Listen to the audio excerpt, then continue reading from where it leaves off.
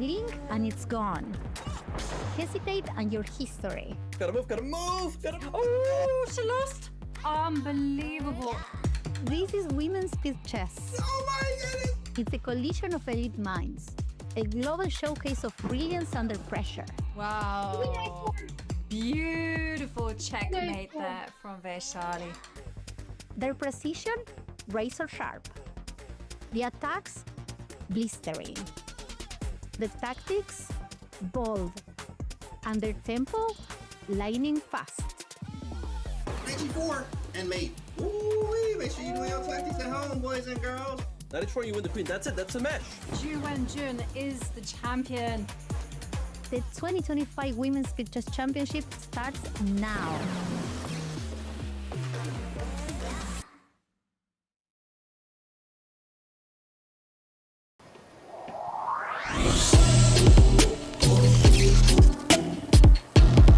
And welcome to the Women's Speed Chess Championship 2025. 16 of the world's best female players, one online blitz crown. It's fast, it's fierce, and it's starting now. I'm your host, the International Master Yifan, and I'm here with the absolutely brilliant Grandmaster David. David Howell. David, wow. We saw so much of the excitement there in the trailer. Well, it's going to be equally exciting this year. Exactly, Ivanka. It's an honor to be here calling the shots with you. It's an honor to be watching the games of 16 of the best women players in the world. I've been watching this event for a while now and super excited to be involved. And we're off to a great start. We've got some just fantastic players beginning today. Absolutely. We begin with a bang, as always, when we have the best female players and take a look at what's coming up ahead. It is a massive matchup between four-time former women's world champion Hou Yifan.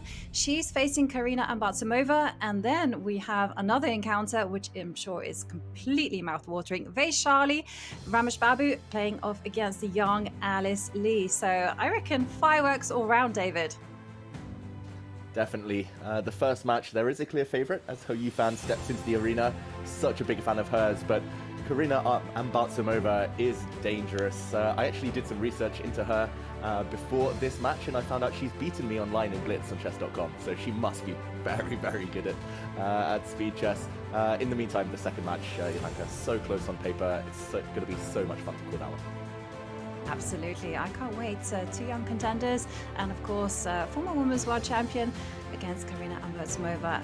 Definitely an online speed specialist. She got her place here, qualifying through the Title Tuesday route. So it's going to be very exciting to follow her. And as you mentioned, David, not one to underestimate. But let's take a look at the format, because we are in for a treat. A lot of chess at different time controls. 45 minutes of 5+1, 30 minutes of 3+1, and then, well, it's 15 minutes of insane bullet chess. Which one of these are you most looking forward to? Oof. Just because I'm commentating and not playing, I'll say the bullet, the 1+1, just because it's a lot of fun and it's always a race against the clock, right? By then you know who needs what. Sometimes a certain player needs 4 wins in a row just to survive in the match, take it to overtime. But I don't know, they're all going to be fun, right, Ivanka? All going to bring different little ingredients here, and the fact that we start with 45 minutes of 5+1 gives us a bit more time to kind of understand the players' openings, the player styles. Yes, and well, let's put ourselves in some of the players' minds, because of course we have Karina Ambartsumova against Hou Yifan. Hou Yifan, big favourite. I mean, what does she have to do to win this match? Yeah, it's going to be difficult for Karina, I've got to be honest. I think for Hou Yifan, she's just going to do her thing. She's got very defined openings. She's very dynamic. She'll be looking to capitalize on any blunders. I think Karina will have to try and stay ahead on the clock most of the time. From the games I've seen of hers, both in classical and in Blitz, Karina, she can do a lot of things. She's very decent dynamically, but it's going to be tough to keep up with Hou Yifan there.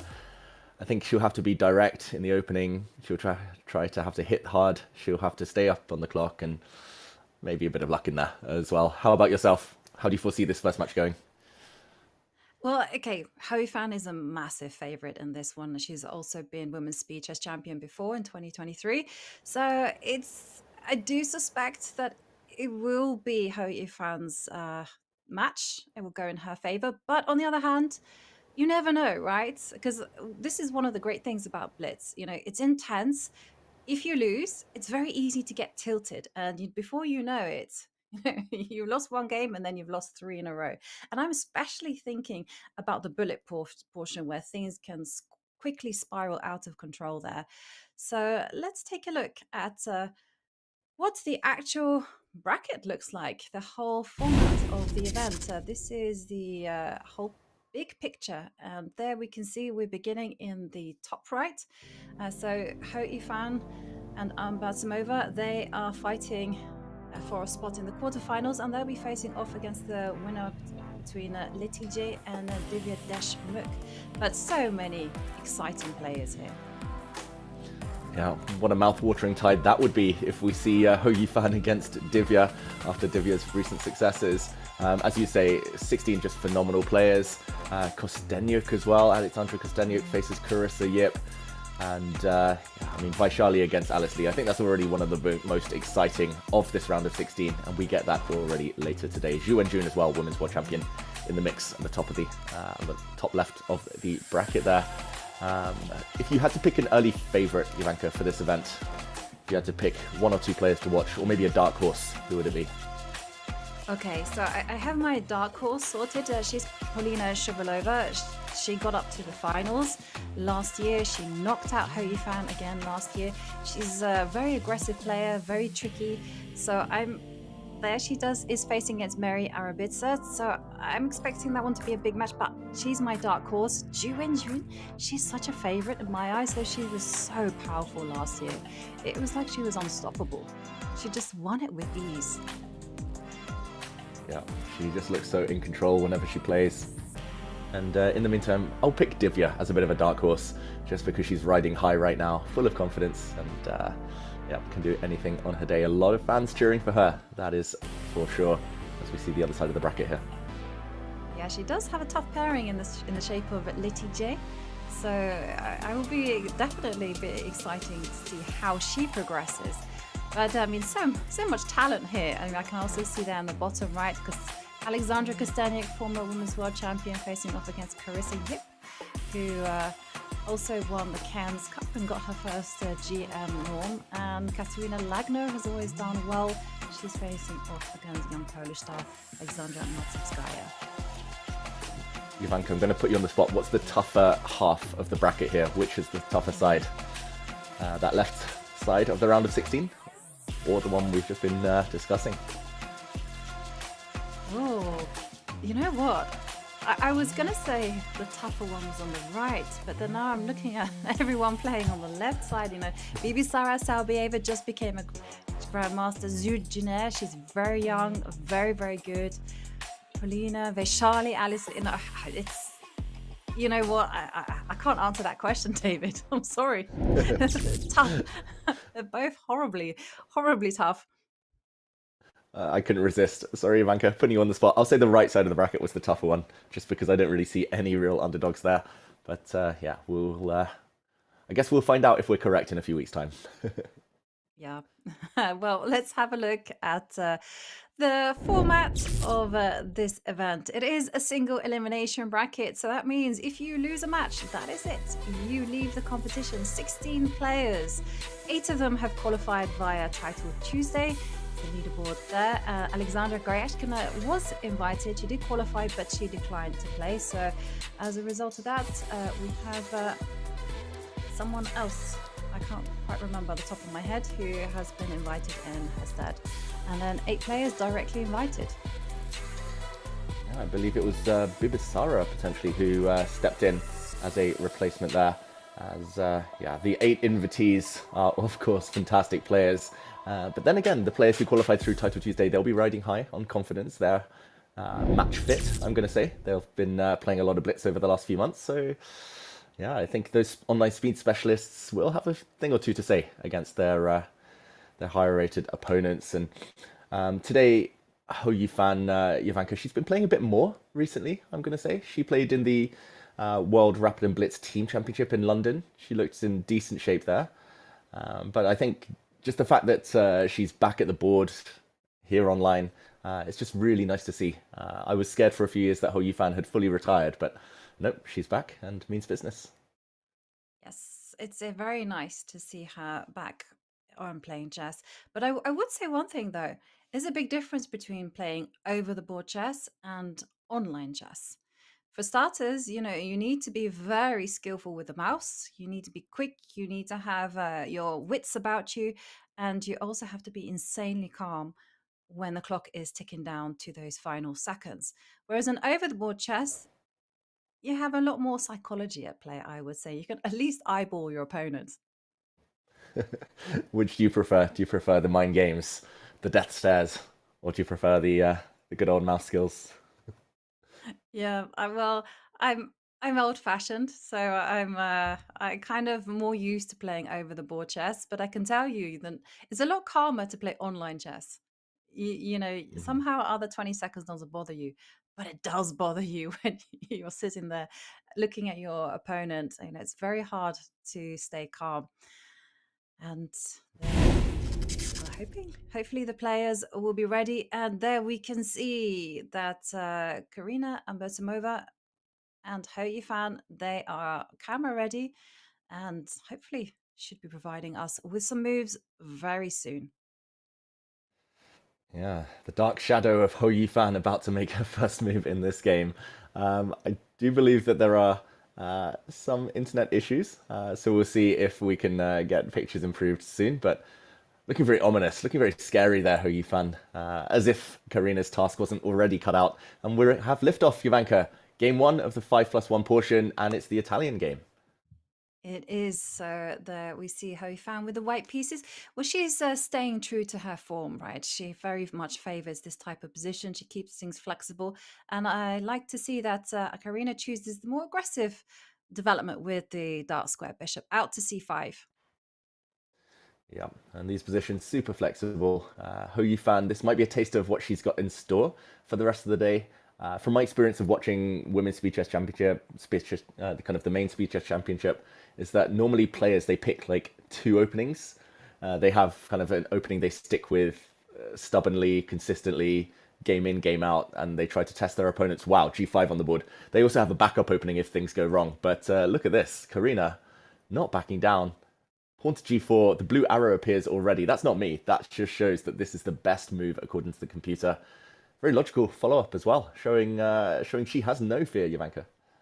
Exactly. And it's very brave, right? Just to go on the offensive right out of the opening. It means that well, she is playing the risky game because one of the things that I say is that when you take such moves, when you do such moves in the opening, there's no coming back from this. If you do it in the middle game, then at least you have something to kind of fall back on, like a good pawn structure. Here, White is simply going to be asked those questions. Now where are you going to go with the knight on f3? Knight back to Yeah, d2 is my guess. It seems to be the only move. You don't want to be putting on the edge. yeah. So the knight could go either way. I'll draw those arrows. D2, H4. I would go to D2 as well, but it does cause a bit of a traffic jam, I guess, for White's other pieces. Okay, she goes the other way. I can kind of understand it. It's more ambitious, but as you say, it leads to tactics, and the blue arrow appears again. The computer saying that black has to continue throwing, throwing wood on that fire. Knight takes e4, attacking the white Yeah. knight on the edge of the board. That's actually the reason why I thought you couldn't put your knight on h4 because of this. And sure enough, it appears. And wow, Whoa. well, bishop e3. Yeah, but pawn down. How you found like blitzed out the last couple of moves. Like she pretty much pre-moved bishop e3.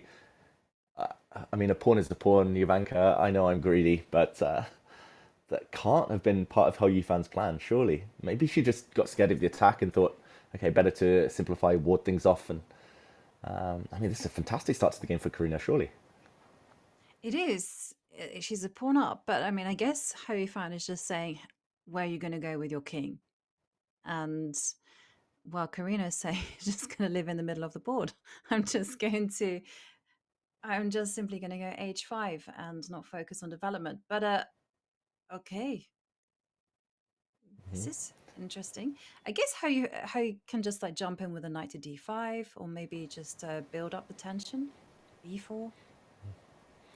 Yeah, b4, white can continue to build. I saw a featured chat there from one of our fans, hoping more and more continue to join as we continue this match. But apparently Karina is higher rated on Chess.com than Hou Yifan.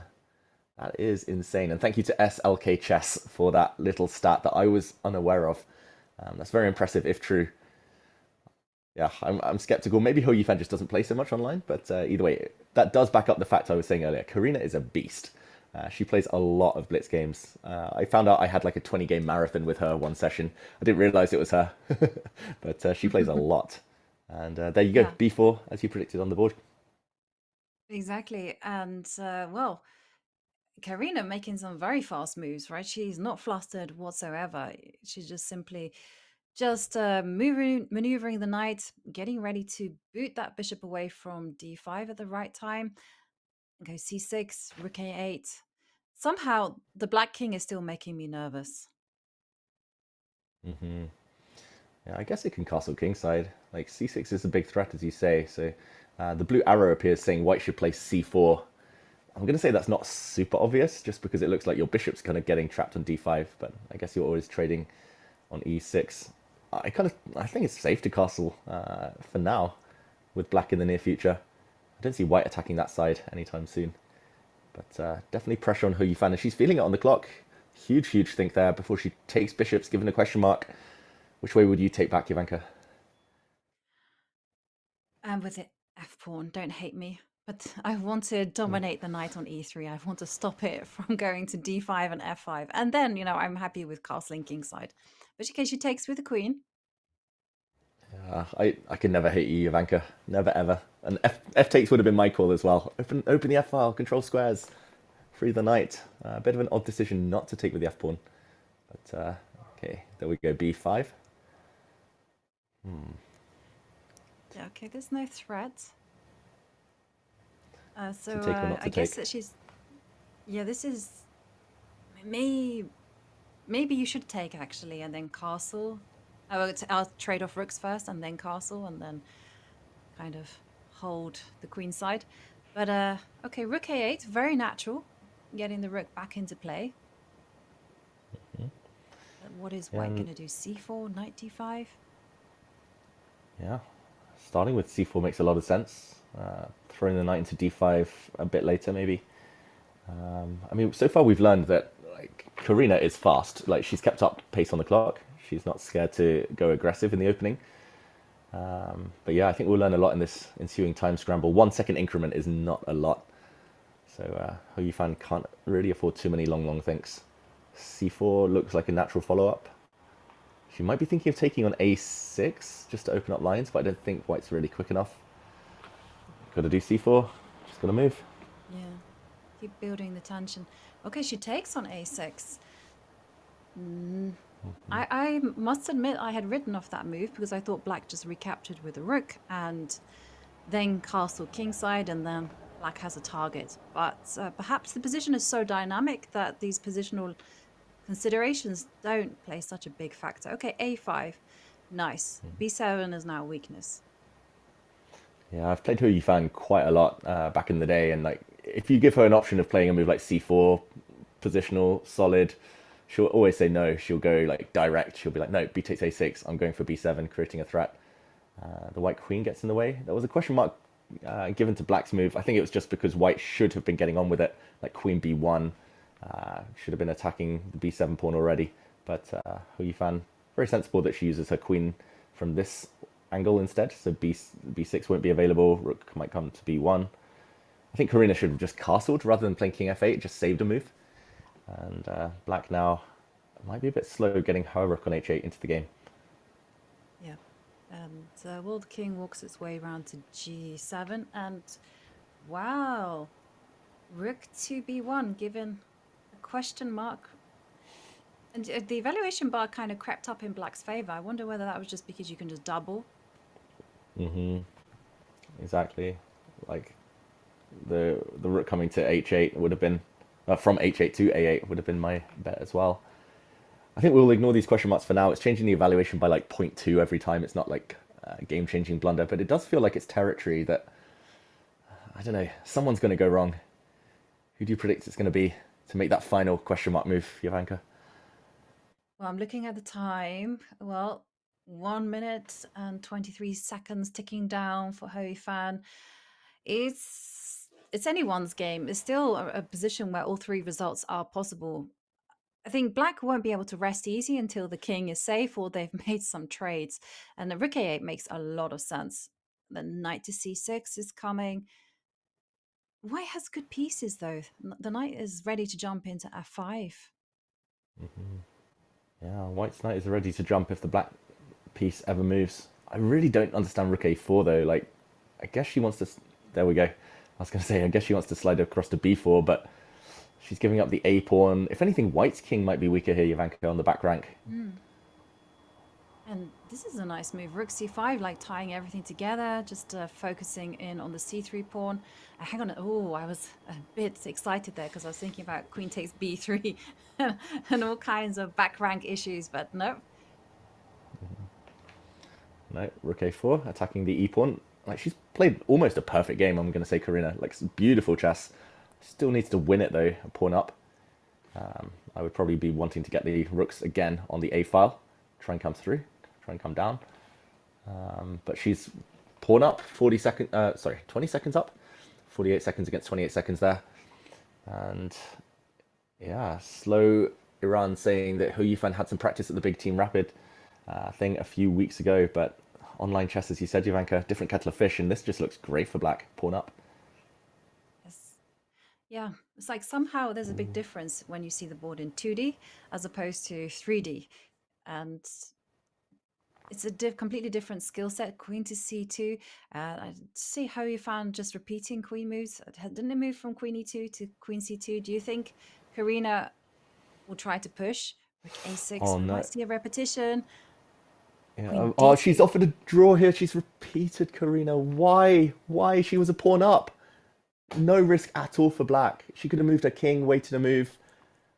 Jovanka, that was a let-off for Hou Yifan. Yeah, Hou Yifan will definitely be breathing a sigh of relief. Legend of the game, and she just wants to get on the scoreboard, get those nerves settled, and then just keep the match flowing and live.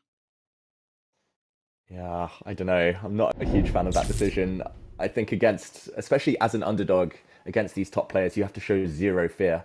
As soon as you show one little bit of weakness, as soon as you show a little bit of nerves, they really kind of perk up and start to strike. So, okay, we see an English opening here. C4 met by B6, Fianchetto. Yeah, if Karina goes on to lose this next game, this one now, oh, she'll be regretting that opportunity in the first encounter. Hou Yifan still sitting there. It looks very dark in her room. But her mood would have been way darker if she'd lost that first game, Jovanka. Yes, it would have been dark times for Hou Yifan, sitting there in the shadows. No, I mean, sometimes it's very difficult, with lighting and all sorts of things, and just the way it works. But okay, the knight comes out, big threat of taking the pawn on e4. You had to do something. E5. I always like these positions for white because you get space, and space is such a nice thing to have, especially when the time control is very short. Well, but Karina's already slowed down. Like, bishop to d3 would be like the most standard move here. You could maybe consider moving your knight away just to try and kind of trap the knight on e4. That's a typical idea as well. But I don't know, the fact that she slowed down a minute down now, the fact that she, I don't know, took a draw in a clearly better position with zero risk involved. She's going to have to show her mouse skills at some point. She had a small time advantage, even Karina, when she started repeating. So, yeah, I don't think that's good news for her. Hou Yifan, meanwhile, playing super quick now. Momentum black. it is momentum black, right? Because she'll be feeling relieved that she survived the first game, pawn down, some opening preparation. And okay, white does have a space advantage, that's true. But the pawn on e5 is something that Hou Yifan can chip away at. And then immediately, you see some d6 happen, there's some trades. And the question for Karina is, what is she going to do about the e5 pawn? If she just takes on d6, well, then that really falls into black's hands because they start to perhaps cement control over d4. So that's why we're seeing Karina challenge immediately with d4. But one of the things that makes me uncomfortable about this position for white is the fact that the black bishop rather, on e4 is so good. It's on the long diagonal. It's just fantastic, this bishop in the middle. I mean, the e5 pawn's super weak, as you pointed out. Ozul saying this is one of their favorite tournaments of the year. Fully agree. There's just something about the format of the Speed Chess Championship, the knockout, different time limits. Very, very popular for a reason. And yeah, Jovanka, bishop to e2. Look at the eval bar sink. It's just so slow. The bishop just came from e2. Black's going to castle queenside. Like, the e5 pawn might just drop. This d4 outpost, this really looks bad for white now. It does, doesn't it? And here I would be tempted to go h6, g5. Okay, there you see h6 being played here. White has to stop that. So h4. But it's going to happen anyway. Bishop e7. And where, again, the problem is like, where's white going with the king? How are you going to connect the rooks? Such an important thing. Yeah, don't really want to castle kingside anymore. Due to h4 maybe hanging in some variations, okay, offering a rook exchange. I thought Hou Yifan maybe could have gone g6, bishop g7 and just kind of picked off the pawn on e5. I think that would have won a pawn by force, but Hou Yifan looks like a Smash Bros character that still needs to be unlocked. Exactly, and that's a nice little comment from our producer, who maybe should be focusing on producing the show. But no, spot on though. It's exactly what I thought too. Like, you see it in so many computer games, like a shadow of an avatar. Mm-hmm. Yeah, you need to get enough credits, and then it's revealed. And there we see the problem again with Karina's position. The rook on h1 is not working. It's not in the game as of yet. And this just means that there's some squares for the taking on the queen side. Yeah, Hou Yifan's camera in the meantime has decided to give up. I'm hoping that doesn't mean a disconnect. That would be unfortunate in such a promising position for her. As you say, lots of squares on the queen side. Black can start jumping already with the knight. Even ideas like f6, trying to get the black bishop out onto the long square diagonal, makes a lot of sense in the near future. But Hou Yifan has frozen on the board, on the camera. Jovanka, this is maybe a reprieve for Karina, who's been struggling up to this point in this game. Yeah, well, this is the thing. You're only as good as your internet is good, right? No point in playing a perfect game online if the internet gods are not smiling in your favor. And okay, well, the camera is off, but the moves are still coming. Moves are still coming. Yeah, very mysterious rook d7, but she brings this bishop round the other way. She could have fianchetted it early on g7. She's figured out that she needs the bishop to attack. She's bringing it around. But I love what Karina's done actually this last couple of moves. h5 fixing the g7 pawn, and now she's going hunting on this g-file. Yeah, I realise the players' ratings are there on the screen, so it's actually my bad as a commentator not spotting those. But Karina's rating, very, very decent on here on Chess.com. And this last move, more than decent, Jovanka. Yes, it's a nice technique actually that you see. 7 pawn structures make g7 weak. So I mean, it's nice what Karina is doing, and it's certainly going to put pressure on Hou Yifan. 2 people are playing, and that much is clear. But okay, there's a problem here. The e5 pawn is loose. Not easy to defend it, so you just have to go on the counteroffensive. Rook g3 is what I'm expecting. Yeah, rook g3. She's doing some calculation because black will take this knight off the board and then take on e5, and there will be some forks, some tactics in the air. She drops her knight back first. Very logical move. Given a question mark, so maybe rook g3 was better. Attacking immediately, but she's at least asking a question. Black couldn't have taken on g2, we should mention, because the bishop would have been trapped there, no way home. after rook to g3. And bishop f5 instead, asking rook g3 or not. g4 looks like it gains time, but blocks the g file. Big moment, 1 minute 20. Karina still under pressure. Yeah. Well, she has a choice, right? She can go rook g3 and start attacking g7, or she can go rook e3 and just kind of try to cement the position. So you might see g4 and then rook e3. It's not the prettiest of chess, but it might be enough to draw. Yeah, on a good day. Hou Yifan now, she's debating whether to play f6 to try and really hunker down on the e5 pawn, or whether to just drop a knight in. There we go, knight d4, forcing bishop d1. There was a check on the c2 that had to be taken care of. I just want to see a time scramble now. I want to know who the quicker player is here, who the more confident player is, Ivanka. I think that will set the trend for the rest of this match. Yeah. Wow. That was a surprise. At b5, suddenly things have livened up. And I'm just looking at the time. See Karina just over a minute and Hou Yifan just over a minute and a half. Whoa! b4, what did a double question mark? Well, maximum tension, at least in the center. Yeah, just to point out, White should have been playing c takes b5 there and just ignoring the threat, but Karina played b4. It's a very natural human move, actually, to try and block the black bishop from landing on this diagonal. It turns out there weren't so many threats. White could have easily dealt with all of those tactics, but again, only move to find, and she found it this time, Karina. Exclamation point given. Looks like she's still fighting hard. Like b4, like, yes, it was given question marks, but I think in blitz chess, shutting down the opponent's ideas is always a good thing. She's actually up on the clock for the first time in this whole game, Karina. This is turning, Ivanka. Yeah, okay. Well, now there's a whole issue of the pin against the king. I mean, the move that I would love to play, it doesn't really work, as a5. But rook to c7. It doesn't work because white just simply captures on b5 and says, no problems.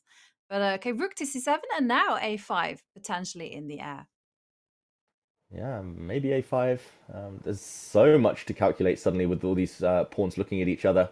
And bishop to e3, I love that move. Karina's really kind of upped her game. And look at this. Hou Yifan's down on the clock for the first time and 20 seconds left.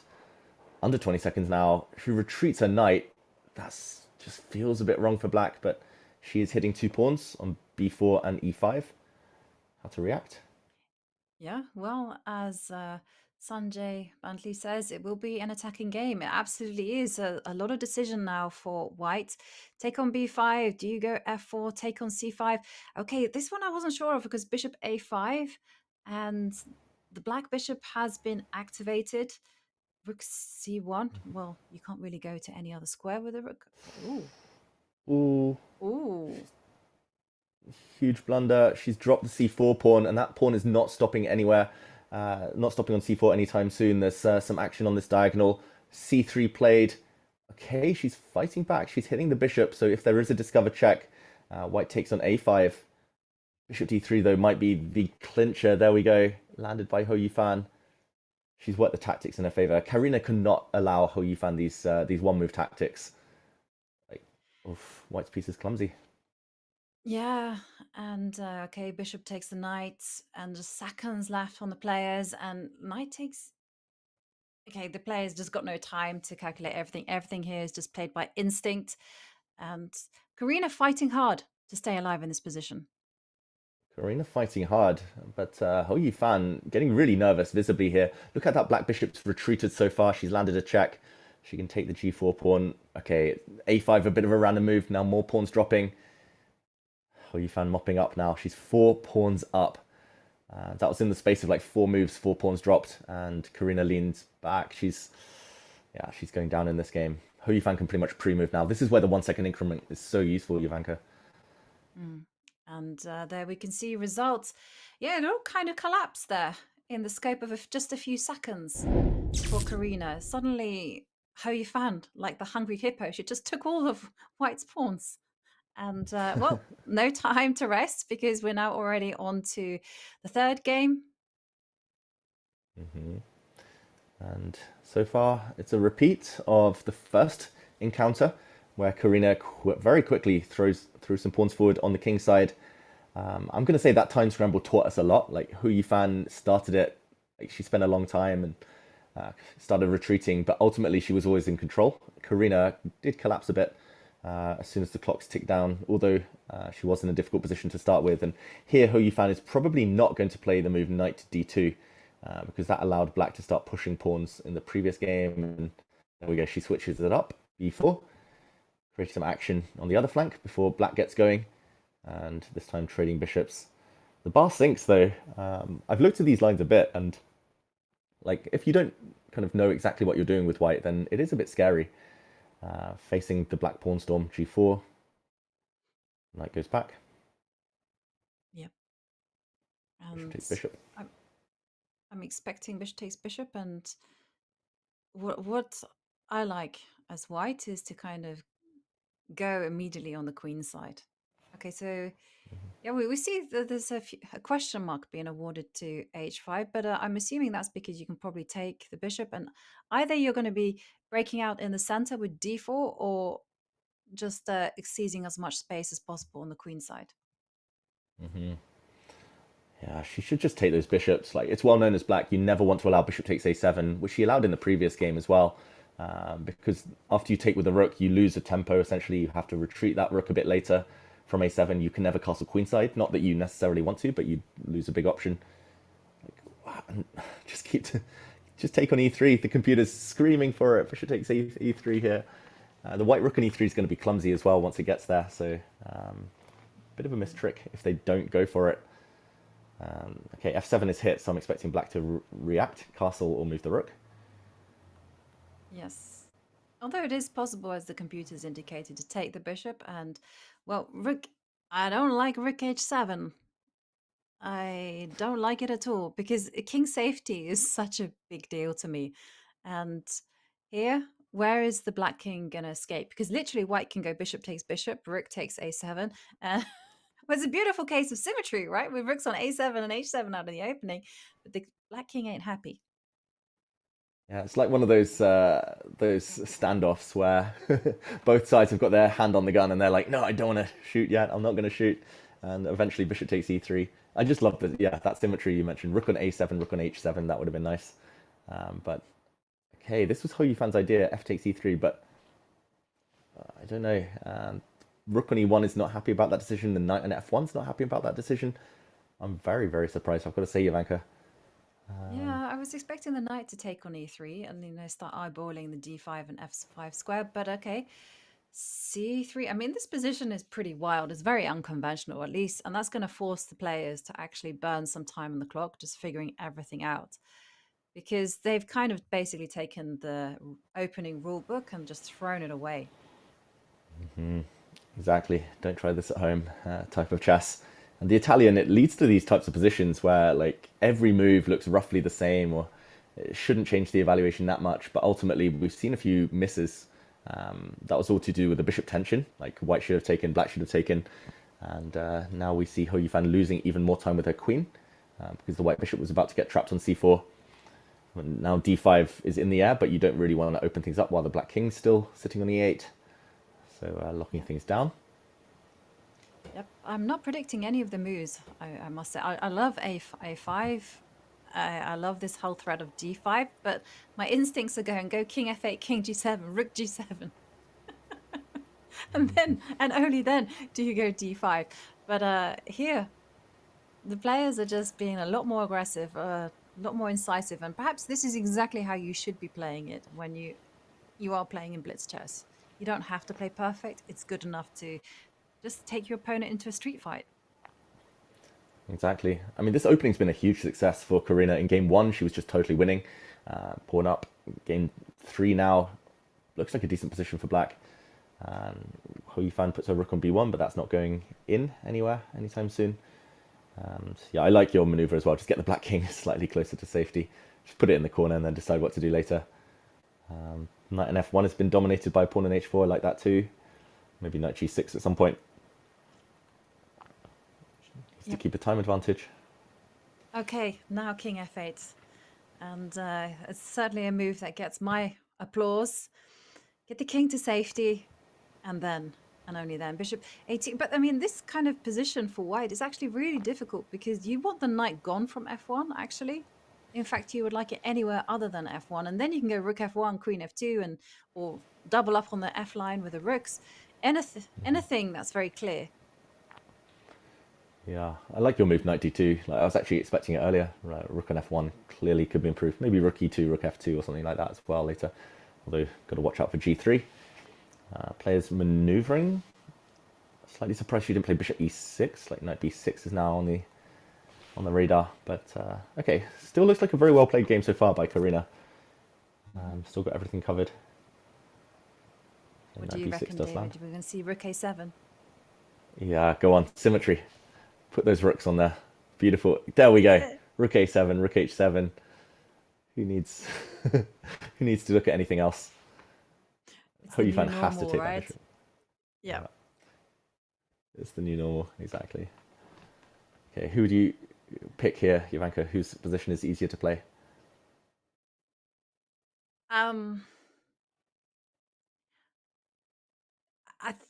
I think for me, white has got a slightly easier position, although this could all change. Because I was just thinking, if you go rook b6, rook b8, rook b1, then that's something. That's progress. Mm-hmm. Yeah. And the knights on f6 and g6, they look great. But on the other hand, you know, h3 is going to be met with g3. G3 is a potential problem. I was going to meet that with h3, but the queen came to f2 anyhow. So Hou Yifan is just going to take some safety first approaches there, and then I'm sure she's going to try to occupy the b line. Yeah, the black rook goes back to h8, breaking the symmetry we loved with the rooks.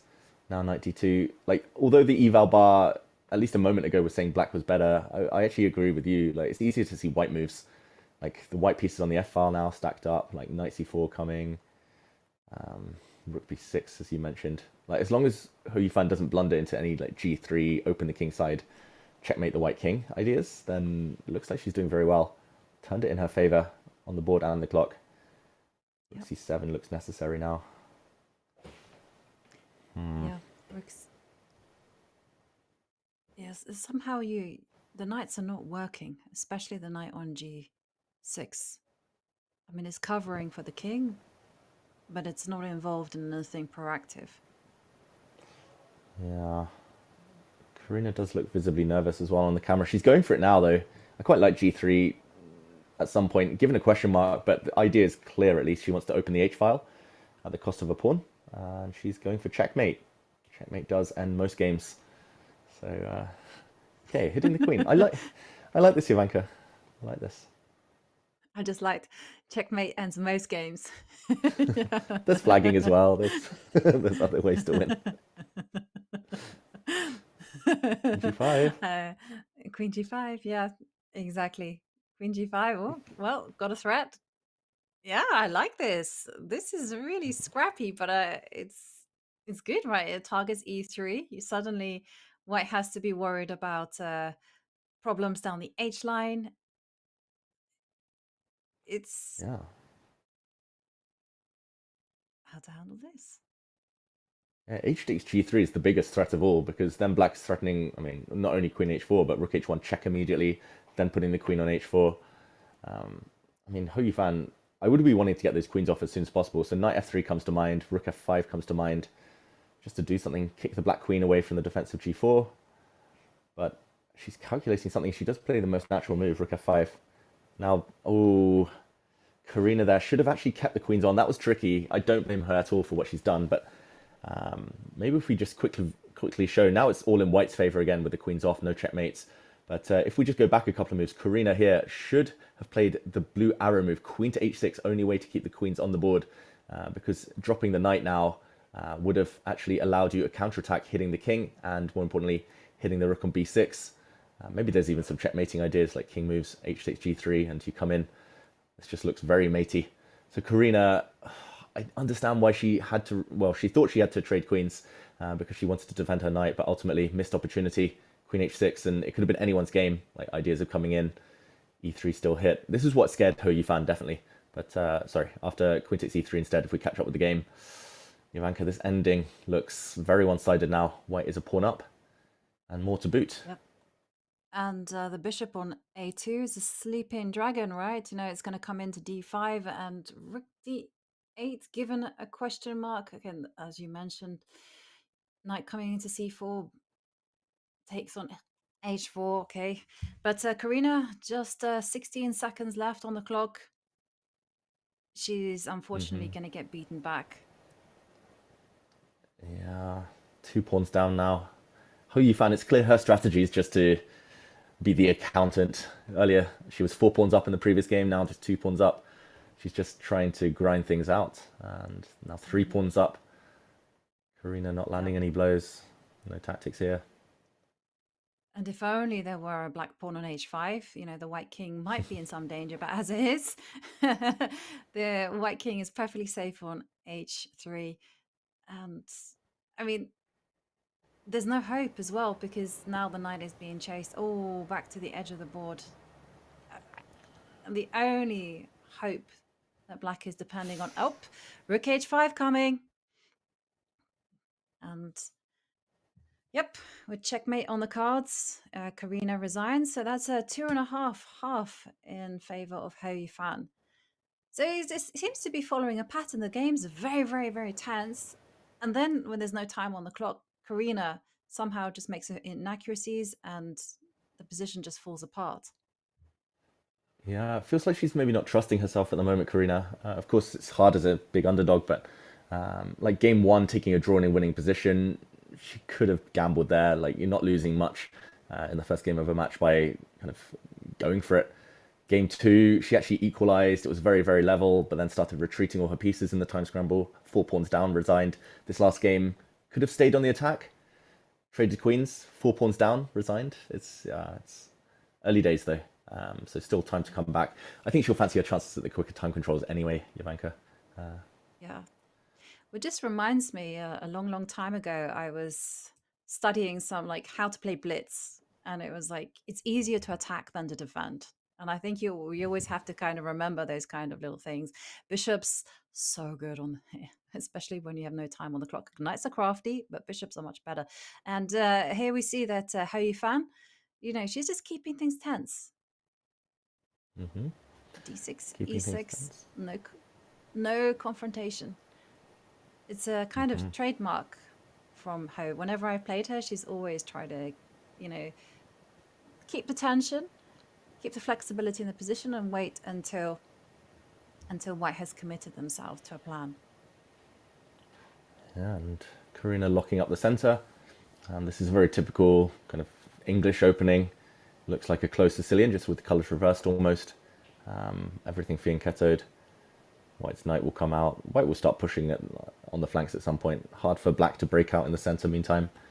I don't hate what she's doing with white, Karina, but I don't know, Hou Yifan, I think the best way to beat her probably is to be a bit more direct. Just judging by the last few games, when it gets down to the time scramble, it looks like her nerves have held up a bit better. So, okay, knight c6. I'm expecting knight c3 or knight d2. There we go. Yeah, knight c3. Yeah. Go forward so you can put a knight on d5. And yes. Yeah. I would immediately put that knight on d5 to reroute it to e3. And because I like to push pawns, I would be looking to build a f2, f4 break, but that's probably very difficult to do. So knight to d5. And Hou Yifan is saying that knight is coming to d4, courtesy of e6. Nice plan. Yeah, she's spotted a weakness. She's going for it. Ultimately, it's not the biggest deal in the world. It's just one square. And this kind of English opening, they call it the Botvinnik pawn structure when it's like c4, d3, e4.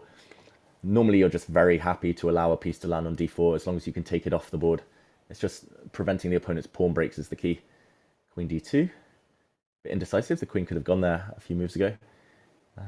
Knight e6 is definitely coming soon from Hou Yifan. She can play a5. Okay, knight e6 first. Now b4. Go on, Karina. Push pawns. Take space. B4, B5. Take space. Yeah. Also, one of the disadvantages of actually putting a knight into d4 is that white can exchange and then kind of break out with your f4. So a lot of stuff to calculate. So yeah, rook to e1, a5. It does feel like Hou Yifan just is very comfortable in this type of positions. I know the evaluation buys in white favor, but I think at times we have to just throw the evaluation bar out of the window and forget his judgments, because this one is just very, very tense. Knight h4, given a question mark, it is a bit of an odd move because f4 is never really in the air with the black queen staring at this knight on h4. Like, you always want to take back with the pawn on f4, and tactically maybe some issues. Maybe we should go for f4 anyway, just take back with a piece, but okay, she waits, and now her knight will get kicked away from d5. Yeah, these middle games, they're very tense. Like, the clock situation worries me a bit for Karina. 1.5 minutes down. It's like looking at one of my own games, Ivanka. Yes, but okay, it's a big race, so whoever's got the most points will win. And there we can see in the top that just under 6 minutes remaining at this particular time control. Then the play starts to get faster, more furious as time shortens. And there we see knight to c3 being played. I was expecting knight e3, to be honest. Head towards the king side, try to be a bit flexible, but I guess maybe a4 was something that concerned Karina. Yeah, and Hou Yifan managing her time well. David Kumar, I agree. I agree with anyone called David. That is for sure. Hou Yifan up on the clock. Knight e2, that must have been the idea. I guess Ivanka just to try and get rid of one of those knights, but it does beg the question what the other one is doing on h4 for now. Okay, I guess she'll take one of them off, and then maybe your a4 move, just to try and create some counterplay. Open lines for black. Yep. And yeah, I must say I would have left the trade. Oh, now, f4. Come on, Karina. You have to go for it. Do not take those queens off the board. You will not have an advantage the rest of this game. It will be too blocked. This is a chance. There's not long left in the 5+1 portion, we should mention. The timer you see on the top left of your screens, 4.5 minutes left. This could well be the last game. She needs to go for it. She does. If she gets this one, Karina, she's right back in the match. f4, brilliant move. Exactly. And especially as you mentioned, David, Karina very much at home on online chess, a very, very strong Chess.com rating. So when the time control quickens, knight takes f4. Whoa, sorry, I got a bit distracted there. So some options here. You got knight takes d4. You also got knight takes f4. Yeah, there was so much to calculate, but she's found a great line. I was going to say, she takes the knight off. She's going to land her knight back to f3 now, double attack. She's going to take the bishop on d4 next move. She's going to take on f4 with her queen. She's going to be attacking a bunch of things. Fantastic play by Karina. Bishop e3, intermediate move though. Oh, nice. That's a bit of an annoying blow. Yeah, and spoiler, right? Because you don't want to be going knight takes queen because of bishop takes queen hitting the rook. So, and if you're okay, you have some options, right? You can go. I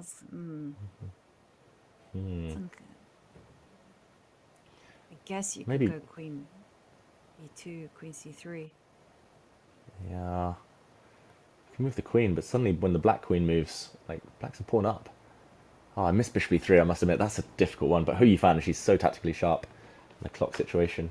Oh, I felt like Karina was doing the right things. I think she panicked after knight takes f4, which I probably would have done as well, but I mean, if you want to keep things safe, I was going to say you play queen takes e3 there, and then you take the queen, and it's level endgame. But she's gambling now.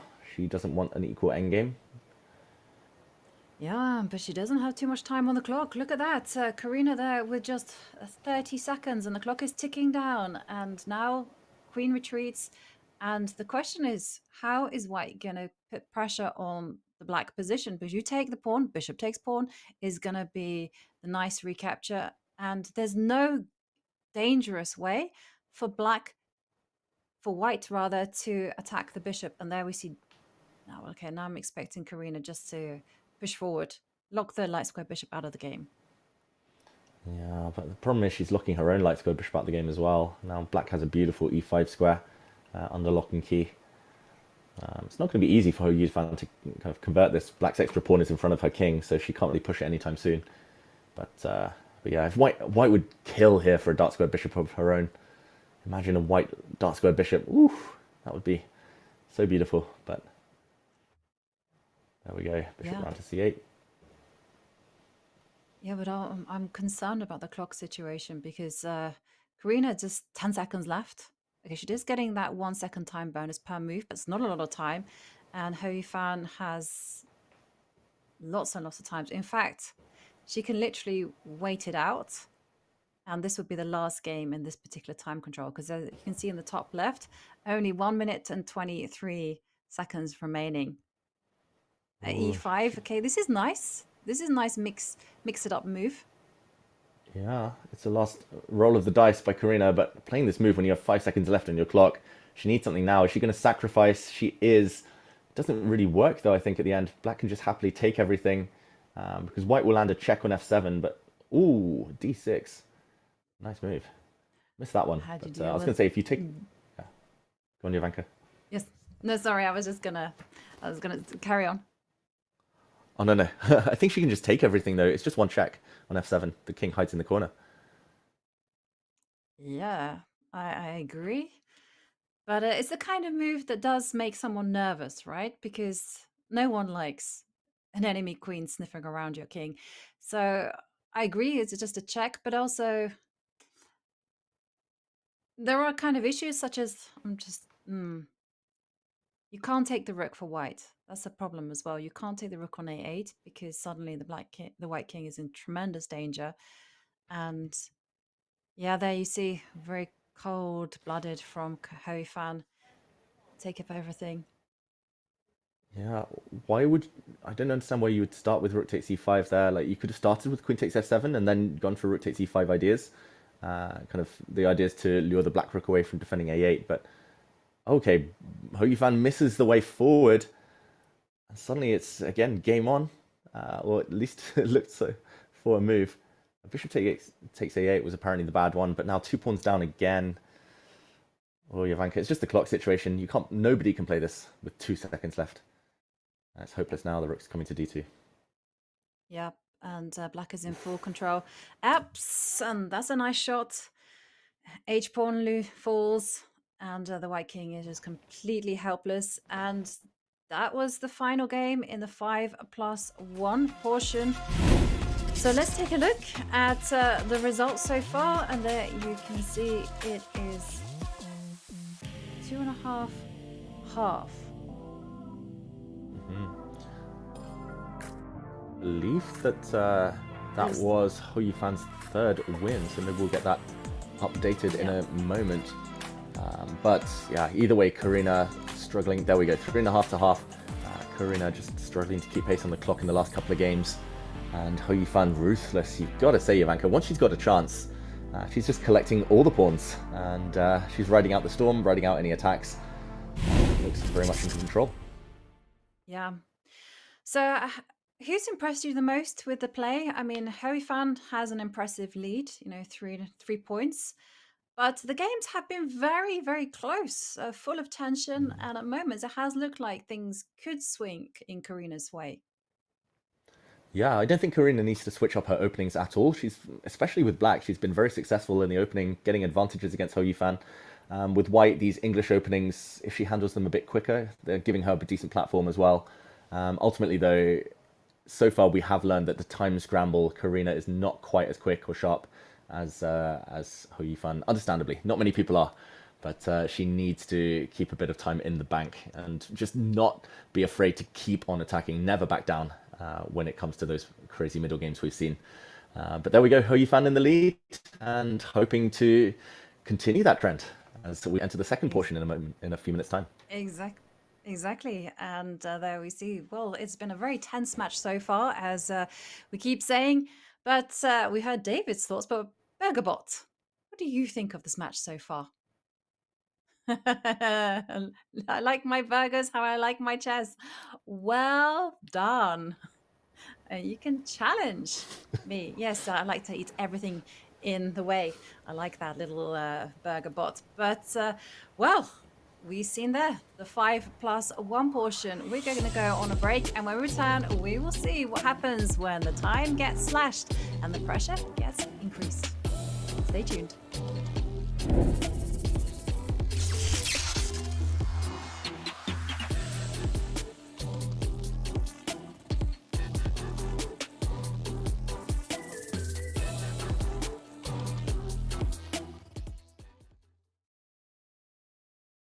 It's a normal, puzzle. We don't have some funny tricky things. No, it's a normal puzzle. Yeah, I was thinking like first B8. If it's a puzzle, some moves like with the king are usually not working. The problem is that if you promote to a queen or to a rook, it's a stalemate. So we have to go very likely with some under promotion. After knight, king e8, and if promote queens, you just move. I have to put something and then to cover. So one of the ideas is to put, for example, a8 to go with the bishop, and then to promote with to a queen. Yeah, but if I do that, for example, if black plays king f8, then it works because I promote to a queen or to a rook. King f7, bishop d5 will come with a checkmate. But in case of king e8, it's also the mate, because I go here, and then no matter if black goes here or here, queen will come with a checkmate. A8 to knight. Well, things like king e8, king e6, and promote queen is winning. Doesn't matter if it's a bishop, bishop or a knight. Okay, Yep, like, correct. then just queens, it's winning, yeah. Perfect. Well done.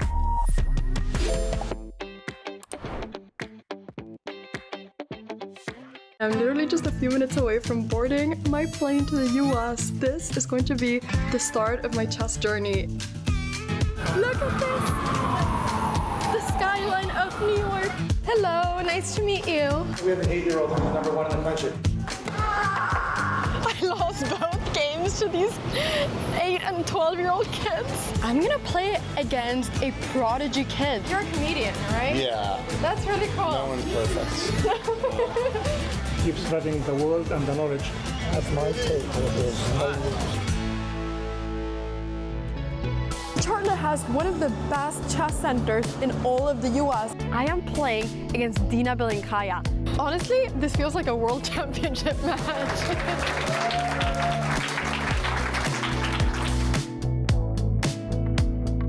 First 4th of July. One and only Levy. Hello. Hey, Anna, good to see you. Good to see you. How are you doing? It's been a long time. Man.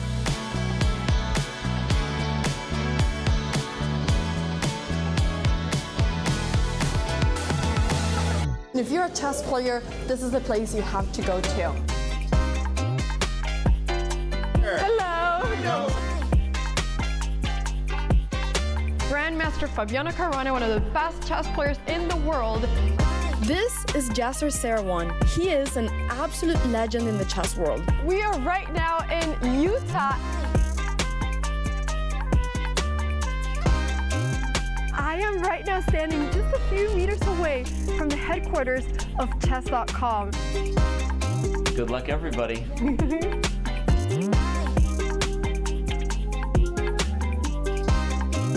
This is my mom's first time in Los Angeles. I just met Andrea! Hello, vlog! And Alex. And Alex. You completely just ruined my entire stream. Here's the beach, Mom. Oh, there's the beach. Oh, it's huge. We have brought a board and we're gonna play chess here at the Santa Monica Pier. This trip has been probably the best thing I've ever done in my life.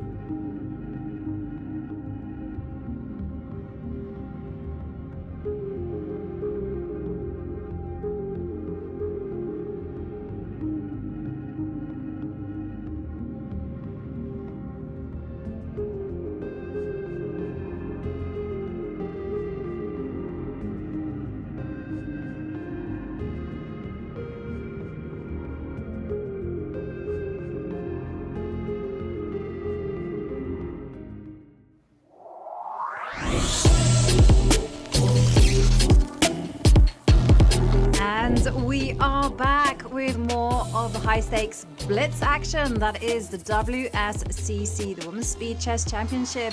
Well, if you're just joining us, well, you picked the perfect time because time has been slashed. We had the 5+1 portion. Now we're moving on to the 3 minutes plus 1 portion. And again, just a reminder, I'm your host, International Master Mankowska, joined by the absolutely brilliant Grandmaster David Howell. Now, David, that was super tense. That was nail-biting at times. But now it's all getting fun because everything just got a whole lot quicker. Exactly, and although the scoreline might look one-sided, 3.5 to half, the games have been anything but. So far, Karina Ambartsumova has fought really, really well. Great openings, decent middle games. It's just the final stages. I actually think, normally when that's the trend, Ivanka, I think the fact that the time limit is shortening is going to help her. It means that both sides will be in time trouble from a very early stage, rather than being down 1-2 minutes on the clock. So she just needs to trust herself. She just needs to believe that she can still make a comeback. And everyone needs David's words in their back pocket. You just need to believe. And that's exactly what our players need to do. And the games have begun. The players are ready. And here we have Hou Yifan playing with the white pieces. Well, they've had some time now to perhaps just check out the opening moves and make some readjustments here and there. But it does seem like they're going for exactly the same moves. H6 being played. Preparing G5. Exactly. We've seen it a few times before in this position earlier today. We've seen Hou Yifan bring out, I was going to say, her knight to d2. We've also seen her play the move b4, but this time she goes for a bit of a mix and match, a bit of a hybrid. She offers a bishop trade. Every time we've seen that bishop trade so far today, Ivanka, it's been given a question mark, and it's because black should be taking the bishop. We saw the blue arrow appear, it disappears. Now white should be taking the bishop. I don't think either player's been looking at the computer in the break because they would have seen that instantly. I guess for Karina, the opening's been a success for her already in a couple of games so far. She doesn't want to change things up. But for Hou Yifan, not realizing she needs to take the bishop until now, it definitely feels like a bit of a slip. And here we go. White breaks in the center, but black playing on the flank. Who do you prefer?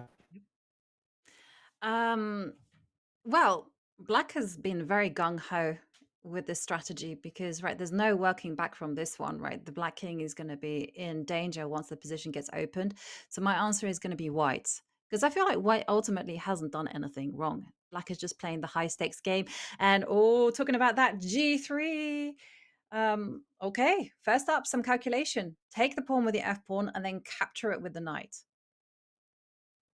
Yeah, it's a clear pawn sacrifice. It just unfortunately doesn't work, and I think it's partly because black's pieces aren't ready. The black rook on a7 is a bit silly. The black queen takes a while to get into the game. Hou Yifan, of course, does capture the correct way.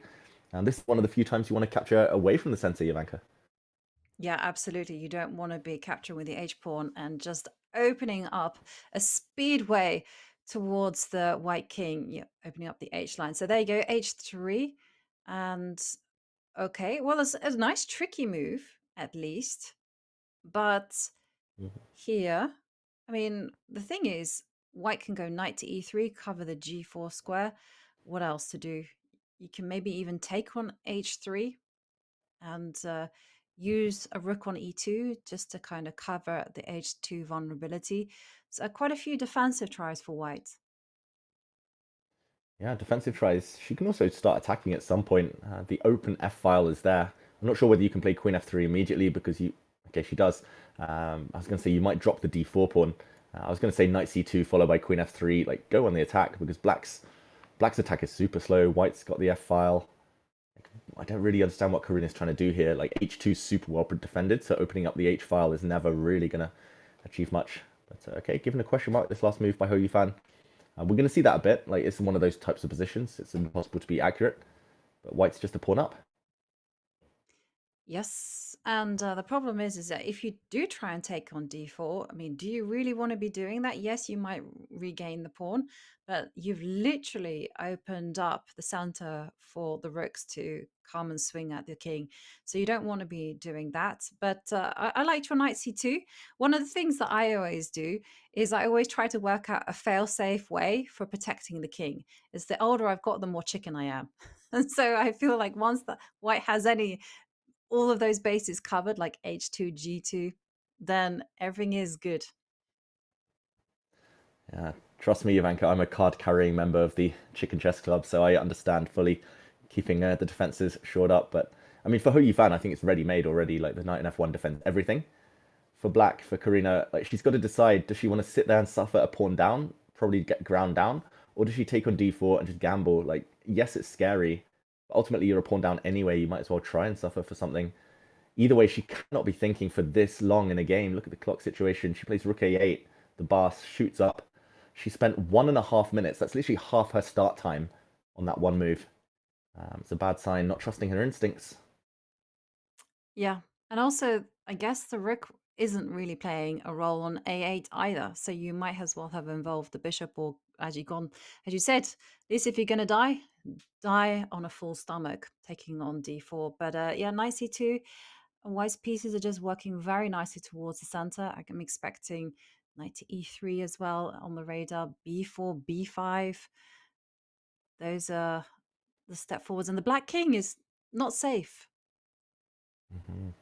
Yeah, imagine if she could castle queenside in some of these positions. Like, maybe if b4 happens, she won't want to, but because she moved her rook to a7 and back, I'm hoping she learns that she's just lost 2 tempi, and future games she takes that bishop on e3 once it lands there. But okay, she's got d4 now.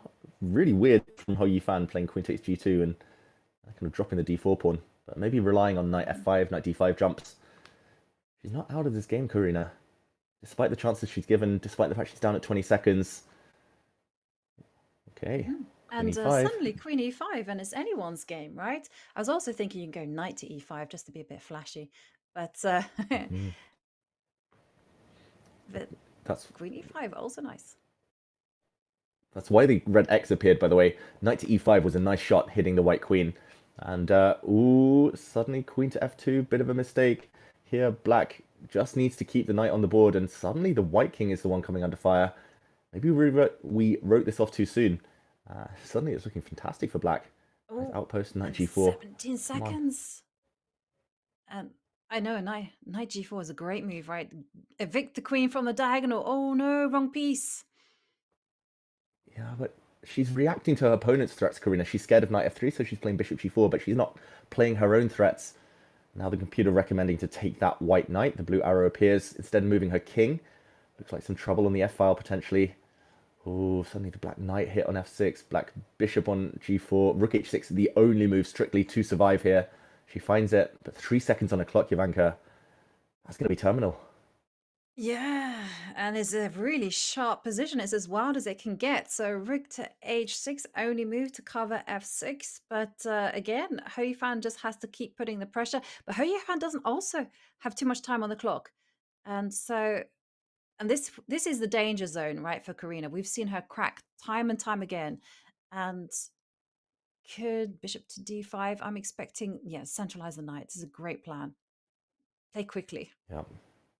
Yeah, still a bit uncomfortable here for black. Oh, she takes with a king. There was some knight d4 checks winning on the spot for Hou Yifan.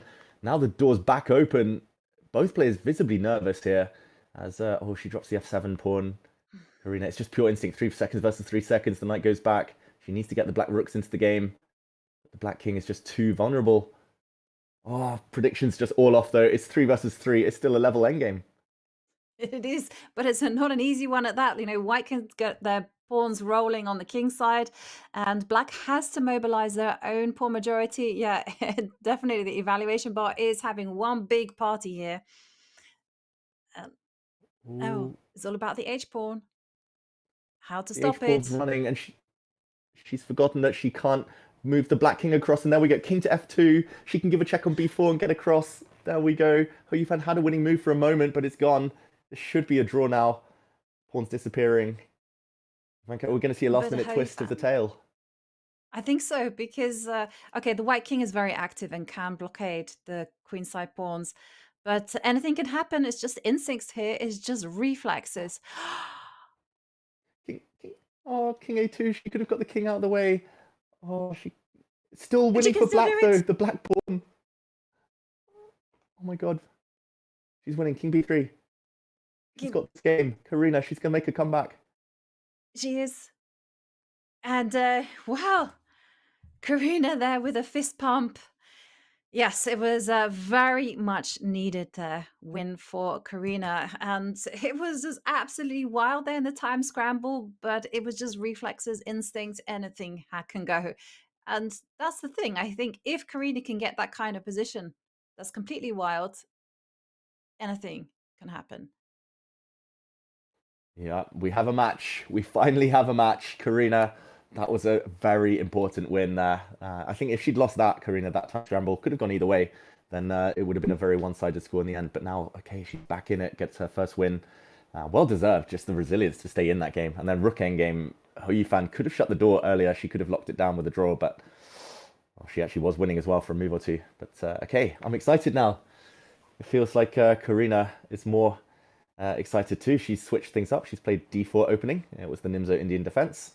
And will she castle queenside in the near future? It's one of the plans in these positions. And throw the white kingside pawns forward. Big moment. It is a big moment, and it's nice to see a switch up as well, because we saw a lot of b6, a kind of English type setups, and now we've got a completely different pawn formation, and we are seeing black challenge immediately in the center, c5, big threat of c4. You want to make sure that that bishop always has a hiding place to hang out.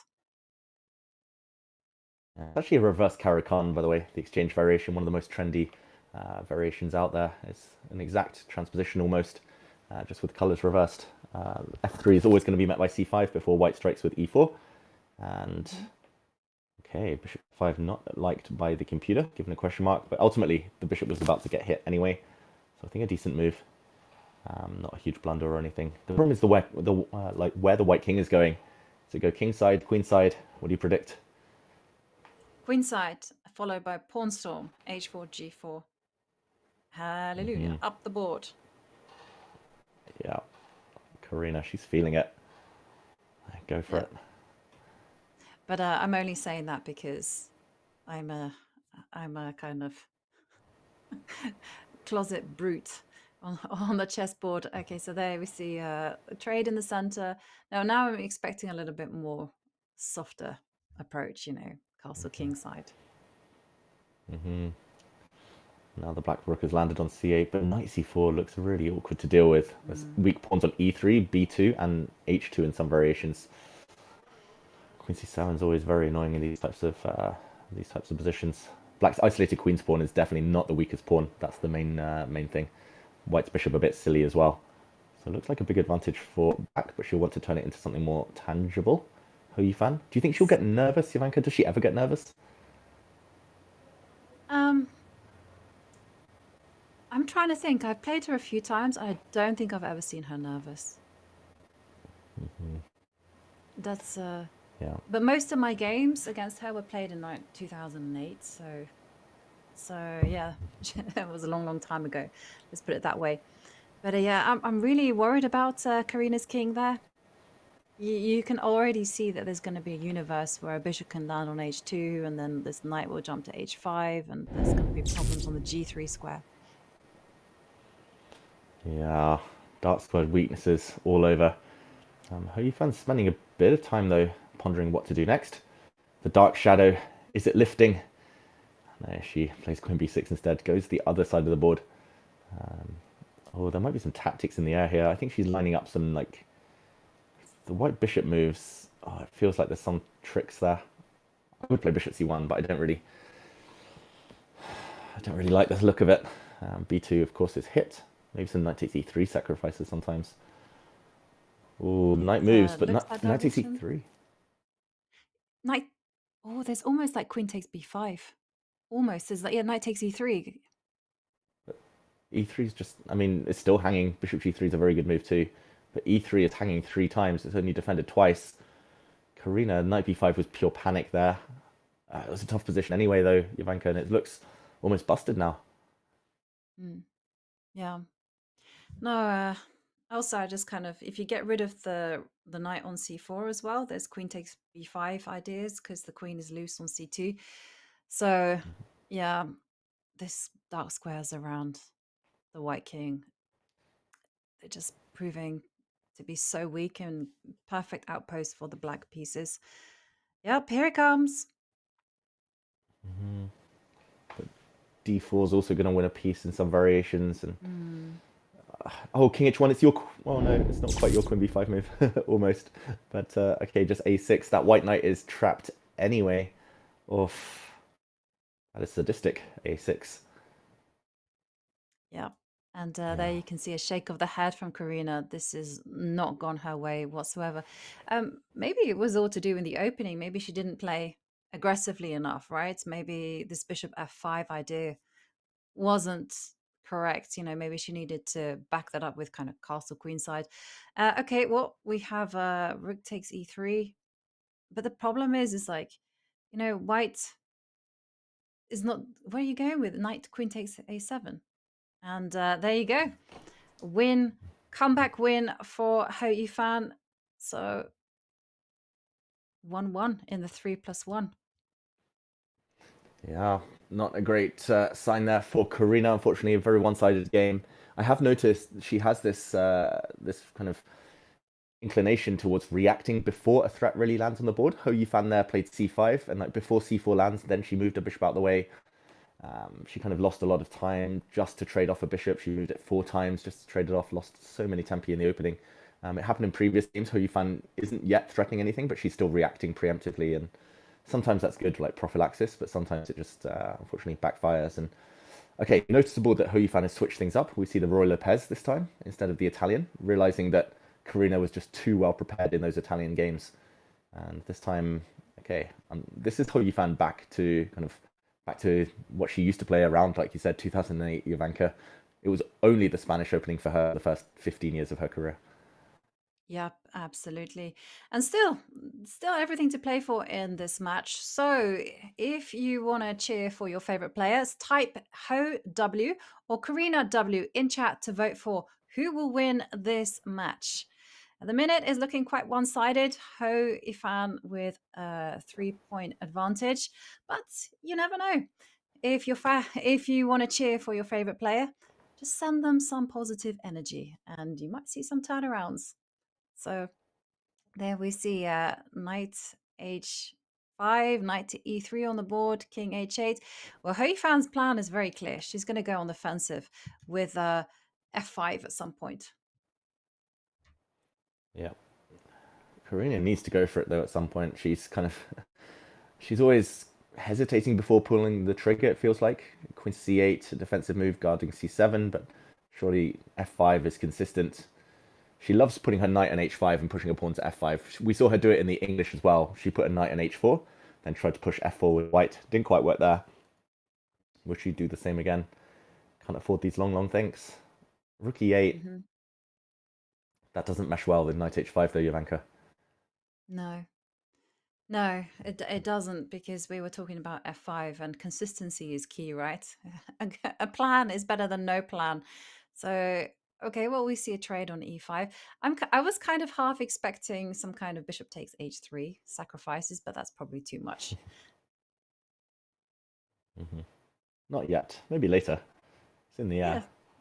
But I mean, but consistency. I think that's the word. Like you mentioned, she just needs to decide on a match strategy. Karina, just go for the opponent, go for the king, or not. She played queen e8 with black. Then 2 moves later, she played queen c8 in decision.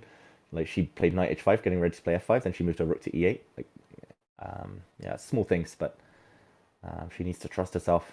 She's been getting good positions from the openings. Bishop to e6, white with a small advantage, just because of the knight on d5 looking nice. The black piece is a bit poorly coordinated. Yep. Yeah. Well, the thing is, white can just sit with this position, right, and just ask black. How are you going to get queen into the game? So I'm just thinking, you can go bishop e3, rook d1, and then wait, and just say, how are you going to make sense of the knight on h5, the bishop on e6? I mean, white doesn't have to do anything concrete. Yeah. Maybe her idea is to take this knight and then play f5 and e4 and build big pawns. Bishop to g5 looks very healthy in the meantime. Given a question mark, I think the computer actually preferred defending the knight, for example, with c4 or bishop b3. Because now taking the knight at least creates an imbalance. White's forced to go away from the center. Then you can get your desired f5 move in. She needs to move, though, here, Karina. She just needs to start attacking somehow. I don't know, it's just all very passive at the moment. And tick-tock goes the clock. It's there we're seeing the trade. And yet, David, your idea of just getting that big pawn center.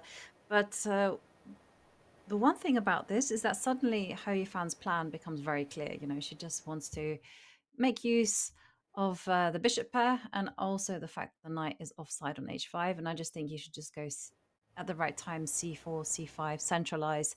The center is where white's compensation is going to be, or rather counterattack.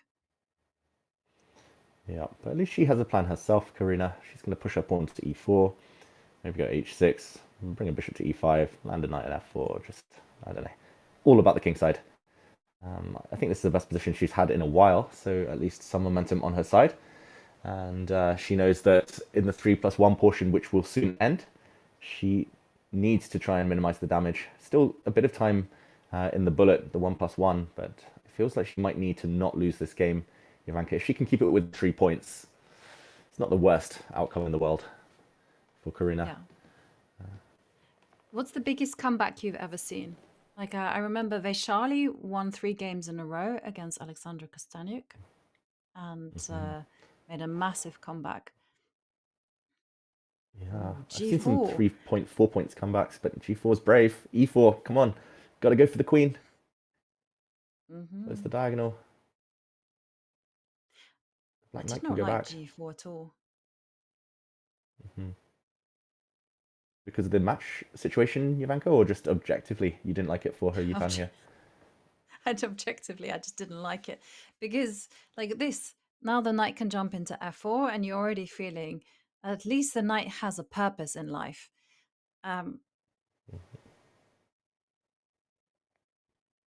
Yep, taken off the board. That purposeful knight. The black rook, you have to take with the rook here. Like active pieces. Oh no. Oof. She's opened up the white rook. She's blocked her own rook. Like white's going to land a rook on e6. Like in the near future. She just killed her own attack. Why not take with a rook? I think that might be a moment she regrets. Karina, still in the game. It's opposite color bishops, of course. But she needs to, if she wants to win, she needs to go in the attack sooner or later. Yep. Well, that's exactly what you do, especially when the players are playing with less than 10 seconds on the clock. So king steps up, the queen also steps up. I mean, these kind of positions are all kind of hinging on who can create targets for their bishops to attack. And you see Hou Yifan switch it up. And this is just instincts. Anything can happen here. I didn't like h6, David, because suddenly this bishop on c2 is a bit of a monster. Now it's going to come down to rook's come to e6. Oh, and Karina loses on time. Yeah, not for the first time in this match. I believe that's the second time she's flagged. That one, it was already a tough position despite the equal material, and heartbreak for her. 4 points down now.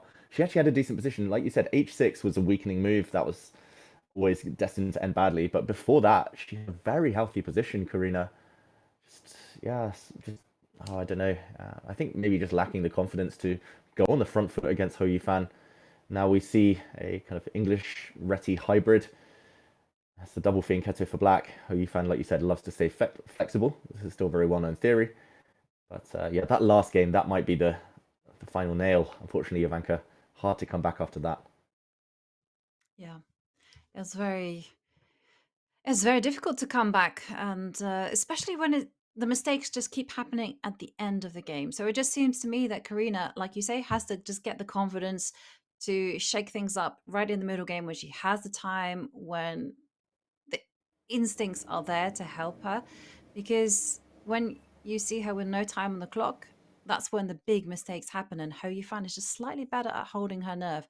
And there we are seeing bishop to h3, which is a very instructive move. White just wants to start booting out this bishop from e4 and then building up a big center. So you want to back that up with moves like bishop to h6, move the knight out of the way, e4, and then sit on your space. Hou Yifan moves her rook to a slightly better square. Yeah, it's just the consistency. I think that's the key word for Karina. Like, she's put up some fantastic positions, but like that previous game, getting ready for f5, then not playing f5, then even once given a chance, knight f4, she got it. Then instead of going active with her rook, she blocks it up by taking with the pawn. In a previous game, she had an attack going. She played g5 with black, g4 with black, h5, h4. Then she swapped queens when she didn't need to. It's just kind of staying true. Hou Yifan has been scared, like it's clear, like a couple of times. But the only way to press through and beat these top world-class players like Hou Yifan is to kind of stay true to the strategy. And okay, this position, I love it for Karina. Personally, I'm very biased. I love these doubled F pawns for white. It means more open lines, more grip in the center. Nice rooks. You still need a breakthrough.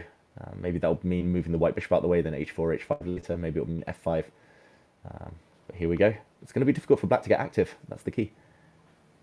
Yep, it is going to be very difficult for black to get active. I'm guessing that the only thing they can try is to break through with a b5 eventually.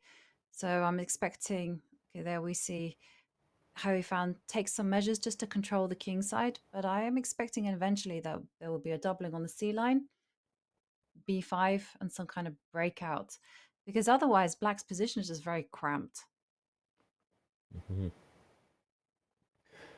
Okay, black offering a queen trade. She cannot trade queens here. Like, there we go. Queen b2, great move, very important move. The only way is to try and attack. The only way to beat Hou Yifan here. I still like her position. Rook d5's coming. g4, g5 maybe later. I'd play king g2 because I'm a coward. Just defend f2, but there we go. she agrees. She copies as well. And yeah, b5 is met nicely by some rook d5 ideas sometimes. b5 can also just be ignored, I guess. You can just take it. So, okay, good start to this game. Karina's openings are decent, Ivanka. Yeah, they totally are. I mean, she really has been putting the pressure on Hou Yifan's position. And this one has worked a treat, I gotta say.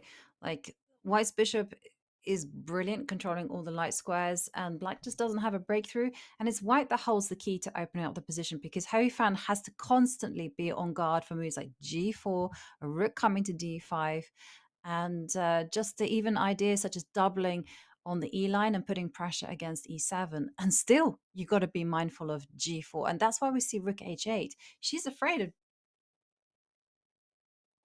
Yeah, G4, she's scared of it. She's getting ready for it, but maybe it's possible anyway. She's kind of bracing for impact here. She's getting ready to evacuate the black king, step it back to the 8th line if G4 does happen. But I just want to point out the black queen is a bit short of squares as well. So Rook D5 lands. Queen b4, the white rook will move, and she's just getting trapped on that square. Only move for Hou Yifan. She has to go back to c6. She doesn't. Rook move, and a3 is coming. She's back in this game. Karina's about to win the queen. Yeah, and you can't escape with the queen. You can't rescue her at all. There's nothing to do. Yeah. That queen is toast.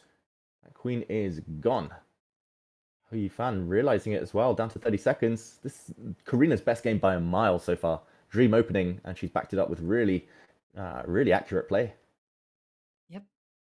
And yeah, there's just no Houdini job there for the queen.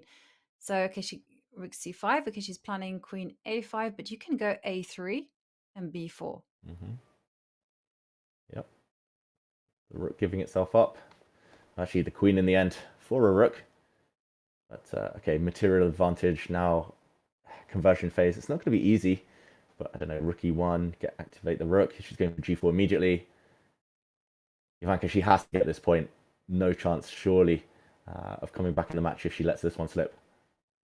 No, if this one goes, then it's going to be devastating for her on a psychological level, right? And it will be just a big boost to Hou Yifan. She'll be like, even the lost positions, I can turn them around. But Karina doing everything well here. She's centralizing the bishop, and now she's demolishing the king safety, and now e5 has fallen. And Karina strikes back, and you can see the emotion on Karina's face. A very important win for her there.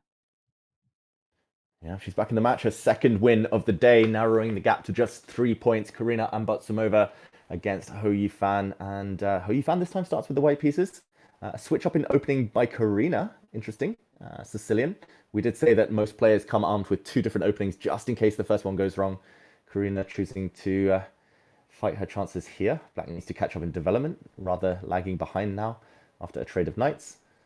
I believe pawn to e6 is the main move, or g6.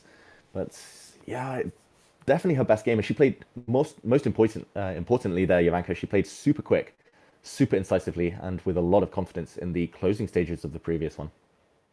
Yep.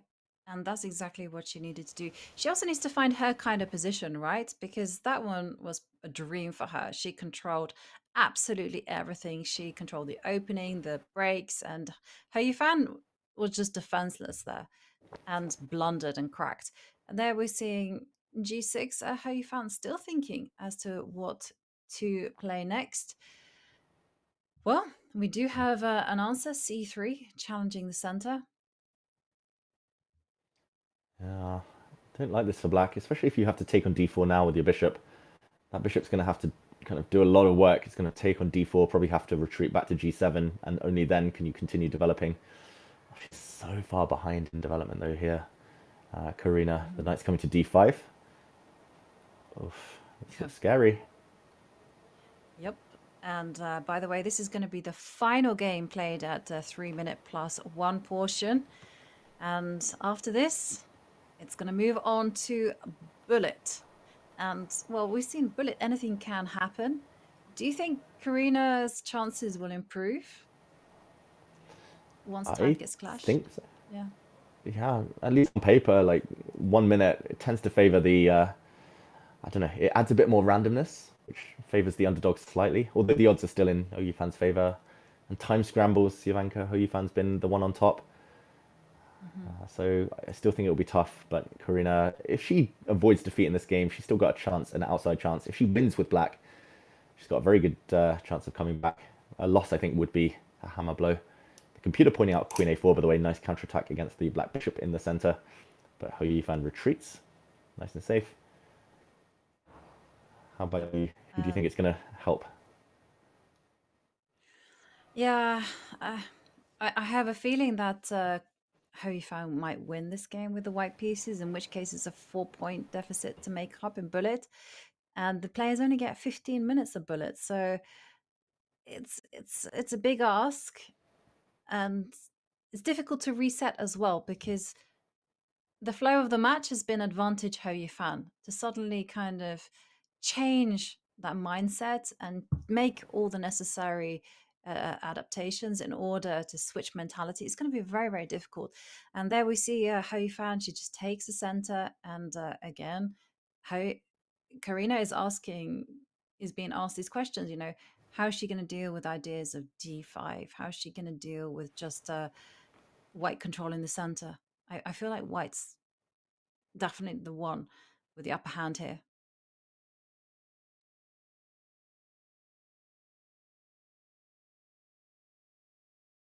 Yeah, and these are the big issues. And there we can see that d5 has been played. And big question, d6. d6 is on the board, and it's been highlighted as a move, but bishop to a4, nice simple bishop retreat, keeping things fluid. I still think white is very much better here because white controls all of the options here. You can still go d6, you can still make moves such as bishop to e3 followed by bishop to d4, just eliminate the dark square bishops and sit pretty with the extra space, whilst the onus on Karina is now, how is she going to chip away at that big wedge on d5?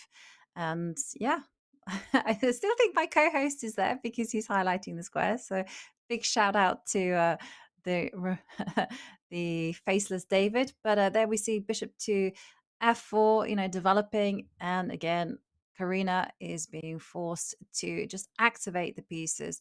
So the computer's saying that Karina making slow progress there. The evaluation bar telling us things have leveled up a little bit, but still things are very much in favor of Hou Yifan. And there we see the clock's ticking down to under the minute. Just a reminder, this is the final game in the 3+1 portion. Hou Yifan leads the match by 3 points. So this game is super important. If Karina cannot lose, then she's still within striking distance in the bullet segment. And there we are seeing a4 challenging the black queen side. And I'm expecting that Oh, that's a nice move. There, the engine indicating that a5 is the correct move because you can just simply sacrifice the bishop and then establish a massive pawn wedge. But that's a difficult move. And a5. Yeah, the a5 is such a difficult move. You're not looking at sacrificing the bishop in order to get complete control. Yeah, because there was also some sacrifices on e6, but instead opting for cementing the bishop. And thanks for covering for me there, Jovanka. I was having some connectivity issues, but I am back, and I jumped back in just when I saw a5 pop up on the board, and I was like, wait, what? That's never going to be found in a blitz game. But here we go, the tactic's still in the air. And okay, and looks in the balance almost. Karina fighting back. If she gets one more move, knight f5. Very strong, but white, yeah. She's lost the thread, Hou Yifan here. Definitely. Yeah, I mean, I think it all kind of goes back to that point, you know, where she just chose to cement the bishop on d6 with e5. And there was some elite level tactics going on with a5. I mean, it was a great point to jump back. But, well, she might have lost the thread for a little while, but Hou Yifan is definitely remaining in control now because Karina has not managed to activate her pieces in the best way. Oh, there's a piece that fell off the board. Yeah, she blocked the A file. Black actually had a pin on the A file. She moved her own bishop in the way. She broke the pin, lost a piece in the process. And, oh, disaster. Karina she's playing every move with like 0.4 seconds on her clock, and she does flag for the third time, I believe, in this match. Piece down in a hopeless position ultimately, but yeah, it's tough times for Karina. She needs to be quicker in the 1+1 section. She needs to be quicker than my internet connection, that is for sure, if she's to launch any sort of comeback. But tough now, Jovanka. You've got to think that Hou Yifan is on the brink. It's going to be hard to even get the number of games into this next 1+1 segment that she needs to strike back. She might need to win all of them. Yeah, and she'll have to do it at lightning fast pace as well.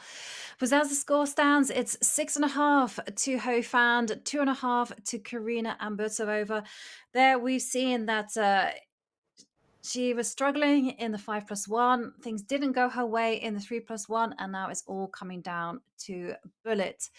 That's going to be a big ask because they only have 15 minutes of bullet chess. So, well, both players need to just take a refresh, reset, refocus. David, how can you make back 4 points? Well, you have to win the first game, then you need to win the second game, third, and probably the fourth, and hope there's still enough time on the clock. And yeah, I mean, it's going to be tough, let's face it, for Karina. She needs to take it step by step. The first win is all important. She needs to play super quick, super energetically, and hope to scare Hou Yifan. Ultimately, though, she does need a bit of a helping hand from the opponent. I wouldn't be surprised if Hou Yifan just tries to slow down the games, make them as long as possible, take time off the clock, and yeah, we'll see. But 4-point deficit is hard to make up at this level. Yeah, that's a good strategy and one that Hou Yifan is very capable of, just delaying the games as much as possible in order to burn down that all-important 15-minute timer. Well, we have something for you because we are introducing the friends and family plan for Chess.com. With your bundled purchase, unlock 6 diamond memberships for up to 70% off the standard price. That means you can share all the perks like unlimited game reviews and puzzles with your entire offensive line.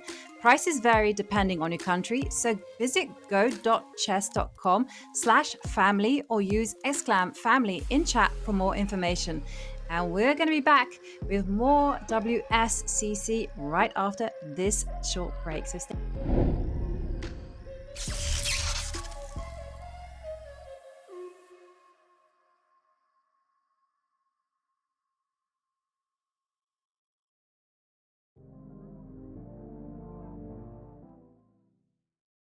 Do you ever feel like the game is losing some of its human element with the rise of AI? I don't think it's losing the elements because AI is going to help players to play better chess. Players can never memorize everything. My name is Alireza Firuzja. We're gonna check some questions. What is Alireza Firuzja play for it? Russian designer. I think Louis Vuitton is my favorite. Where is Alireza Firouzja from? I was born in Iran, but now living long time in France. Alireza Firouzja's peak rating 2800 something, 3 probably 4. Who is Alireza Firouzja's girlfriend? She's a volleyball player. What is Alireza Firouzja's favorite chess opening? I would say King's Indian or Sicilian. When did Alireza reach 2800? When I was 18. We have a few more questions from ChatGPT. How did moving from Iran to France was? I was already like 16, so it was a good decision for my chess to be in Europe and the freedom of going around and playing chess. It's very good. Your style is often described as aggressive and dynamic. How would you describe your approach to the game and how do you develop this type of style? Yeah, I think my approach is very tactical, sharp attacking, and you have to solve a lot of puzzles in the beginning when you're a child and the pattern stays in your head. What are your thoughts on balance between preparation with engines and maintaining creativity in your games? Do you ever feel like the game is losing some of its human element with the rise of AI? I don't think it's losing the elements because AI is going to help players to play better chess against each other. So I don't think chess ever going to die because players can never memorize everything. What do you consider the biggest difference between playing online chess versus over the board? For me, there's no difference. I think for a lot of players it's different from online and over the board, but for me I feel like it's the same game. Chess has seen rapid evolution in recent years. How do you see the role of young players like yourself shaping the future of chess? Yeah, I think it's very important to have good new generation coming. So I'm proud that a lot of players are very competitive, Gukesh, Arjun, and I think we have a good generation that is coming to slowly take over. What advice do you give to young players who want to reach the highest level in chess? What do you think is the most important quality? Yeah, I think the most important is to play a lot of tournaments and not be afraid of losing, especially for young people, to know that they should just think about improving and losing is not end of the world. That's it.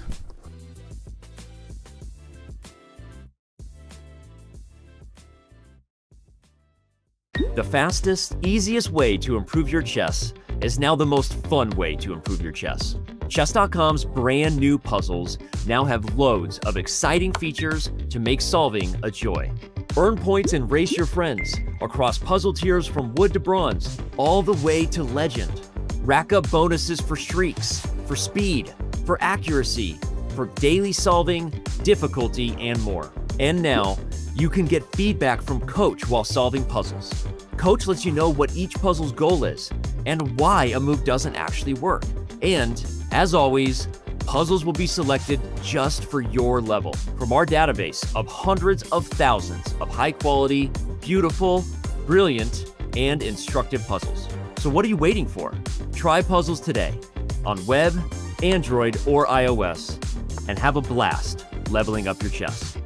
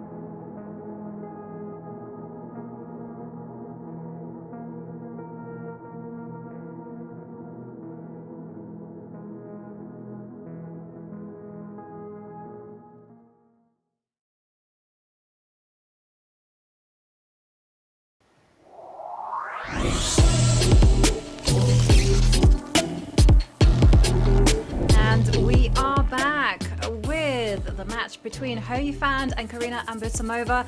And it's the bullet portion. Things are about to get lightning fast. If you're just joining us, I'm Vanka Hauska, and I'm here with brilliant Grandmaster David Howell. David, things are going to get so quick, so intense. What are your feelings about this? Oh, I still believe the result of the match isn't yet determined. Of course, Hou Yifan is a favorite. She leads by 4 points going into bullet, but I've seen some crazy things in my career. And Karina, she's shown us that she can compete. Fantastic openings, great mouse speed when she wants, but she just needs the first win. That's the first step. It's the confidence boost. I'm looking forward to it either way. I'm just enjoying getting to see Hou Yifan back in action, Ivanka. Absolutely, and as David mentioned, it is an absolutely Herculean task that Karina has in front of her, as she has to make up a 4-point deficit if she wants to take it to tie breaks. Just 15 minutes though of bullet chess, time control of 1+1, and as David mentions, the task is simple. She has to win one game, and then the next, and then the next, and then the next, and do it all within 15 minutes. And Hou Yifan, she has many strategies. She can try to drag the games for as long as possible. She mustn't resign them quickly. She wants to drag out these 15 minutes. And she will, of course, be playing fantastic chess along the way. So it's going to be a fun job watching to see whether both players can achieve their missions. Yeah, and although a bullet game, 1 minute, it might seem like you could get a few of those in 15 minutes time. The 1 second increment actually adds up to a lot. Each 40 move game on average that they might play, that is an extra 80 seconds in the bank for Hou Yifan as she gets closer to the finishing line here. Okay, it's English opening and the Black Knight moving twice. This is a very rare variation, giving up some development just to slow White down from occupying the center. Karina needs this one. I think 4 or 5 games is the max she can achieve, Ivanka. So she needs to start here, push that pawn to d4. There we go. And she really needs to play as aggressively as possible from the get-go, right? She needs her games to end very quickly because, as you mentioned, there's no point in winning a game in 90 moves and taking 3 minutes to finish that game because you only got 15 minutes. So here we see the moves being played very quickly. Knight coming to f5, putting pressure on d4, d5. Okay, so this is a correct. Just take as much space as possible and put Hou Yifan on the back foot. Yeah, I think a great start to this game again. Hou Yifan didn't feel so comfortable last time when she had pawns on d6, e7 and was forced to just sit passively. Again, Karina just bringing her pieces to the game. Rook e1's almost a pre-move. h3 is almost a pre-move. Knight e4. Got to keep the speed. She's down around the 30-second mark. Queen e2 is a bit weird. It gets hit by knight d4 very quickly, but looks good so far. And, well, the thing is e5 is coming, and now decision time, so Karina can't spend too much time. Queen f1, interesting. I had my eyes on queen f3, but I do like this. You can take a step to go, eventually step backward to go forward, and h3 appearing. Whoa! Ho, ho, ho, ho. Nice shot. Tactics, and just to explain that one, if the bishop were taken on h3, there would have been knight f3 check. There's a knight f3 check anyway. Double exclamation mark given due to a pin by the bishop to the white queen, and she's won a piece. She's doing everything with tempo, Hou Yifan. This has just been a power-packed performance. The last few moves, the tactics. She can just go back and bank it now. Bishop f5. She's won a piece in the process. Knight f3. Ivanka, that was so sharp. That was super sharp, beautiful shot there. Bishop takes h3 as well. It started with that one that came as a surprise, then knight f3, a bolt from the blue. And here, well, Karina's faced with a terrible choice. You know, do you just resign and try to get a new game in? Or do you fight as much as possible? And okay, she decided to go for the second approach. She's fighting. Bishop takes g6. Should have been played at some point. Yeah, it was there for a move. She definitely shouldn't have resigned. She should have played bishop takes g6. She would have forced a draw immediately, moved on to the next game. But now time is being eaten off that clock. Looking difficult again. Pawn down for white, about to be 2 pawns. Yep. And, well, and now you can simply grab another second pawn. And yeah, this is definitely as Zatilov says that it is peak Hou Yifan. She's just playing with commanding power. She Resign, makes just a few resign now, move inaccuracies. on. Exactly. Yeah, she just has to give this game up. It's hopeless. Like, Hou Yifan, even if she doesn't win, it's going to play this one on for another 2 minutes. There we go. Finally a resignation by Ambartsumova. She needs to get it going again. Oh, those tactics were so sweet by Hou Yifan. But she did fight back, Karina. She actually had a drawn position despite being over a piece down at some point. So there's still hope. But 5 games to go. Do you think she can make it? 5 minutes with the timer ticking like this? No. 5 games even. And I mean, definitely, because you only got 11 minutes on the timer, and you need to basically play 2 games. Sorry, 1 game per 2 minutes, and that's going to be a big ask. How you fan at least will drag it on. So say to 3 minutes per game. And there you can see Karina's doing all the right things. She's developing the pieces, controlling the G4 square. And it is a very slow build game, though. That's my only problem with this type of setup. You know, this is not the kind of position where you win in 20 moves. You win this one in 40 moves, and by that time you've already burnt time on the clock, time that Karina just doesn't have. Yeah, very impressive switch up by Hou Yifan. She was playing e4 the whole match, but she knows the e4 openings are much more direct.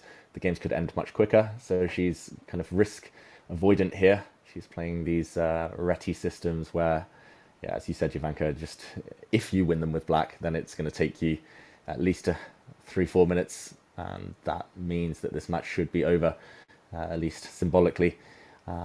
She's done everything well again, Karina. She's got an advantage with the black pieces. White's got 2 isolated pawns, the A and D pawn, but it's ultimately not the board that's going to decide this match. And knight b5, so tactically sharp, Hou Yifan. A-file tricks, if you do take that knight, probably should take it anyway, but yeah, she spotted that a mile off. Yep, very nice trick there from Hou Yifan, and yeah, I like the way that she's switched things up. Yeah, now it's all about the B pawn. It's just simply going to step forward in its own time. I'm expecting moves like almost like you could go bishop c1, bishop d2, and oh, this is a nice shot. Just a trade of queens and also prevent a knight arriving on d5. Yeah, and the b pawn's going to be super dangerous now. Guaranteed to tie down the black rook. Knight takes. We'll see a pure rook endgame in a moment. I think black should probably be okay, but I don't think you're winning this one, and you're definitely not winning it in the next few seconds. That is for sure. Great, just practical play here from Hou Yifan, Jovanka. Yeah, and this is the kind of position as white you can play for a long, long time, right? You can get your king to d3, you can move your rook to b5, b4, b2, do whatever you like. And okay, there we're seeing that Karina is the one trying to force matters, but the d pawn will fall. Rook takes e3, and then, yeah. It's going to be a draw. But how long will it take to draw? Depends. Hou Yifan could offer a draw here if she wants to be very generous, but she'd be well within her rights to play this on another 50 moves. I mean, white's on the better side of the draw with the white king coming so close. Black needs to be really careful to defend her pawn here.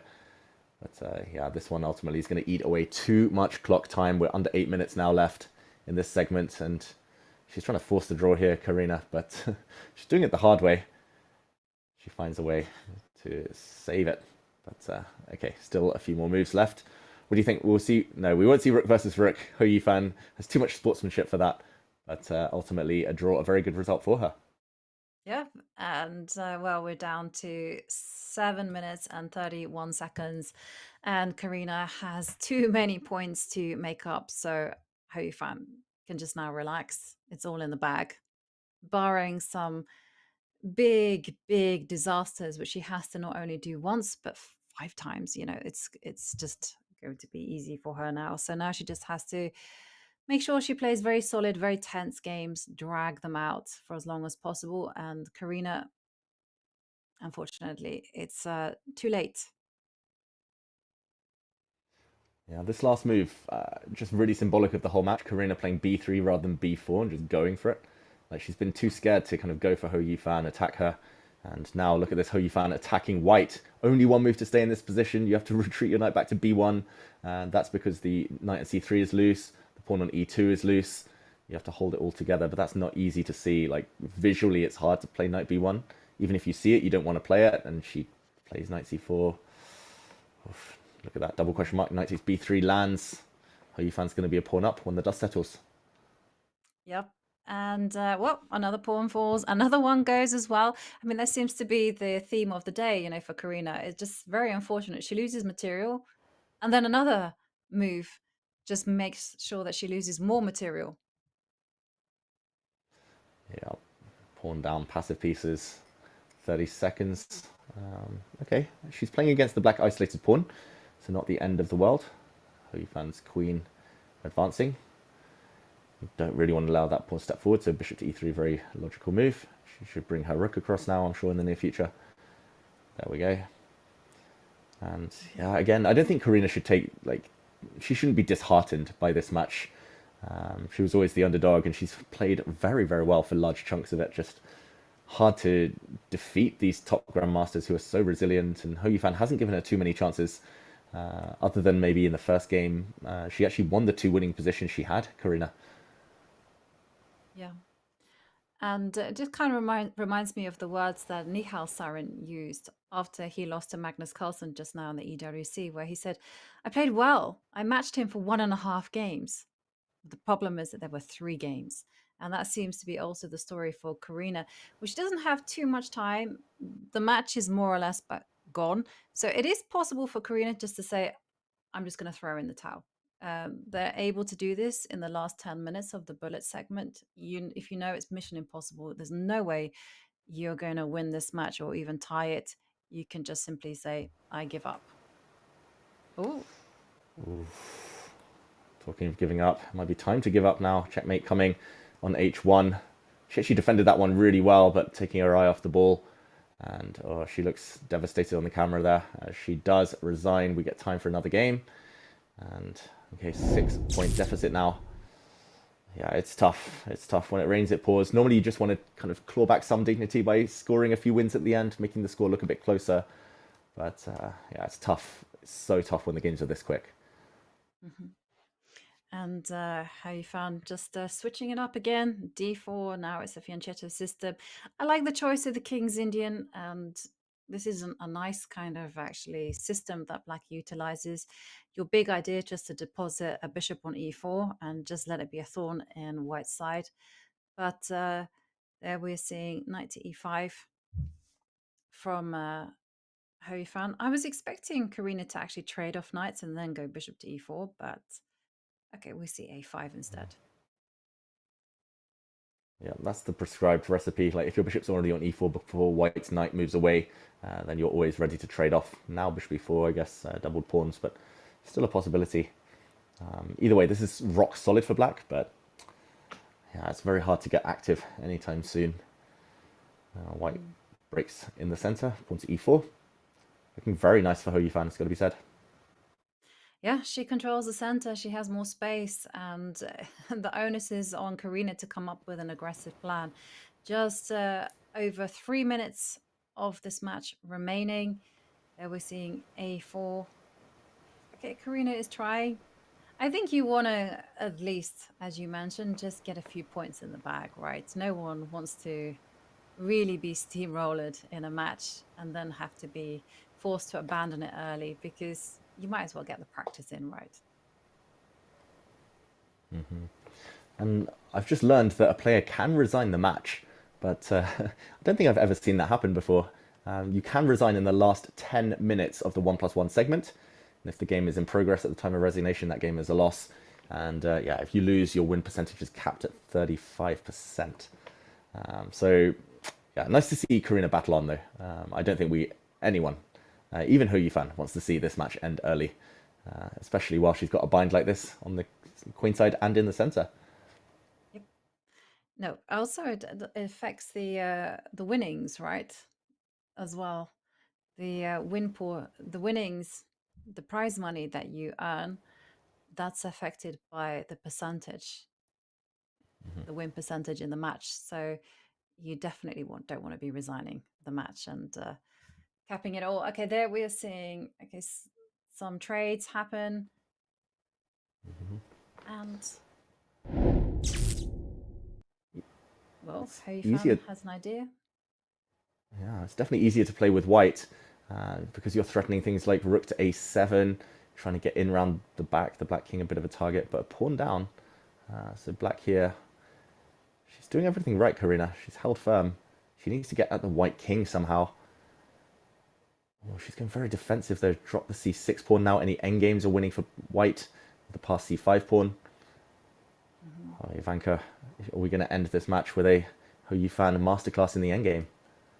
Yeah, it's a look of rook a7, and there we're seeing that the queen is pinned. So all you can do is pick up the e pawn, queen e8, and now the c pawn is going to go marching, and Hou Yifan wins again. So yeah, in the end, it was a masterclass in how king safety is super important in those endgames of rook and queens. And there we have the final game of this match. 33 seconds remaining, and we are seeing Karina with the white pieces. Last chance to just stake back some pride. She goes for a final game victory. It has been a tough match for her, but she has matched Hou Yifan toe-to-toe on the chess, but somehow in those final moments, it just hasn't gone her way. But there we see Hou Yifan leads with 10 points, Karina 3 points. It is all over, and the timer has ticked down to 0. So this match is just for honor, pride, the love of chess, you name it. That's what is at stake here. So we're seeing Karina reroute the knight. It's going to jump into d5. And Hou Yifan just generating some counterplay there with b5. And there we see Hou Yifan. Also, she wants to end on a high. This would be a perfect ending for her first match in the WSCC. So she just simply wants to get as many points as possible, get that prize money distribution in her favor. So queen to a7. Well, some ideas of going b4 at the right time and targeting the a2 pawn. So yeah, rook a1, but somehow it's just reacting a little bit. It wasn't necessarily important to defend the a2 pawn because knight to a4 was always on the repertoire if b4 came.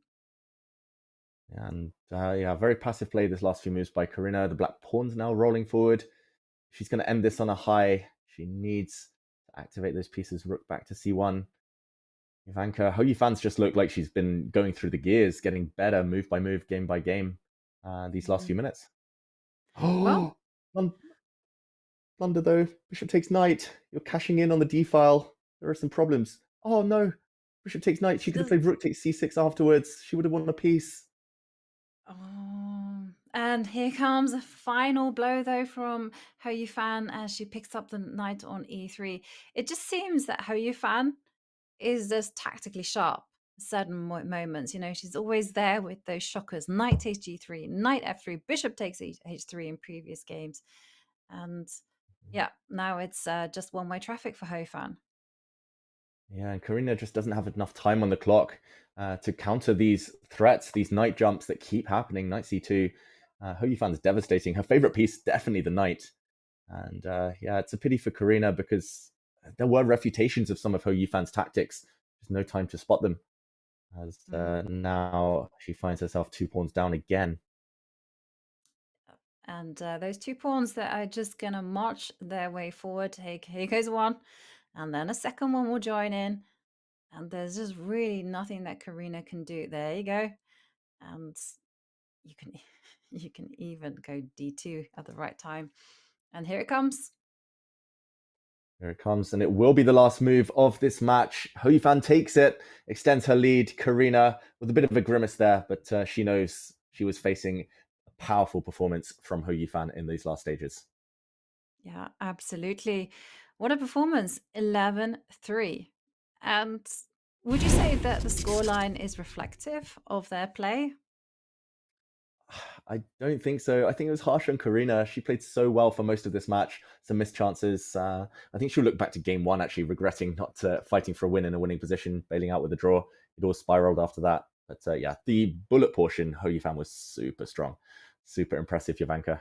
It's got to be said. Those tactics she was spotting faster than nearly everyone in the world. Hou Yifan, world number one for a reason. Yeah, she is world number one. Of course, she is a former four-time women's world champion and absolute legend of the game. Yeah, she's that for a reason, and she shows it on the scoreboard as we check out the bracket and check out the first results in our round of 16. Hou Yifan moves on to the quarterfinals. She wins against Ambartsumova with a very impressive 11 points out of 3. And now Hou Yifan will be facing in the quarterfinals rather, either the winner of Leitinje or Divya Deshmukh. So that one's going to be a very intense battle. So looking ahead, David, can I ask you to predict what the match between Leitinje and Divya will look like? Oh, that one's going to be so much fun. That's going to be really close. I think on paper, one of the toughest round of 16 clashes. I'm going to go for Divya just because she was very impressive in playoffs. For example, at the World Cup, she took many matches to tiebreak, won the World Cup in tiebreaks. I think she'll be flying high, but Leitinje is super consistent, did quite well at the World Cup herself. I'm going to say Divya. It might go to overtime, might be decided in the 1+1 segment. But in the meantime, we have another match on our hands in the near future. Jovanka. Yeah, we certainly do. And this one is just as exciting, perhaps even a little bit more exciting than the first one, because this one is between Vaishali Rameshbabu and the young Alice Lee. Now, Alice Lee, she came second in the Cairns Cup, almost got a Grandmaster norm. She did so well in the Women's Speed Chess Championship last year. And of course, she is facing Vaishali, one of India's brightest talents. That is coming your way in just a few minutes. Stay with us as we are going to take on... We're going to go on a break. I was going to announce a break. And I wasn't sure whether I had permission. It's one of those moments, but I think we are going to go on a break. And when we return, we are going to bring you the red hot action. That is the match between Vaishali and Alice Lee.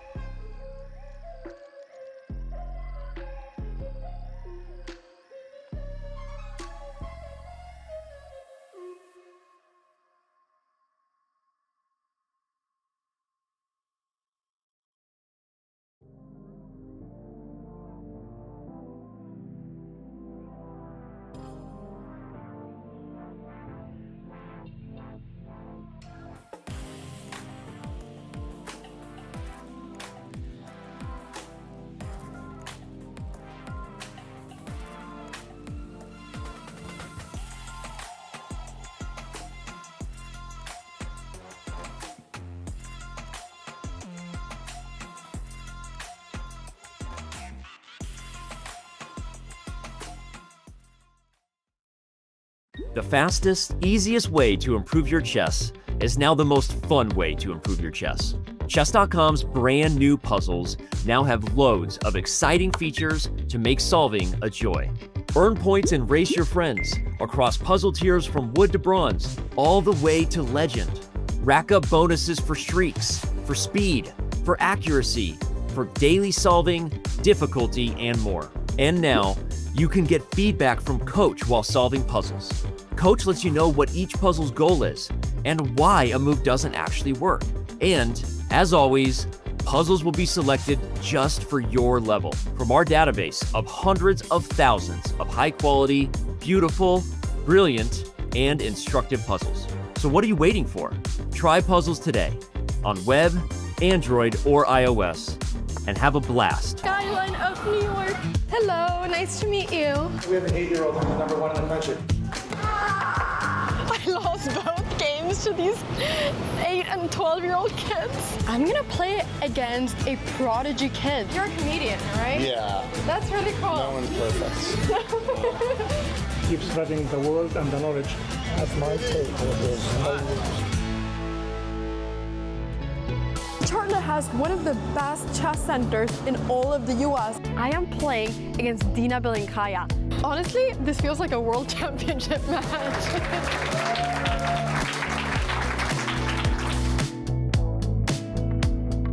First 4th of July. What an only Levy. Hello. Hey, Anna, good to see you. Good to see you. Good to see you. How are you doing? It's been a long time.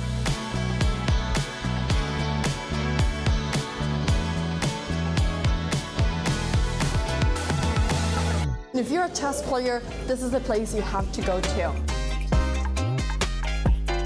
Hello. Grandmaster Fabiano Caruana, one of the best chess players in the world. This is Jasser Sarawan. He is an absolute legend in the chess world. We are right now in Utah. I am right now standing just a few meters away from the headquarters of Chess.com. Good luck, everybody.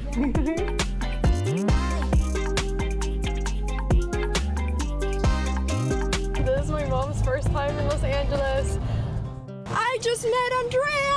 Hello, vlog. And Alex. And Alex. You completely just ruined my entire stream. Here's the beach, Mom. Oh, there's the beach. Oh, it's huge. We have brought a board and we're gonna play chess here at the Santa Monica Pier. This trip has been probably the best thing I've ever done in my life.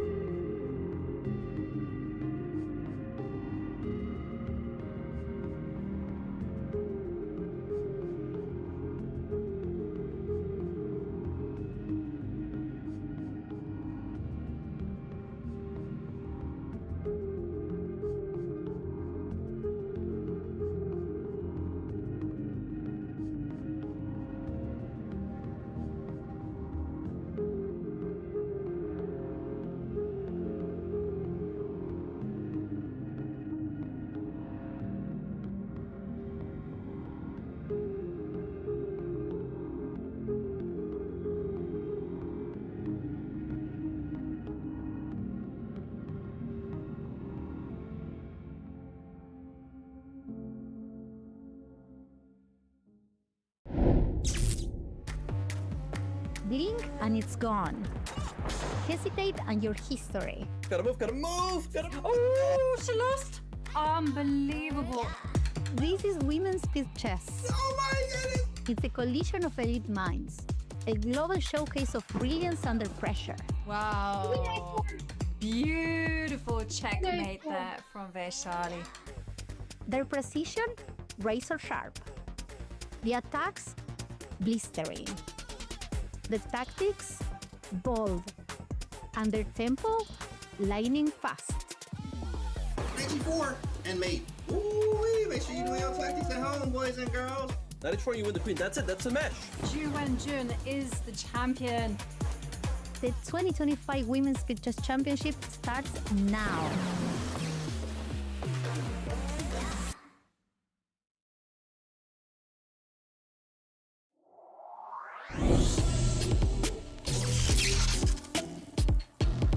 And We are back with another huge match at the Women's Speed Chess Championship. This time it's gonna be absolutely big because we have two young talents, two of the brightest stars in the world, Alice Lee and Vaishali, battling out against each other. I'm your host, International Master Ivanka Hauska, and as always, I am with the absolutely wonderful Grandmaster David Hou. Now, David, we've just come off this massive match between Hou Yifan and Karina Ambartsumova. Just get her name right there. And that one was very much one-way traffic. Do you think that we will see a very close match in this one, or do you think we're going to see more of the same? Yeah, actually, on paper, this is probably one of the closest round of 16 matches, I would say. Alice Lee, she's a very streaky player, but on her day, she could beat anyone. She even beat the likes of Daniel Naroditsky, Anish Giri, recently in Chess Kid versus Star matches. Vaishali, of course, super dangerous, super consistent. She's there in all the top super tournaments for women these days. And I would say if anyone's kind of a favorite, Vaishali maybe slightly, but I can't see anyone running away with it, Ivanka. It's just, they're both great on the mouse as well, both so speedy, very few weaknesses in their game. How about yourself? Predictions? Oh, it's a difficult one to call. I don't think that, as you say, there's going to be a clear favorite. There's not going to be a clear winner. It's going to be just a lot of good chess. If I'm going to say maybe Vaishali. Vaishali made it to the semi-finals last year. Alice Lee was knocked out by Wenjun in the quarterfinals last year. But there we are going to the brackets to the bottom left, where we can see that the winner of this match will be playing the winner between Paulina Shuvalova and Mary Arabitsa. So definitely an interesting path ahead. But for the time being, we're going to focus on our round of 16 that is between Vaishali and Alice Lee. Yeah, Alice, she's very young, right? I mean, can you argue that youth sometimes means inconsistent results? You know, she did super well in the Cairns Cup, didn't do as well as the World Cup, whereas Vaishali just seems to be getting better and better. And plus, she has a good teammate, a good brother to practice her blitz skills on. Prag being, of course, her brother. Yeah, Prag's been winning almost all the speed games he's played this year, at least in the tie breaks of these big tournaments. There we see the two players are ready. Alice Lee here, despite the fact she's younger, like you say, maybe consistency an issue. It also kind of, your superpower as a younger player is the fact that you're always confident, you always believe. And we saw it in the format earlier. Karina Ambartsumova against Hou Yifan ultimately coming unstuck, but with a bit more belief, a bit more confidence, she could have caused a bit more damage there. I do believe Alice Lee, if she wins a couple of games, she might continue that streak. Like you say, if she takes a couple of hits, it might be difficult to come back.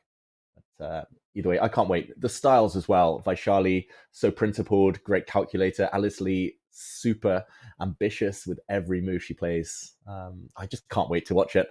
I was actually preparing against Alice Lee recently. I thought I'd play her in a Chess Kid match, and just watching some of her games, looking through, wow, she's got such a bright future ahead. Yeah, absolutely. And she is also very motivated because there's a big financial reward for America's next Grandmaster. So, well, we'll see whether Alice Lee can be the next American female to win that title. But we are going to be in for a treat, as you mentioned, because it's 45 minutes of 5+1, and the players have kicked off, and we begin with a Petrov.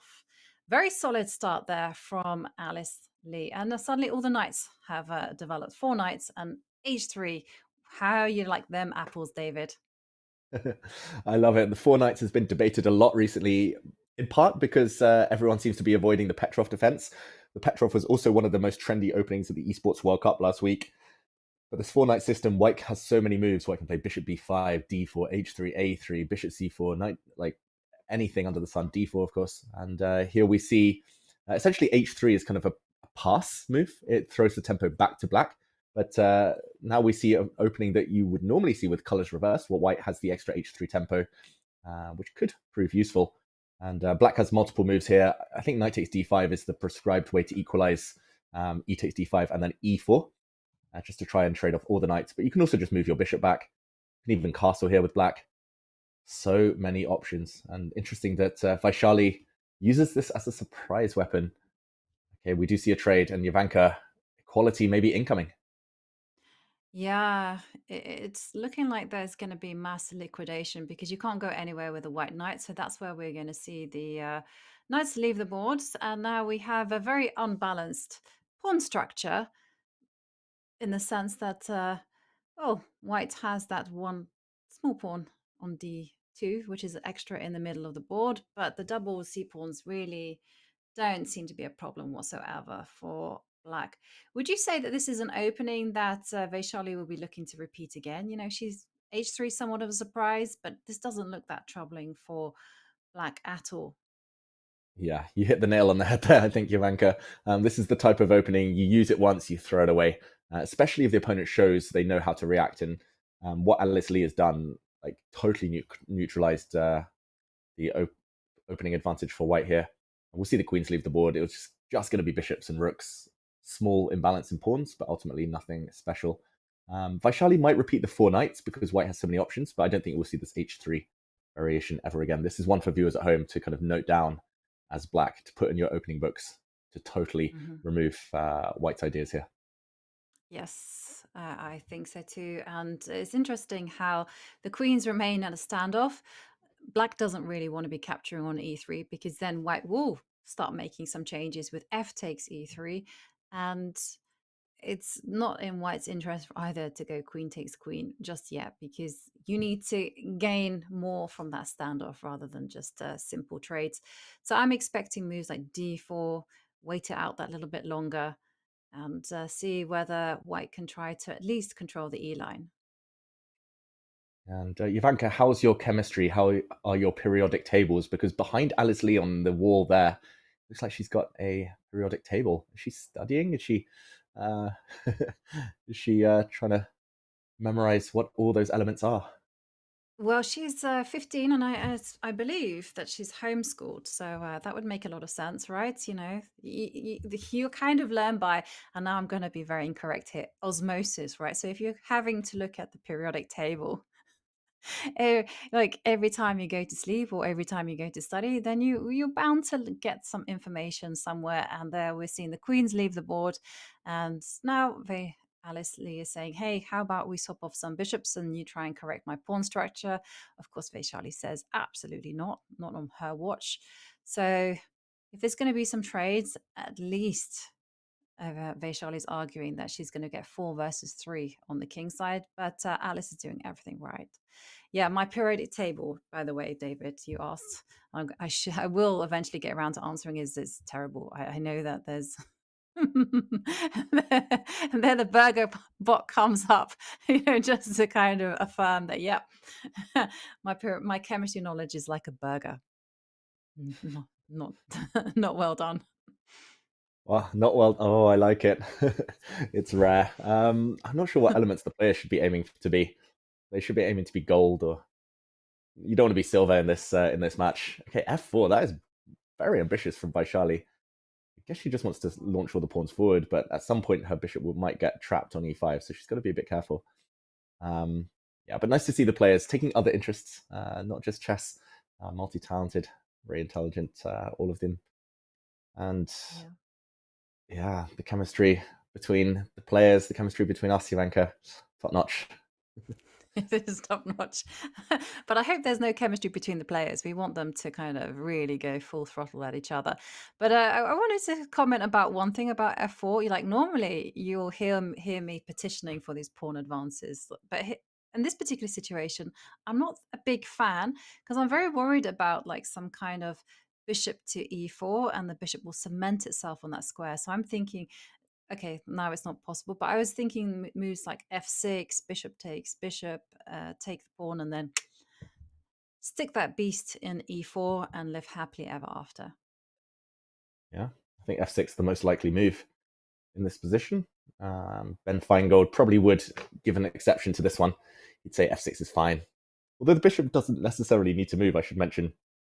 Due to the f-file potentially becoming open, white could leave the bishop on e5 a little bit longer.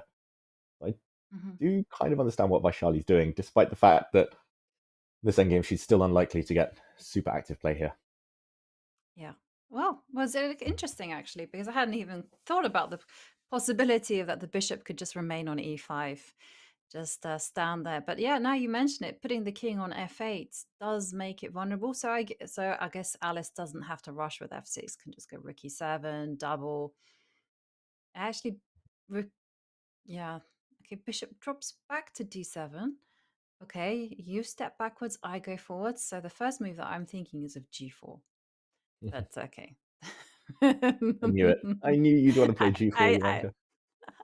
but it's only because of my little rhyme. I wouldn't be so hasty in a real game, David, just in case. I mean, you called it. 99% accuracy from both players as well so far, so pretty decent. If white gets time, like you could step forward with the king, start playing h4, g5. If you get a pawn on g5, it's very difficult to remove this this bishop on e5.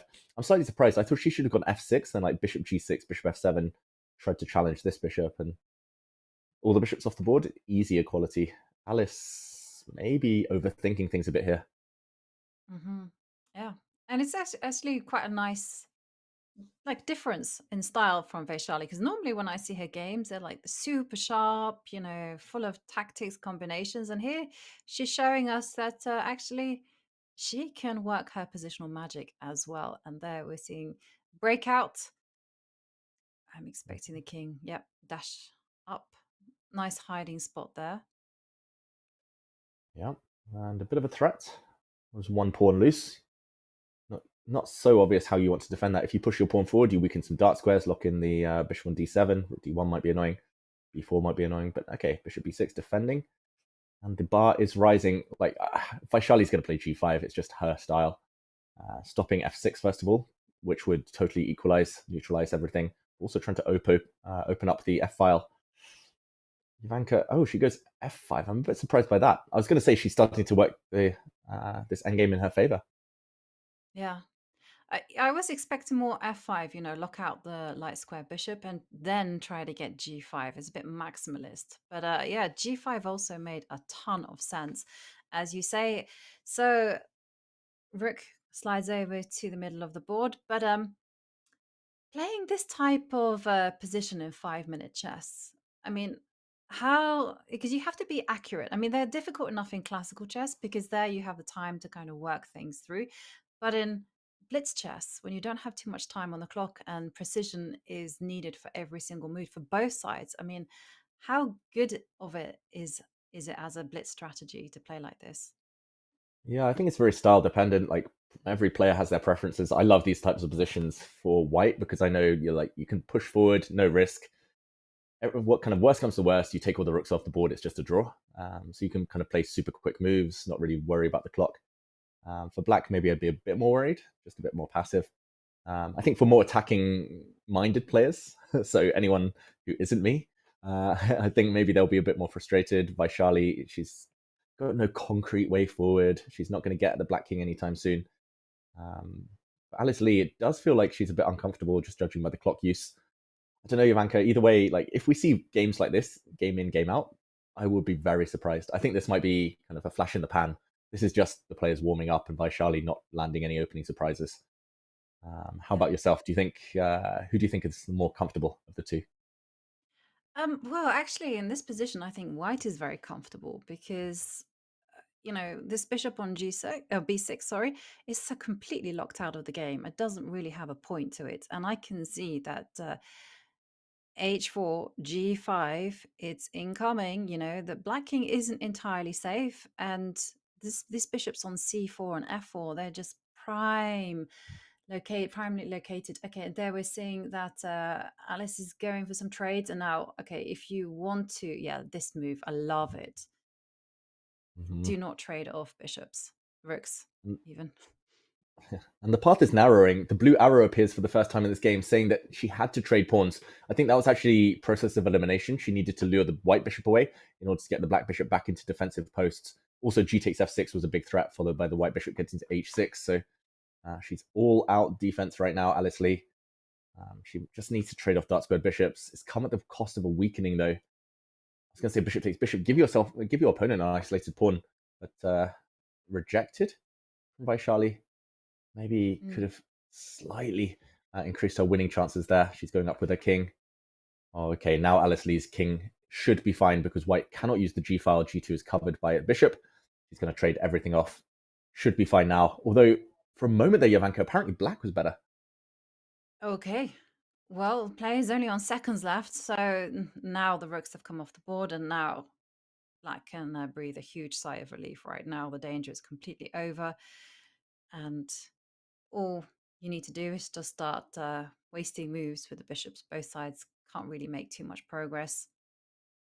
Not going to make any inroads with the kings. We'll learn a lot from this time scramble about who the more confident player is on the mouse, ultimately still level. Oh, whoa, why would you trade bishops there? How my gosh. did that happen? Like, the bishops were the anchors. They were needed for defense, and wow. Well, that's inexperience, I think, from Alice Lee. Maybe a bit of nerves. We're learning a lot as we see. Oh, it's a draw now after b5. Alice Lee clutch there, saving what was a dead lost king and pawn endgame. Look at that, the relief on her face. And we're going to see stalemate to end this one. But yeah, that wasn't the best played endgame I've ever seen. Keeping the bishops on the board, you could just do nothing, move the bishop back and forth, dead draw. Alice Lee gave up the pawn, and Jovanka, she was nearly punished. Should have been punished. Yeah, absolutely. And here we are seeing the stalemate. I mean, that bishop trade just happened in a flurry of moves. Perhaps it was done accidentally, because I almost felt like the players were moving so quickly that they were pre-moving. And, you know, accidents happen when you're in that kind of mode. But anyway, everything gets reset because it is game 2, and it is a draw. It was topsy-turvy in the end, and now we're seeing Vaishali with the black pieces. She's kind of got a reverse London system going on. The bishop coming out to f5, some trades. And I must say, I quite like this system for black because it's rock solid, and the development plan is pretty simple. You just get your dark square bishop out, you castle king side, you play for c5, e5, or queen e7. You don't have to rush with any of these moves. Oh, I did not think about that one, David. But that one's nice. I was going to say, I would never play h5, but Vaishali, she's the type of player who might play h5, kick away that white knight from g3. Ultimately, yeah, I think the players just recovering, like their nerves will be jangling a bit after that first game, especially Alice Lee. I don't think it was a pre-move because bishop to e6 would never be possible with the white king nearby. So I think it was just a kind of judgment in error, an errored judgment, just like my words here, all in error. But either way, Vaishali pushing forward on the queen side, trade some stuff off. White has an isolated b pawn, so maybe small advantage for black long term. But yeah, I expected more fireworks in the openings between these two. It feels like they're both choosing these standoffish lines for now. Yeah, maybe they're waiting for the time control to go down, and then that's where they're going to unleash these novelties, these sharp positions. Because, yeah, when you have 1 minute on the clock or 3 minutes to say that, you know, then it's not so easy to respond to those kind of moves and openings. But okay, what would be your strategy, David, in a match like this? So you and your 5+1, what do you think the objective is with white and with black? Yeah, I mean, I've been watching kind of Speed Chess Championship matches for years now. I remember kind of clashes. Grishuk was playing some big matches back in the day, commentated on by Danny Wrench, Robert Hess, and I was kind of getting back from tournaments. I just put it on in my room for hours on end, just watching, and it was like Grishuk playing these really principled lines, 20 moves of theory, trying to eke out some small advantage with white. Every white game, he was playing the same line over and over again. And it really impressed me because I was like, wait, surely they should be switching up their openings. I think with white, you do try to press. As we said with the other match earlier today, Hou Yifan and Ambartsumova, you want 2 or 3 weapons up your sleeve with white, just in case your opponent kind of diffuses one of your openings. With black, I think you always have to be solid, and you're happy to force your opponent to switch away from their main, kind of their A-list openings. But ultimately, Jovanka, like, again, every player has their preference. The quicker players, maybe Alice Lee will fancy herself a better bullet player. She might be saying, rock solid, let's draw all these 5+1 matches, let's go into the 1+1 on level footing, and I'm going to outfox you there. Whereas Vaishali, she might feel like she's the slightly higher rated player on paper. She might be trying to assert her dominance in the longer formats. So yeah, I don't know. How about yourself? You were calling the shots last year as well in some WSCC matches. What strategies did you find kind of especially impressive by some of the players there? Yeah, no, I mean it's very tricky, and I do think it is style dependent. I think, as you mentioned, you got to be true to your character. If you're an aggressive player, I don't think it's the time to switch things up and become super positional in the 5 versus 1 on the 1 minute. You got to be like, no, this is what I'm going to do. And what I noticed was that it was very important to have not your main repertoire, but a blitz repertoire.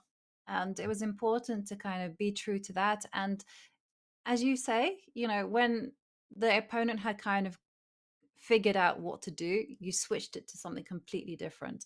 And I think it's very important that you seek also imbalance in the pawn structures, especially if you're in a must-win situation, that you don't keep things simple. You try to mix things up as quickly as possible. And there we're seeing that Vaishali with the black pieces, she's grabbing space, and Alice, well, she's hitting back. And this is a good strategy, but it does allow the knight to come in. I do feel that Vaishali doesn't have a problem here. So I'm not sure that Alice will be thinking of this particular approach as a big success either. Yeah, I fully agree. And earlier you mentioned the reverse London system, the game beginning in that way. And what Alice Lee has done, like that early bishop d3, c takes d3 structure, that's well known to be like a attempt at equalizing when you have black against the London system. But trying to equalize when you have white, I don't know. It didn't really make well, it didn't impress us too much. Definitely white not better here. I mean, going back to the kind of bigger picture with Speed Chess Championship format, I was once talking to a player who shall remain nameless. He was talking about how he was preparing, and he said he had about 5 weapons up his sleeve with white and 5 up his sleeve for black. He was like, I can't get away with playing each one more than 2 or 3 times. So he was like, okay, this one I'm saving for the 3+1. This one I'm saving for the 1+1. This one I'm going to try and push every game in the 5+1. So yeah, you definitely need different gears, and I'm sure we'll see these players take different gears. I don't think we'll see these long maneuvering positional battles for too much longer, Jovanka.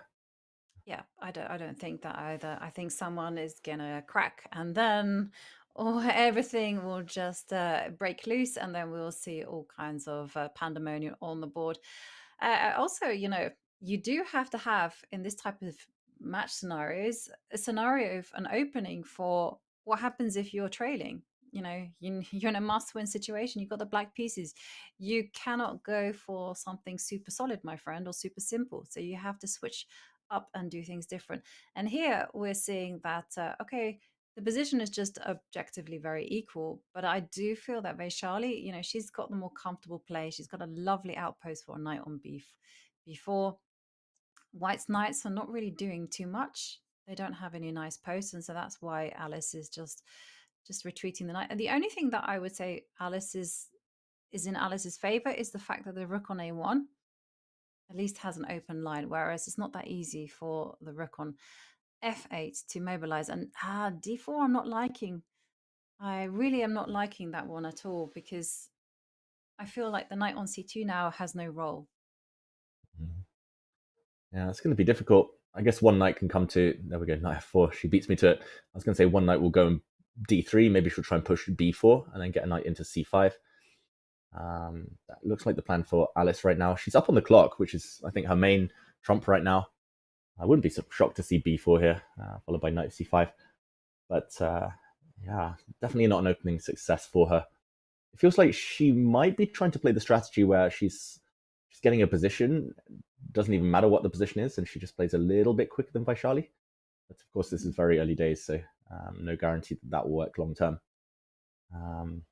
Yeah, Queen b2, very safe. I think b4 may be more ambitious. We'll see what Alice Lee tries. There's no leeway for her here. She goes knight c5 immediately. She does. And I was a little bit surprised by rook to c8, because it's not very consistent with h4 as well, But anyway, moving on. I was just going to say one thing, though. Maybe Alice's plan is just to simply contain Vaishali's dynamism, because usually when I've commented Vaishali's games, they're very, very aggressive. Like, she's really going for the jugular. And Alice's plan is just to somewhat get a boring position, just provoke Vaishali to come forward, make some weakness in, say, for instance, in this case, the h4 pawn, and then get that small plus. Okay, so b4, b6, now everything is getting critical. Yeah, finally some tactics in the air. b6. I'm expecting the white knight to come back to d3, but yeah, you got to watch out. Sometimes there'll be like knight takes d4 ideas. Wait, does that work? Knight takes d4. Then, Oh, you wanted to check on e2, right? yeah, I don't know if we I can think show it that. does work. Just jump in very, very quickly. She moves her queen, so there's a big threat on the c-file. But if we just backtrack and show a very quick line, knight takes d4. I was flying without a computer. I turn on the computer now and show it does work. There's a skewer on the c-file. If you take d4, black wins some material there. So swapping queens looks logical. There would have been a check. King moves. Now you take the queen and you're hitting the white knight. The black knight next move might get time to run away. This would have won a pawn, although the eval bar says only a small advantage for black. But maybe a missed opportunity for Vaishali there. So we go back to the game and we see it's a very much of a slower nature. Yeah, like spidey senses were tingling. And Alice Lee maybe getting away with one there. Yeah, and definitely getting away with one. Knight takes d4 would have had tremendous shock value as well, because she was like, oh, I didn't think that was possible. But yeah, we're seeing some maneuvering going on, and Vaishali just relocating the pieces towards the king side. Also, it's starting to look like it's possible for Vaishali to perhaps start to, I don't know, just try to set up a battery with bishop b8, queen c7. I'm also thinking of, if you want to get feisty over there, kind of go g5. And not now. You got to do it when you're in full control, or some kind of kingside attack. But I also like queen d7, threatening queen a4, of course. Queen is not allowed into the position. Mm-hmm. Also, some ideas of moving the bishop back to b8, like you said, maybe a battery on that diagonal, queen coming in, but also the black knight coming back to d6, and then later landing on e4, c4, both kings improving in the meantime. I'm going to say it's a very small advantage for black, but it's a very long-lasting one. White's knight and a3 doesn't make a great impression. No. Alice moving her queen back and forth. It looks like she's ready for a draw. And this knight on d3 doesn't have any good squares as of yet. Okay, you can go knight to f4, but b5. Mm-hmm. Watch out. Bishop d6 was going to win the b5 pawn. She says you can trade, but on my terms. I wonder whether white... There, again, with a bit of a lucky escape. Queen takes queen. Oh, she actually wins the pawn in the process anyway. I was going to say Vaishali could have maybe won a pawn in the other variation, but this looks even more effective. A knight endgame with Jovanka and one-way traffic. Exactly, and you know what they say about knight endgames, that they're exactly the same as king and pawn endings, in the sense that the same factors that win in those king and pawn endings, they win in knight and pawn ones as well. So it's going to be all about that outside pass pawn.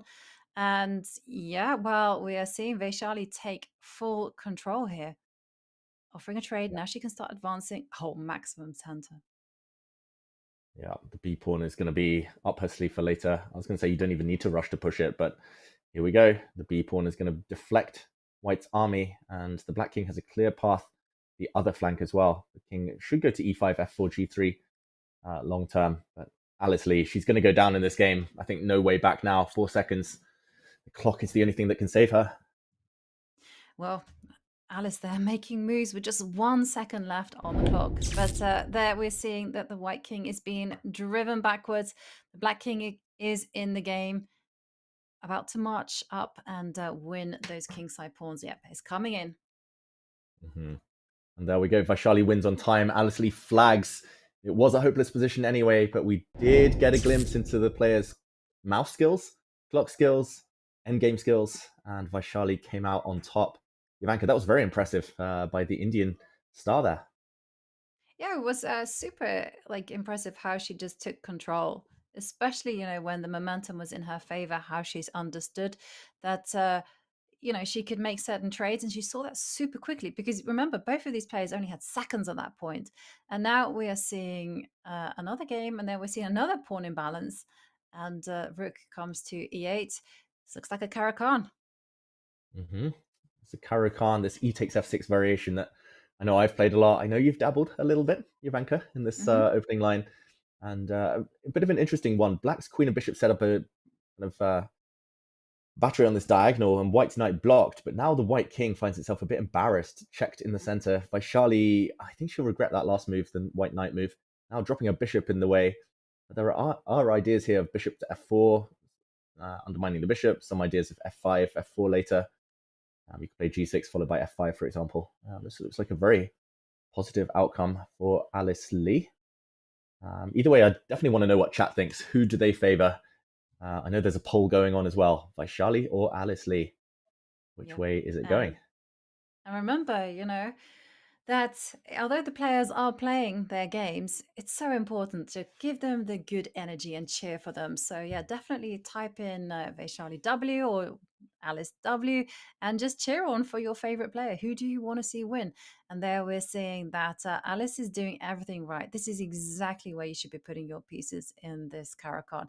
You want to basically secure the d5 square for a piece and then just plonk in a bishop or a knight there. And I like this particular structure because I remember your words, David. You got one extra pawn to defend your king. Exactly. Like, I was playing this opening with Blitz 10 years ago, before it became fashionable, before everyone jumped on the bandwagon. And yeah, essentially you just don't get checkmated with the black king because you have doubled f pawns. You got 4 defending. I call it the bug house structure, actually, because in bug house, the variant of chess, it's like doubles chess.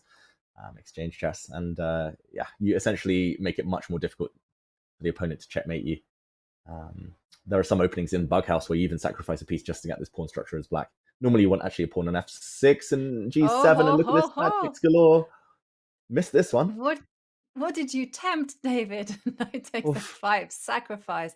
Okay, well, big idea that if you capture everything, as David's highlighting, there's going to be checkmate on g7. So you can't take absolutely everything off the board, but okay, let's give it a go. Bishop takes, and then bishop takes h2. Oh yeah, sorry. Bishop takes h2 should happen, but g takes f5. Just for everyone at home, queen g5 would be a check, and commentator's curse would strike. This would be a checkmate. So okay, let's go back to the game. Bishop takes f5 did happen. Bishop takes h2 a check. So level material. Bishop goes back, and white's got the bishop pair. Double exclam given because it's the same sacrifice as earlier. Don't take it. So Jovanka, small kind of gain there, you would think, from Vaishali, getting those bishops off the board. Yes, at least bishop knight. Yeah, definitely, and also surprise value as well, right? Because sometimes that's enough just to unsettle your opponent. They perhaps didn't see knight takes f5 because it was literally the most defended pawn on the board. But sure enough, there we see bishop goes to h3. What do we think about this bishop? It's not the prettiest of pieces. No, I guess she's trying to use her bishop to cut across the diagonal to paralyze white, the black knight. The black knight, if it ever hops out, can be simply captured. I'm expecting the move king g1. There we go, unpin. If the black knight were more active, I would actually say that Alice has slightly better chances because queen and knight work well against queen and bishop. Earlier I was talking about the pawn structure. Black still has 3 pawns in front of the king. White only has 2. So still a bit of a numerical advantage there. But yeah, the more I look at it, the more I quite like bishop on h3. If white gets like c4, d5 now, starts kind of pummeling the pawns forward, you could imagine the white d pawn being a bit of a nuisance for black. Yeah, you kind of almost want to like teleport the knight to d5 and then like put a pawn on b5 and then be happy in this position. But yeah, rook to lifting up, you just want to double up on the e line. That's all very well and good. How to meet that one? Oh, some trades. Now, like you said, difficult to challenge the e-file for black. Not so easy to get the black knight out. I wouldn't be shocked at some moment if black were to go h5 and maybe knight h7, knight f6, maybe even out to g5. I was going to say f5 as well. Very risky, but possible, just to get that black knight out. But I think she's found a good way to activate her pieces, although queen e7 is coming next, so you have to be careful about any potential endgames with the white rook infiltrating. This would be a good moment for Alice Lee to pause and invest a bit of time, I feel. Yeah, well, how to stop queen e7, and since you cannot do that, you've got to like minimize its impact. Can't stop it, that's for sure. Yeah. So Maybe continue the plan, land a knight on g5 at the end. Ooh, going back feels wrong. okay, well, it has its plan, right? You just want to let white take on b7.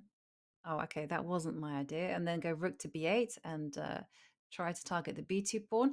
But queen to b6, well, the queen is caught offside. And now I always use this type of position to say, okay, well, now the plan is very clear. You need to attack on the king side. So you've got to cover b2.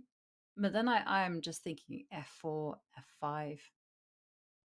Mm-hmm. 4 or 5, one idea, rook e3. She covers actually with this rook. I was going to say rook e3, rook f3 looks as well. Quite tempting in some variations.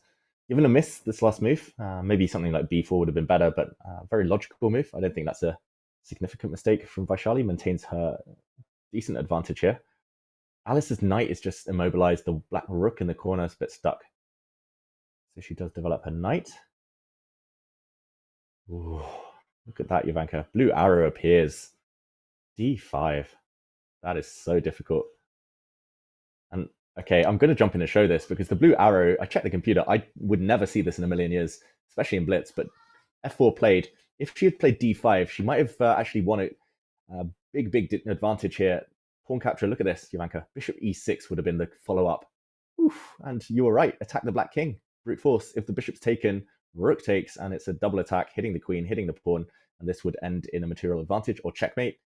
So black would have to play a move like rook to f8, and at the very end, the white bishop is just dominating the whole board now. So this was a huge missed opportunity. We only had one move in the meantime, and f4, trying to get f5, met by queen to b5. Yep. Well, unfortunately, because the pawn is on b2 and not b4, you can't go rook e5, which is actually the move I want. That's okay. Maybe you can just go f5. Anyhow, just bulldoze open the position. I like it. f5. F for forward. Alice Lee looked like a bit of a shake of the head before she sipped her drink there. She knows she's up on time, just as she was in the previous game, which is a good sign. The position does look a bit shaky. Bishop to d7. She's trying to go around the long way. Vaishali, bishop e8 might be a path forward. It's very Judith Polgar-esque. She loves infiltrating on the opponent's back rank. That would be very, very nice, right? And then the queen would be forced to defend, and you can just take on b7. So a very multi-dimensional move there. And the knight on h7. Okay, now you can do your plan. Oh, Alice did not look happy there on the camera. Question mark move given. Bishop e8 looks like it's almost decisive, hitting the f7 pawn. And as you mentioned, Jovanka, hard to defend both f7 and b7. The move is played. Something's going to drop. Queen b3 defends both, but the coordination will be broken. f5 still coming. The white rook might come soon. This looks over now. Yeah, and yeah, Vaishali in powerful shape here, like queen takes b7. And the question is, how greedy do you go? Do you go the whole hog with queen takes a7 once the rook moves? Looks tempting. Black has the f4 pawn under threat, so maybe white takes a timeout. Maybe white puts a queen on c7 first just to defend everything. Yep. And you can always take c6, take a7, take everything a bit later on. And also, I just wanted to highlight, you've also got rook e7 at the end of the day too. Because if you go rook a8, rook e7, bam. I will take on f7, thank you very much. That looked powerful. Rook c8. Now might be a time to think about taking on a7. You should always go queen e5 if you want to be super solid. But bishop takes f7. Beautiful deflection. The black queen cannot take because the rook is under fire. Oh, she's tactically so sharp right now, Vaishali. It definitely feels like she's kind of got to the heart more of this position than young Alice. Yeah, absolutely. And it all started with these kind of small moves, going f4, the queen being going to d8 and b6, and all that began with like rook to e1, just doubling simple chess. But this good strategy was followed by excellent tactics. Oh, king goes out to h6. That's not great, But then again, what can black do? Yeah, what else? The bishop drops back to c4. Okay, the f4 pawn has dropped. There are some hints of perpetual check. The rook is captured. There was no perpetual. A check the white king would have hit on h2, followed by g3. So it looks like she just dropped her rook there, Alice Lee. And it's just one check, blocked. Going to be game over. Going to be a 2-point advantage for Vaishali in a moment. Mm-hmm. And yeah, it's funny because we were saying at the start of this match that there would be no runaway leader in a match between this one, and already we're seeing Vaishali take the lead, and this could also be 3-0, right? She was winning the first game as well. So Alice has to strike back. Just 8 minutes remaining in this 5+1 portion, and psychologically, she just has to hit back us. Yeah, at least it's a must-not-lose game. This probably is the last game in the 5+1 portion, barring some early finish. If Alice can maintain kind of her position within 2 points of Vaishali, I think she should still have some chances. But going 3 points behind, we saw it in the Hou Yifan match. Very difficult to come back from there. Vaishali, in the meantime, has gone for this kind of BOGO Indian setup. She's given up her bishop, takes the bishop back, and okay, I've seen Alice play these types of positions before very nicely, actually. Gaining space. Queen e2, e4, b4. Yeah, this could be a chance, Jovanka. If she does get it back, if it's 1 point difference, then we've got a real match on our hands. Absolutely.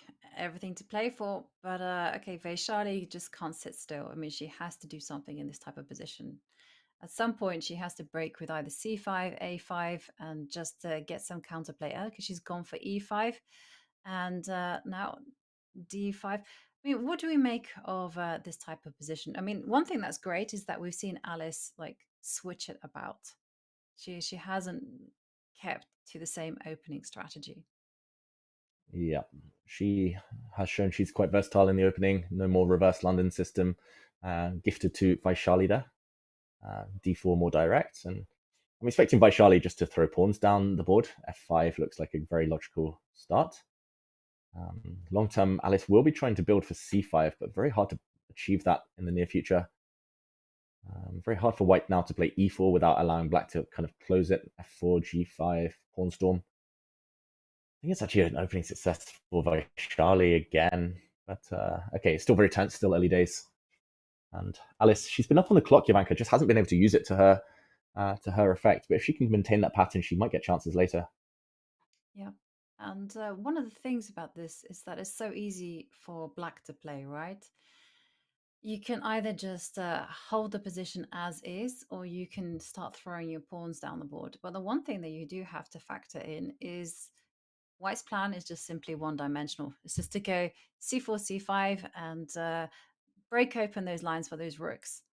So if you have that one in check, and I'm just thinking of moves such as you can't go knight to f6 because the f5 pawn is hanging. Although you could, no, you could, but stuff will happen. Or we just have to work out the consequences of c5. Yeah. I'd be boring. I'd play like rook a7, defend the bishop, so there's no c5 action. White's queen hitting the bishop is maybe one of the ideas that makes c5 work. But rook a7, yep. Got c5 covered. You can double up on the a file later, maybe. Okay, it's USA against India. Jovanka, bit of a rivalry developing in recent times. They've got a big match coming up, I believe, in October between the US and India. Bit of a show match. Who do you think has the more fans rooting for them right now? Do we have the results of that right poll? now? Yeah, well, I mean, we need to see the results of that poll. I think it's too close to call that. And also, it's going to be very close in a match between USA and India. I mean, they have some fantastic players, right? You have on the women's side, you have, Vaishali, Divya, Humpy, and then you also have players like Carissa Yip, and who just got GM Norm, Alice Lee, and so many other strong players. So I think it would just be anyone's game. So I would definitely be following that match with interest, but there we're seeing some maneuvering going on. I really liked your plan of rook a7. It was so quiet and it felt so deadly as well, because it literally just stops this idea of c5. And yeah, c5 only being possible because this bishop on b7 is loose, and the plan is just to eventually sacrifice a rook for a knight if it appears on c5. Yeah, I should mention it's not quite a repetition yet. If Vaishali were to bring her bishop back to a6, white's queen is actually on a new square on b2 rather than b3, so there would be ideas of the white rook coming across to a3. So yeah, now rook a7 maybe slightly less tempting because rook a3 could be one riposte there. But okay, it's costing her a lot of time, Vaishali, and she decides to break in the center e4. Double edge, she gets a square for her knight, but white gets d4. You give some, you get some. White's knight also has access to e6 a bit later. So this could be inspired, especially if black gets a kingside attack, but could backfire, Jovanka. Yeah, it's very risky, right? Suddenly white has a plan. You want to go knight to e6. You can even try and make moves like rook to a3. Okay, black also has some potential of a kingside attack. So I'm thinking, move the queen over to g5, knight to f3, even some rook lifts, rook f6. That's probably much more Vaishali style, right? Rook lift and then get the queen in the game and have fun on the king side. So, I mean, it's really a roll of the dice move, right?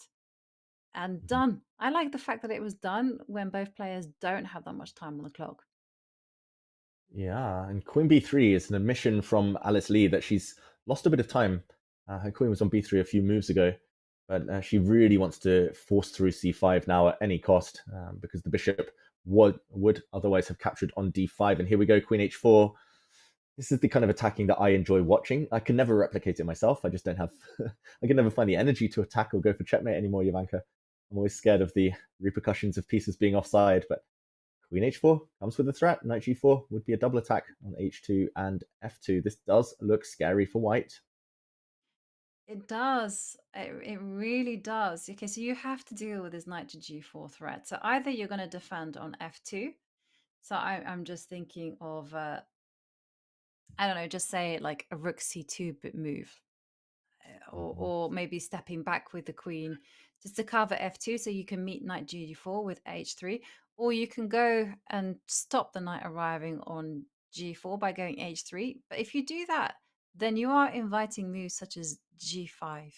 Now that really might be just like setting light to the position, but the whole argument is that it's a race. G5, G4 comes very, very quickly, and white might not be ready to meet that attack. And I guess the h3, okay, now here's the moment of truth. Will Vaishali just go all in with moves like g5? Would you do that, David? Or because it really is a race because you're allowing c5.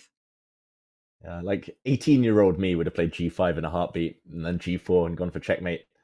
But 34-year-old me is like, oh, I don't know, it's committal. Maybe attack with pieces rather than pawns. I don't know. It's difficult. There's ideas of knight f3 already in the air, by the way, like rook f6 followed by knight f3 just to open up the g file. It does look super scary. And having some debate in chat about whether 5+1 counts as blitz. But there we go, rook f6 on the board. Rook f6. Okay, well, we're in for a race. Okay, so now Alice is going to all in. She's going to counter with c5. Because if she has to take some time out and go like, I don't even know, you don't want to go king h2 because your king is not very safe there. If your king is going to run, it might run to f1, but then you leave yourself vulnerable to moves like a f4. So I say go all in. She goes king f1. Oh my gosh. And the bar hates it. The eval bar says pawn to f4. Boom. Breakthrough. Essentially game over. And Vaishali finds it, of course. The most natural move in the position. The only question to my eyes was what happens after bishop takes e4. I think that's what Alice Lee was relying on. But it feels like it's falling apart there. How does black continue? Right. Is very dangerous, right? Pawn takes e3 is in the air. But David, this is the final game in the 5+1 portion. So Vaishali, if she wins, we're going to see 3.5 half. So Alice will have to do a massive comeback in the 3+1 portion if she wants to level the match. Yeah, I was hallucinating. I thought the white queen was on b2. I was like, wait, f2's covered, but she moved her queen back to b3 a moment ago. So actually, bishop takes e4 wouldn't have worked after f takes e3. It was forced checkmate on f2 in that case. So she's taking on f4, hoping to, I guess, meet rook takes f4, queen takes f4 by just defending the f2 pawn. But Jovanka, queen takes f4, hits like several things at once. Knight to d3 is in the air. This just looks horrible. Queen takes f4. The queen would also come to h2, but she takes with the rook instead. This just looks like one-way traffic. Totally looks like one way. And there's so many tempting moves for black, right? You can just double up and just, oh no, the h3 pawn has fallen off the board. And just 14 seconds there for Alice. And now you just move the rook out of harm's way. Just trying to work out if you can throw in a few checks just for fun, but not necessary. Yeah, I just briefly turned on the computer because my first instinct was like queen check, king e2, rook takes pawn check, king takes, knight g4. Apparently that's like just winning on the spot. There's check, check, check. But there we go. Vaishali, she plays it first. Also strong. Or is it? The bar shifts. The white king can actually go back to g1. This is why you needed to flick in queen h1 first. And Alice Lee, the king was safe on g1. There were no more checks. Goes forward. Yeah, that was such a difficult spot because she's been in the mentality of running, and now the evaluation bar is dancing back to the middle again as Vaishali does a misstep checking with the knight. Knight blocks, and there's just no killer blow. I mean, you can another sacrifice there, but in the end, it's looking like it would just peter out to a repetition with the queen checking. Oh, she blunders checkmate, e2. Black's making a new queen, and it's game over. 2 queens will land on this board. There was a narrow path to survival for Alice Lee, but defending is so much harder than attacking when you have no time on your clock. Vaishali takes a 3-point lead after the 5+1 segment. Absolutely. Now, David, there we can see the players react. Vaishali, 3.5 points to Alice Lee's 0.5 point. And wow, that final game was spectacular. I mean, it looked like it was completely in Vaishali's favor, and then suddenly things just mixed up and there were sacrifices galore. Wow. That was wild. Breathless action there. A bit crazy. I think both players, well deserving of this break they're going to get now, because that was scary stuff. For Alice Lee, though, ultimately she lost. She got gifted some chances towards the end, but she has been the player on the back foot for most of that first segment. She is the one needing to come back, and she needs to switch things up, Jovanka. It's that clear. Maybe being more direct, playing more attacking herself, not to find herself defending all the time, but something needs to change. Vaishali has looked in top form so far. Yeah, Vaishali has been in tremendous form, and the scoreboard shows this. Take a look at this, because in the 5+1 portion, Vaishali takes a 3-point lead, leading with 3.5 points to half. Wow. And Alice Lee, she needs to reset, she needs to refocus if she wants to level the score. We are going to go on a short break, and when we return, of course, time gets slashed and the pressure just keeps on increasing. So stay tuned.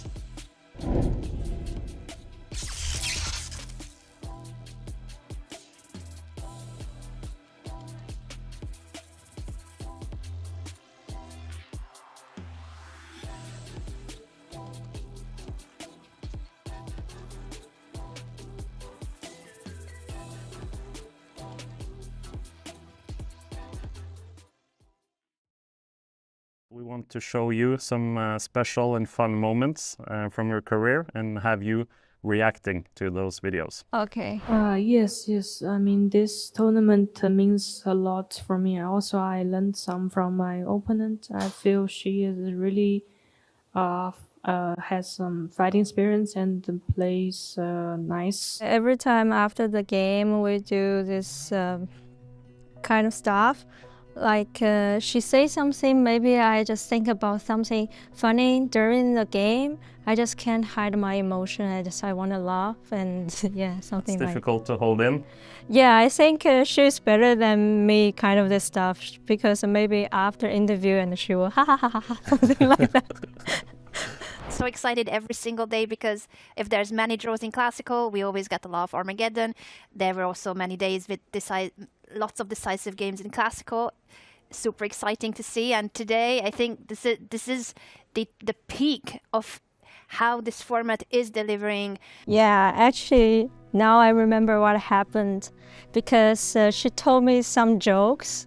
And when we sit there and we know and what she talked to me, and we just can't, hide our emotion because she talked some like really funny jokes, like some like on the rest day.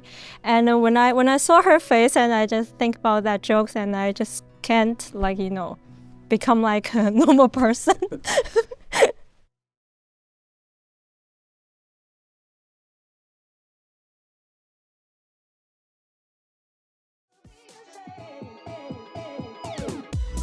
As far as I remember, there are no one who plays very fast. I think all of us take some time, and maybe Wenjun. It's tough. It depends. If possible, both works. You have to be fast, and then if you can play accurately, that's the best scenario. If not, you try to put pressure on clock. I mean, doing bad in both, it's the worst case. Either you play fast or play back. Yeah, it's very hard. It depends. I usually play some online games on that day. On the day of the match, I play some games online, and then, of course, Puzzle Rush. Definitely it will help, and yeah, nothing much. And then to relax, and because these matches sometimes it gets longer, and it's quite tense match also when you're playing against someone stronger, and you just try to be calm and mentally be ready for a fight. Yeah, definitely. Luck plays a role. Yeah, I've played some matches where I had some good positions, but then luck was not on my side, and there are matches where I played absolutely bad, and then I win matches because of luck, purely luck. So definitely luck plays a role.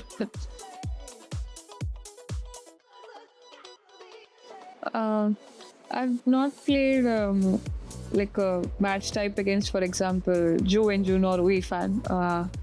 Like playing a match against them, like one of them would be, I think, cool. One, I've not played them in a speed chess match, and of course they are strong women players. I mean, strong players. So it'd be a good opportunity for me to fight against them to see how I fare.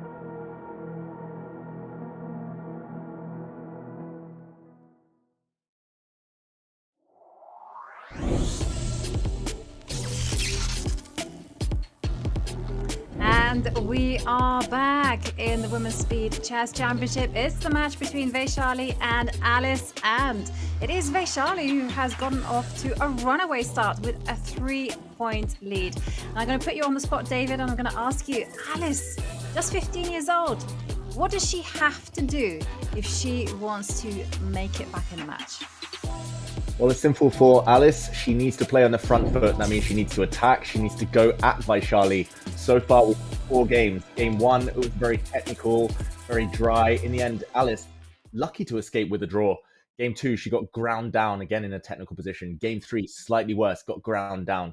Game 4, she got attacked. She got checkmated. She's never been on the attack herself. She's never really created much. I think her openings have been too indirect here, Jovanka, and she needs to try something a bit new. She needs to be faster, trickier. Alice is a tactical genius. She just needs to show that. Give herself the platform to prove it now. Okay, so less sophisticated openings, more tricky openings, and she definitely has to hold her nerve when those seconds tick down. And for Vaishali, she has a comfortable 3-point lead. It's just about holding that nerve and playing the same kind of chess that she's been showing. Now, time control gets slashed. We're now got 30 minutes of 3+1. And then that will be followed by 15 minutes of a bullet, which is 1 minute plus 1 second.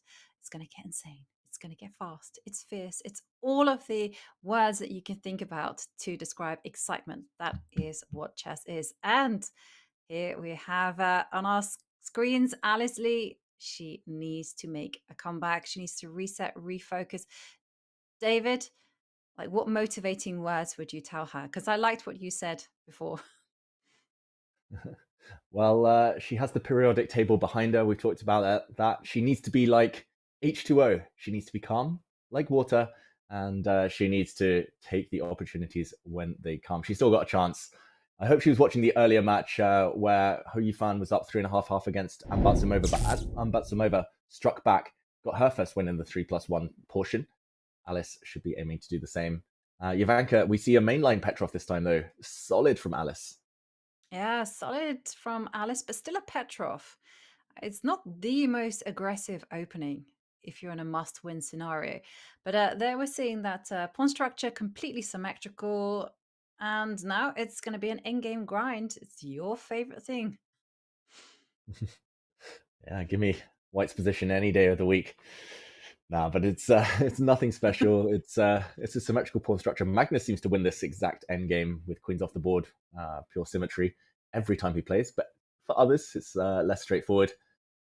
I think this is very indicative of Vaishali's strategy in general, Jovanka. I think she's the one who actually doesn't want to allow Alice to play. She clearly fears any tactics and gives up the bishop pair with White. That is a bit surprising. Black now surely with a long-term advantage. Yeah. Definitely a long-term advantage for Black. But on the other hand, White has the momentum, right? You know, you can jump in with your knight to d5 and force that bishop backwards. Knight coming to c6. I'm a little bit surprised there because I was expecting the knight to perhaps move to a different direction. But anyway, now it's up to White. How is White gonna start just improving the position? And we're seeing some exchanges be proposed. Would you take that knight, David, or would you say no? I'd probably say no, just because the black dark square bishop wants that knight trade to happen so it can sit on f6 nice and pretty for the rest of the game. Probably saying no and going back to e3 would be my choice. But then again, I would never have given up the bishop pair in the first place. So I'm glad it's Vaishali playing, not me. I think both are relatively safe, Jovanka, but neither of them promise great winning chances for White. Time advantage for Alice. Feels like this might be her chance to strike. Yeah, it very well could be. But okay, well, we're seeing that Vaishali doesn't like to lose time, so she just simply trades and then goes h3, just trying to argue that the light square bishop on c8 doesn't have a natural home to reside in. And there we're seeing bishop f6, just as you predicted, David. But it does have the bishop pair, but this pawn structure is pretty stable for both sides. And White does have control over the e line. There you're seeing bishop to d3. So it's very difficult to come up with a big plan of improvement for Black. Yeah, these positions, ultimately they should be roughly level, but you have to do it step by step if you're the side with the bishop pair. First, take all the rooks off the board. I think that would kind of increase the power of the bishops. Bishops tend to be better the fewer kind of other pieces remain on the board. And only later do you decide which pawn breaks to go for. Black can play like c5 to break open the dark square bishop. Black can start pushing g5, h4, h5, sorry, and g4. She's getting ready to trade all those bishops. Ultimately, she can't really do too much damage to the position, but Jovanka, there's another question at play here due to the format. How much of the next 26 minutes left on the 3+1 portion does she kind of dedicate to this game? She might spend the next 10 minutes trying to win this one if they go on for 100 moves with all the increment. But then, I don't know, if she ends up with a draw, she might be frustrated. Alice still 3 points behind. Yeah, that would be actually quite a problem, right? You burn up a lot of time, and Vaishali manages to still draw it. Well, I think you got to try. You got to try, and if Vaishali is very resourceful and up to a certain point defending very well, probably a good idea just to give up and try with the white pieces, because as we've seen, the timer is such an important factor here, because there's no point in playing perfect chess if it's going to cost 10 minutes on the clock. Yeah, and the computer making me eat my words because it didn't like the trade of the second pair of rooks, but maybe due to the fact she's expanded so much, Alice Lee, putting a black rook on b8 and giving white a rook just to power through with b4 might have been the way. And oh no, this last move, really careless. It feels like she's allowed the bishops to leave the board, at least one set. Now it should be very much closer to the draw. You need to keep the bishop pair intact, both of them. And it feels like she rushed it a bit. Still 1 minute up on the clock. Still some chances if she can get the black king through, but I don't think it's going to be possible. Yeah, it felt like she a bit hasty, Jovanka, maybe torn in two minds how hard to push in this endgame. Yeah. And well, there we see g4 from white. Now, I remember you've always frowned when I start pushing pawns. What do you think about this pawn advance? I'm frowning, Jovanka. Disapprove. Thumbs down. I'm joking. I think g4 makes sense for white. Pawns on light squares. Light squared bishop's about to disappear. c5 I quite like as well, so I don't know. I can't fault the players. Yeah. No, I mean they're playing great chess. No, I also like c5. You know, why not lengthen the diagonal of the unopposed bishop? And well, okay, well there we see that Alice does preserve the bishop pair. There we're seeing f, but Vaishali is just playing very accurately. I feel like she's getting great counterplay. You know, she's going knight to f3, going to go h4, and well. As always, things get very exciting when the tension gets ramped up. Mm-hmm. Yeah, that being said, Alice has just done something that I would be really loath to do. Like, when you have a bishop on the long diagonal, especially an unchallenged dark squared bishop, you need to keep the A pawn alive because the A pawn promotes on the A1 square, dark squared, covered. Knights are really bad at stopping those corner pawns. The fact that she traded off the A pawns, I think she's left herself with too little now to ever try and win this game. I think a good strategy for Alice would just be to bail out here now, like draw this game as quickly as possible, move on to the next one, get as many games in the 3+1 as possible. Vaishali's clearly playing for a draw as well, which Alice should take confidence from. Yep. And you mentioned the word little, and I'm just also looking at the clocks, and I'm seeing that Vaishali now under 10 seconds. Perhaps something that she can play on. And there we see Vaishali just extending. If anything, I would say that Vaishali is the one making progress. Oh, I don't know. I don't like the pawn on d5 blocks the white bishop. I mean, it should just be a draw ultimately. Not enough material left for either side. H4 there might have threatened some nasty checkmates on the black king, but now the black king might get in via e5 a bit later. It's still a draw though. Still should be a draw. Try h5. Oh, the bishops come off. Dead draw. Absolute dead draw here. And now the thing for Alice is that she must end the game as quickly as possible. Mm-hmm. Repeat the moves. There we go. Okay. The score is 4-1, Jovanka. So she didn't do what she set out to do there. She lost 8 minutes off her clock almost, 3+1. Not a great start for Alice Lee, despite how promising her position was. Yeah, definitely not the best of starts for Alice, but there we have Alice with white pieces. She goes for d4, switching things up again. And okay, I was expecting knight c3, but b3, okay, isn't knight e4 an idea in this type of position? But we're seeing d5. Yeah, d5. Knight e4 definitely an idea. This Bogo Indian has been well analysed. Again, I don't like it for a few reasons for Alice. It's not very direct. So if she's going to win this game, it's going to be a long, long grind. It's going to be a very positional battle that will take another 7-8 minutes off the clock.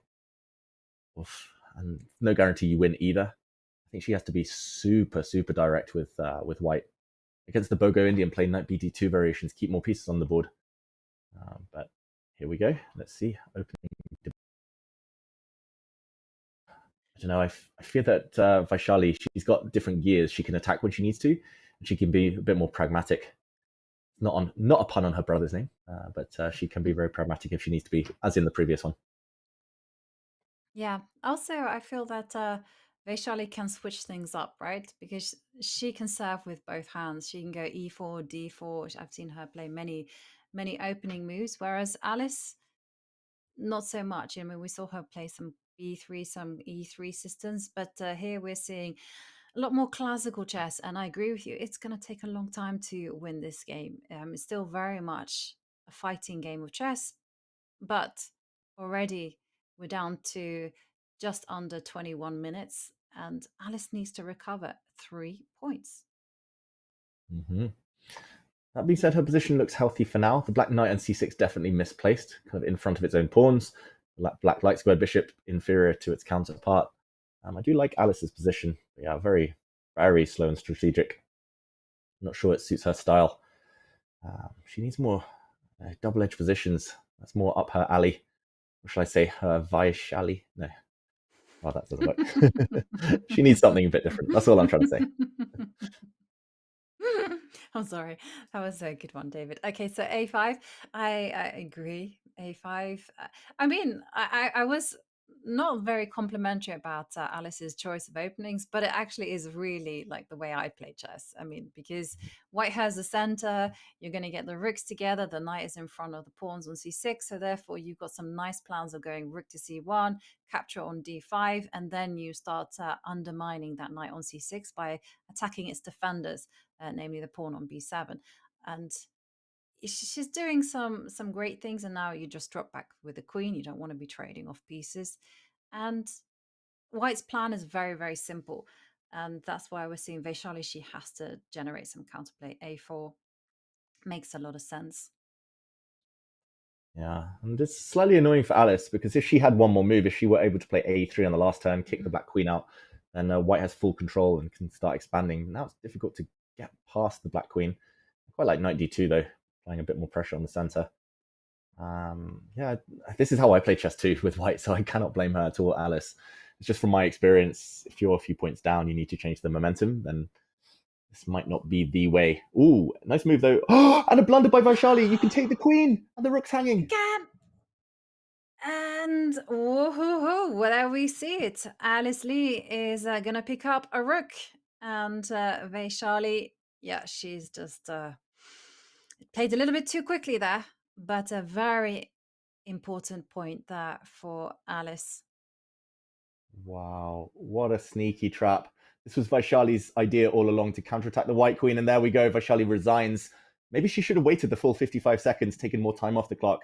But Alice Lee is back in it with her first win, 4-2. Match on, Jovanka.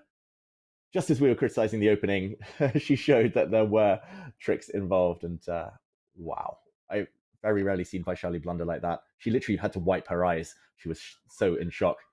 But, yeah, this is exciting. This means things are less clear now. Exactly. It's only a 2-point deficit, and now we're seeing Vaishali. Well, she has to recover, and this is where we're going to see her bounce back ability, because if she's able to just reset, refocus, still nurture that 2-point lead, she's still very much in control. But as we're seeing in this exchange, Caro, the structure in the middle is very, very stable, and the fact that the bishop is out there on g4 is already great news for black. Mm-hmm. There we go, retreating the bishop now, offering a trade. This is still well-known territory. This is still well-known stuff. Alice Lee's definitely done her homework. We should mention the white queen could have taken on b7 at multiple junctures. That would always have been met by the black rook coming to b8 and swiping off the b2 pawn. So the white queen steps back. And yeah, this Carlsbad structure, it's basically the Queen's Gambit decline, just with colors reversed, right, Ivanka? It's very slow, very positional. Definitely Vaishali's, that's her calling card in this match so far. Yes, it is very, very slow game. I mean, you're looking at doing things in 3 stages for black. First up, you're looking at sorting out the problem of the light square bishop. Then you're kind of trying to trade off the dark squared bishops. And then once you do that, you're trying to neutralize this knight on e5. And only then are you thinking about getting a knight into d6 and c4 and then winning the endgame with b5. Winning. I say this because I'm a carrot player. And I'm over optimistic, but I'm thinking, you go for your b5, b4 minority attacks. Yeah, long term, that is black's idea, just to create an isolated pawn for white on the queen side. We see the bishops leave the board. And yeah, often white tries to play in the king side, meanwhile, tries to whip up some kind of attack there. So we will see whether Vaishali is able. I quite like knight g6, actually, this last move. Just preventing white from going h4, h5 anytime soon. White knight takes that h4 pawn off. And queen to d2, a retreat. Okay, maybe now's the time to slowly build b6, a6, b5. Yep, doesn't seem to be any danger towards the black king, so you can do that if you're feeling a little bit nervous. So okay, there you're seeing a6. Wasn't sure about a6 because a6 tends to allow a5, and one idea, but it's far off from happening, is sometimes white reroutes the knight from e5 to c5 and then just locks it down. Yeah, especially if you could imagine like the white knight appearing on c5 and then pawn supporting it on b4. That knight is never getting gone, never getting traded off. Vaishali, though, she loves pushing her h pawn forward. Not surprised to see that one land. And now knight to d3, definitely the move to play. There we go, Vaishali. I would say actually this is a small niggling advantage for white now, Ivanka, just because white controls all the pawn breaks. Black can't really do much. It's just piece play left. I agree. And I would primarily blame the a7 pawn for moving up to a6. If you started this whole thing with b6 first and then a6, then white doesn't have this whole idea of going knight c5 and b4 up their pocket. I mean, the thing is, black has to be really flexible here. You have to deal with both ideas. Knight e5. I thought knight c5 would be the way she wanted to go. I remember commentating once with Anish Giri on the Ding versus Nepo match, and he also said a6 is a huge strategic kind of blunder long term. Now breaking out with b6. It's what Alice needs to do to get the black rooks some action. But now she's got an isolated a pawn. Yep, she does. And well, the question is, will Vaishali switch up and go rook a1 and try to focus on a6, or will she be consistent? And okay, she goes knight to d3.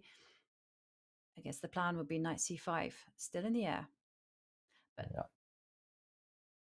yeah, exactly. This is the thing. I do feel that Alice is back in with a chance. Knight e4 is possible. There's pressure down b2. Yeah, looks very nice. One trend I should also mention, it's important. I don't like to talk about the clocks too much, but I end up doing it anyway in these matches. But Alice is always up on time. Like in the 5 minutes, she was always up a little bit, but ultimately, time scramble, she was inferior. Here, she's about to win the b2 pawn, but she's always been up around 1 minute in all of the 3+1 games so far as well. I think that's a very good sign for her as the position starts to liquidate. Everything coming off, Ivanka, that's good news for black. It is great news for black, and it does still look like it's a very much a level position, though. I would say it's slight advantage for black, but Vaishali down to 13 seconds, and she doesn't want to trade off queens. That's understandable, because why suffer when you don't have too much time? You might as well try to keep as many pieces on and keep the complications going. But I'm also concerned that in an endgame, the h5 pawn is just a liability. Oh, you can take the c3 pawn off now after this knight trade. Black is going to be playing risk-free in this ending. You can't take a6 because rook c1 would win the white queen. That would be a skewer. King h2. I mean, the second rank is ripe for the picking. So many targets there. Maybe there's something even better. Ivanka, you mentioned the h pawn. Maybe at some point the black queen will go back as well. Pick it up.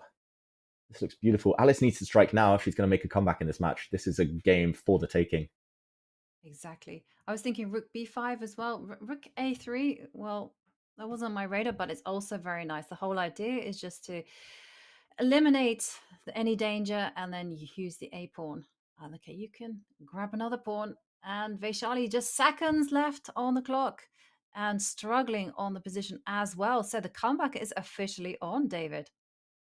I'm back on. Just got to be watchful over some checks. The white queen does give a check.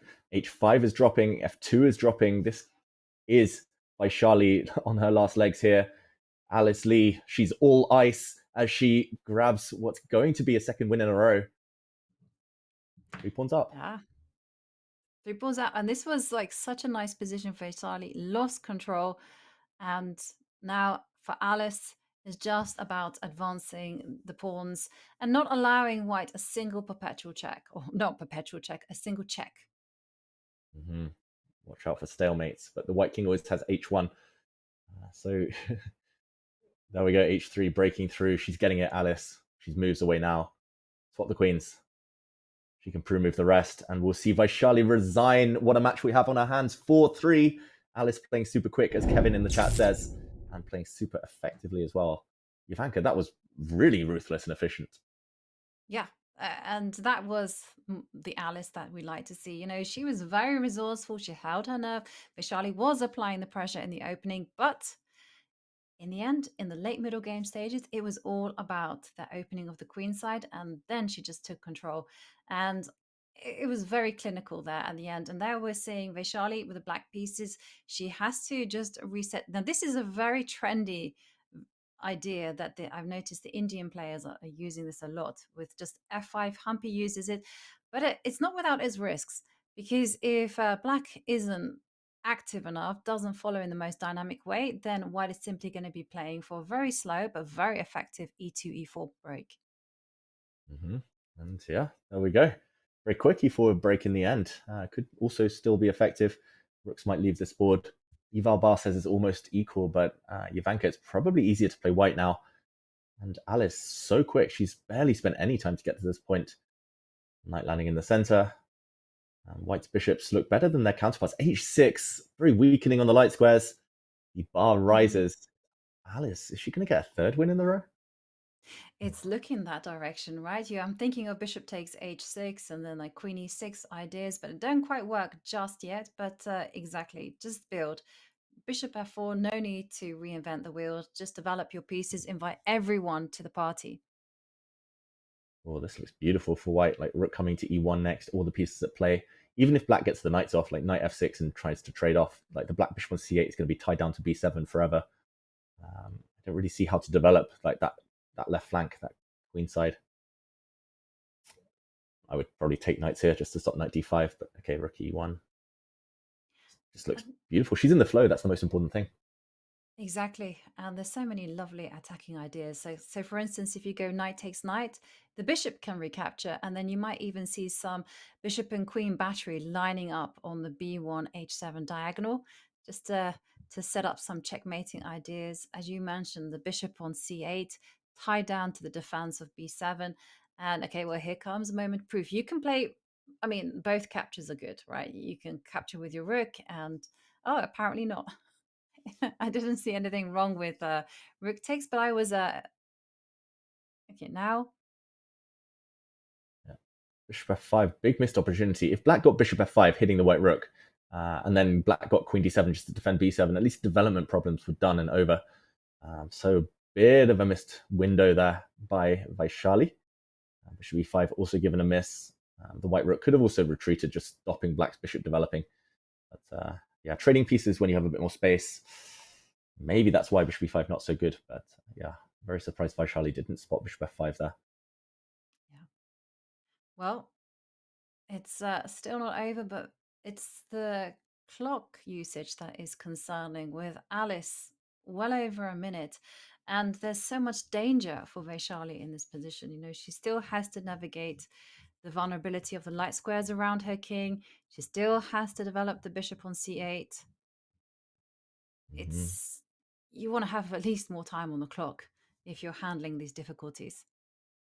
Yeah, if I were Alice, I was going to say I would have pushed Alice the a pawn up to a4 just to block black's way out on the queen side. Queen to b6 given a miss, and now bishop g4. Blue arrow says black should get active. That's difficult, Jovanka. I'll just quickly show that on the board. This is based on a back rank trick. If the bishop does develop, queen takes b7 would be a huge blunder because rook b8, the queen moves, and there's a check. So there are some tricks. I think the bigger question is after bishop g4, she hasn't moved. What would happen after h3? Where is this bishop going next? I think that's what's going to actually deter Vaishali from playing this line, although bishop f3 might be the counterplay she needs. So if we go back to the game, a4 instead, it's a missed opportunity. It is a missed opportunity and, well, offering a queen trade. But, yeah, would you... I almost feel like you should trade.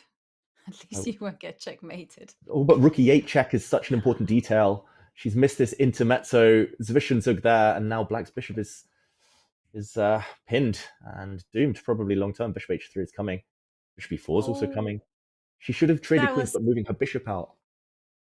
Yeah, that was a sneaky trick there from Alice there. And Vaishali, no time on the clock, under 10 seconds, and she is in this eternal pin. Okay, I'm expecting bishop to h3, and the exchange is going to fall. Alice has done what seemed like mission impossible, David. She's leveling the match. And more important, Alice loves this segment 3+1. She's going to get the win here before time is out. So we're going to get another 3+1 game. And she's going to be fancying her chances. As Max said in the featured chat a moment ago, momentum is everything in chess. d5 is nice. King takes pawn, rook c5 check, wins the b pawn. This game is going to be over. It's just the clock as well, Jovanka. She still has 1.5 minutes left, Alice. So impressive. Yeah, absolutely. And, you know, she's setting those traps. This is the Alice that we've grown accustomed to seeing, setting traps, putting pressure on the opponent. And yes, Vaishali, she's fighting hard. You know, she's desperately looking for counterplay, you know, with a3 and king coming into b2. But ultimately, the bishop is just no match for the passed b pawn. Ooh, nice hit there on the black bishop, gaining a bit of time for white's pawn to push. Bishop g4. Okay, she's still got to be careful here, Alice. Looks like she's a bit worried about the counterplay for black. King b2, a3, as you mentioned, Jovanka, but b5, b6. It's just way too quick. It's going to cost black the bishop, and the black king's going to be cut off on the edge of the board. Exactly. And here it comes. It just needed some moments just to calculate. And nice. Avoid the stalemates. This is winning. Rook takes g7. Oof. Doesn't want that pawn. She's going to force her opponent to give up the h1. And here we go.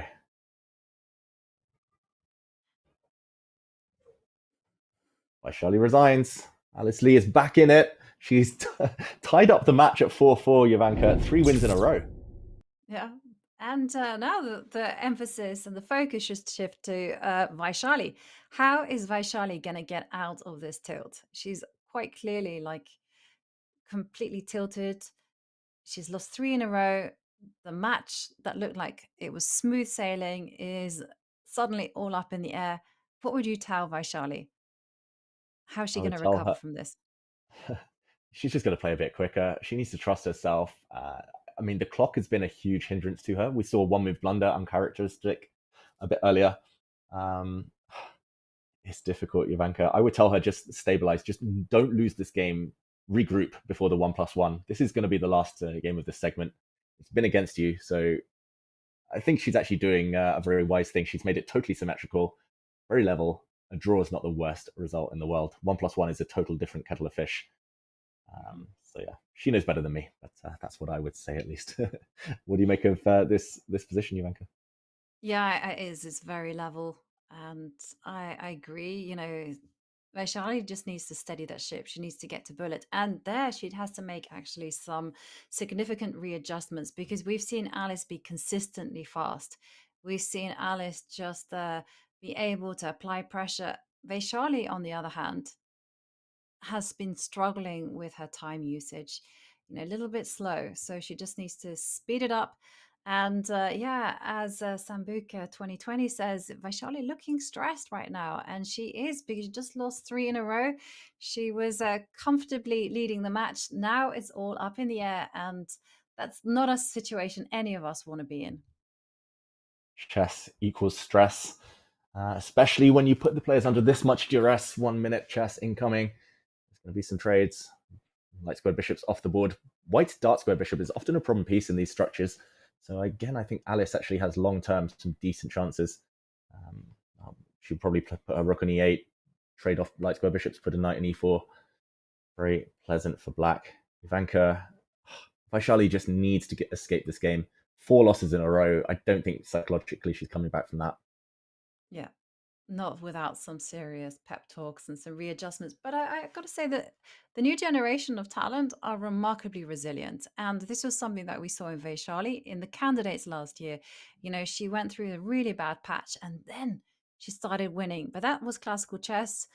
We are now going to be entering the bullet portion because there's less than a minute of a 3-minute plus 1 segment, and anything goes there. Anything goes. Last year in the candidates, she lost 4 games in a row, struck back with 5 wins in a row. She's now 24. I don't know if she counts as the new generation of talent, but either way, she's such a streaky player. And she did win 3 in a row. I think it was 3 in a row against Alice earlier in the 5+1, losing 3 in a row now. It's such a back and forth match. I wonder where the next turn will take us. Yeah.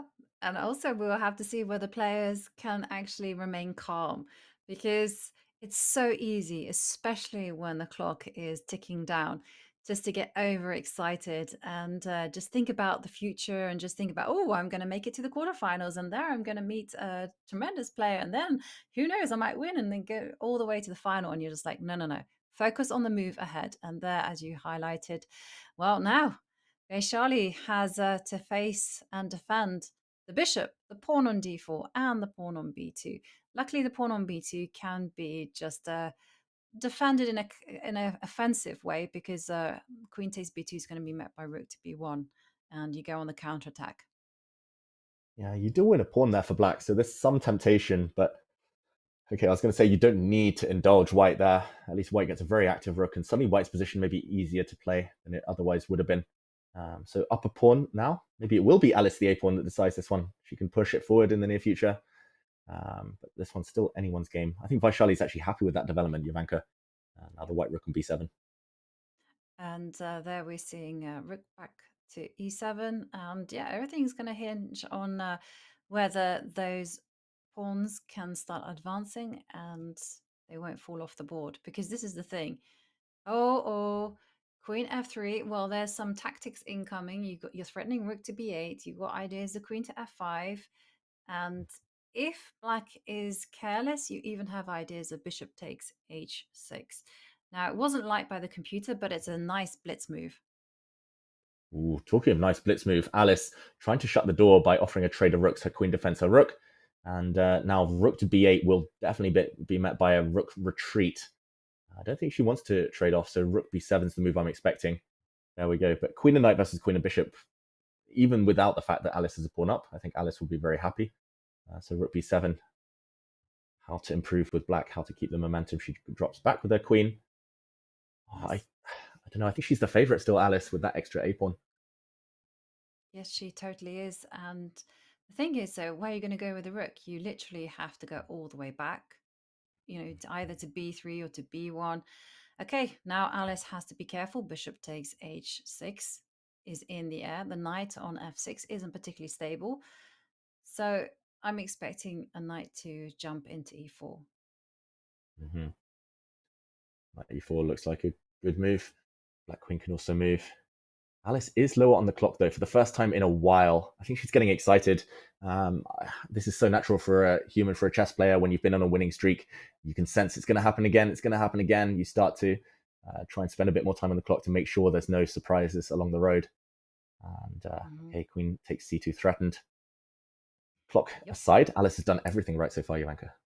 Yeah, absolutely. And Vaishali, she's sounding the retreat, and this is just an invitation to go forward. And sure enough, A5, A4, A3, that A pawn is gonna get marching. Big trouble for Vaishali. And Alice, she's just playing really good chess. You know, when she's managing to deal with all of Vaishali's threats. Yeah. Charlie suddenly down to the 6-second mark. She needs to move queen c2, but the black knight is coming. Look at the black pieces pouring forward. The light square domination. A4, A3, it's coming. It's going to be so effective. That white rook is dead meat now. And the black knight just needs to find a way in later. Yep. And Vaishali just seconds left on the clock. And there it's coming in. Knight is going to make an appearance on c4. And now the A pawn comes a-rolling. And look at White's pieces. They're just tied down to the defense of A3. Mm-hmm. Okay, but how to break through? The white queen is holding the fort really nicely now. Black knight drops back. Is queen c4 going to be her idea? Some indecision from Alice Lee here. She gives a check. She's going to bring her queen in though, switching angles really nicely. Black queen, black knight so nearby. She's not going to repeat this position. Ivanka, she's getting closer. The A pawn can now push. She's making a new queen. She's going to win this game. And she has won the game, and that completes an incredible comeback there from Alice Lee, winning 4 games in a row to take the lead in this match. It's 5 points to 4, and Alice, then you can look at her face. She can't quite believe it. And Vaishali, well, she needs to refocus. She has a small pause where she can just reset. She needs to readjust to the new scenario. She is now playing catch up, and now it's going to be 15 minutes of insane bullet chess. David, what have you made of the match so far? It's been a lot of fun to watch. I'll just mention the score. Yeah, there we go. 5-4 Alice Lee. I mean, I love matches where there's twists and turns. It's a bit like a movie where you don't really know what's coming next. We have no idea what's coming next because it was Vaishali winning 3 games in a row to take a 3-point lead earlier. Then it was Alice winning 5 games in a row. 4 games in a row just there. I can't even count now. But yeah, I think good news for Vaishali. There is this break. There is a switch up in time. It's going to be a pure mouse skill battle now. But yeah, Ivanka, who knows where it's going next? Yeah, who knows? Well, one thing is guaranteed. Both players need to level up. And talking about level up, you can level up your office or gaming space with a Chess.com mousepad. Whether you're looking for a surface that supports mouse speed in a bullet game or a desk accessory to match your aesthetic, we've got the sleek and stylish mousepad for you in 3 unique designs. So visit go.chess.com/mousepads or use !shop in chat to explore the collection. And we'll be back with the bullet section right after this break.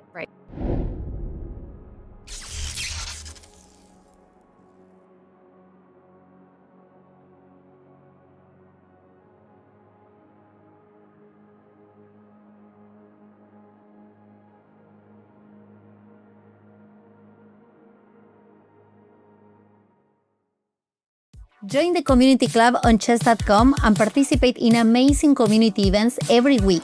On Mondays, challenge yourself with incredible openings in Opening Roulette. Don't miss on Title Tuesday every week right after Title Tuesday. On Wednesday, join Arena Kings and compete against a lineup of legendary creators. On Fridays, try the all-new Community Freestyle Fridays and throw opening theory out the window. And finally, round out the week by showing off your speed in the Community Bullet Brawl. Win prizes, battle legends, and challenge yourself. Play in the community tournaments every week on Chess.com. You know the rules, right? Yep. Okay. So, we are playing with white pieces, and we start the game with e4. Yeah? Why do we make this move? We are occupying the center, but we are also taking an eye on the d5 square. Yeah? So usually when you put the pieces towards the center, it cannot be bad. Many people will play the same. e7, e5. Now you're developing the knight, because in the beginning it's very important to develop the pieces to castle, to fight for the center. So with this move, you are threatening to take on e5. So if your opponent is not careful, and sometimes you may see that somebody plays something like, for example, b6, it's a really bad move because you can already take the pawn. But quite often, your opponents will see that the pawn is hanging and they will try to protect it by developing their own pieces. So knight c6 is a very common move. And now we develop our next piece, it's the bishop. So we move the bishop to c4. Again, it's towards the center. We are taking an eye on this pawn, and we don't allow black to occupy the center. For example, now d5 is not possible, because you take with the bishop or with the pawn, and black cannot recapture, because you have the protection. And now you may only remember one move more. If black is developing another knight toward the center, you have this idea of playing knight to g5, attacking this pawn. And your opponent will already be a bit shocked, because it's not so easy to defend it. In case your opponent will develop the bishop, yeah, also looks very normal, then we can think about fighting for the center with the moves like c3 followed by d4. So that was the Italian B.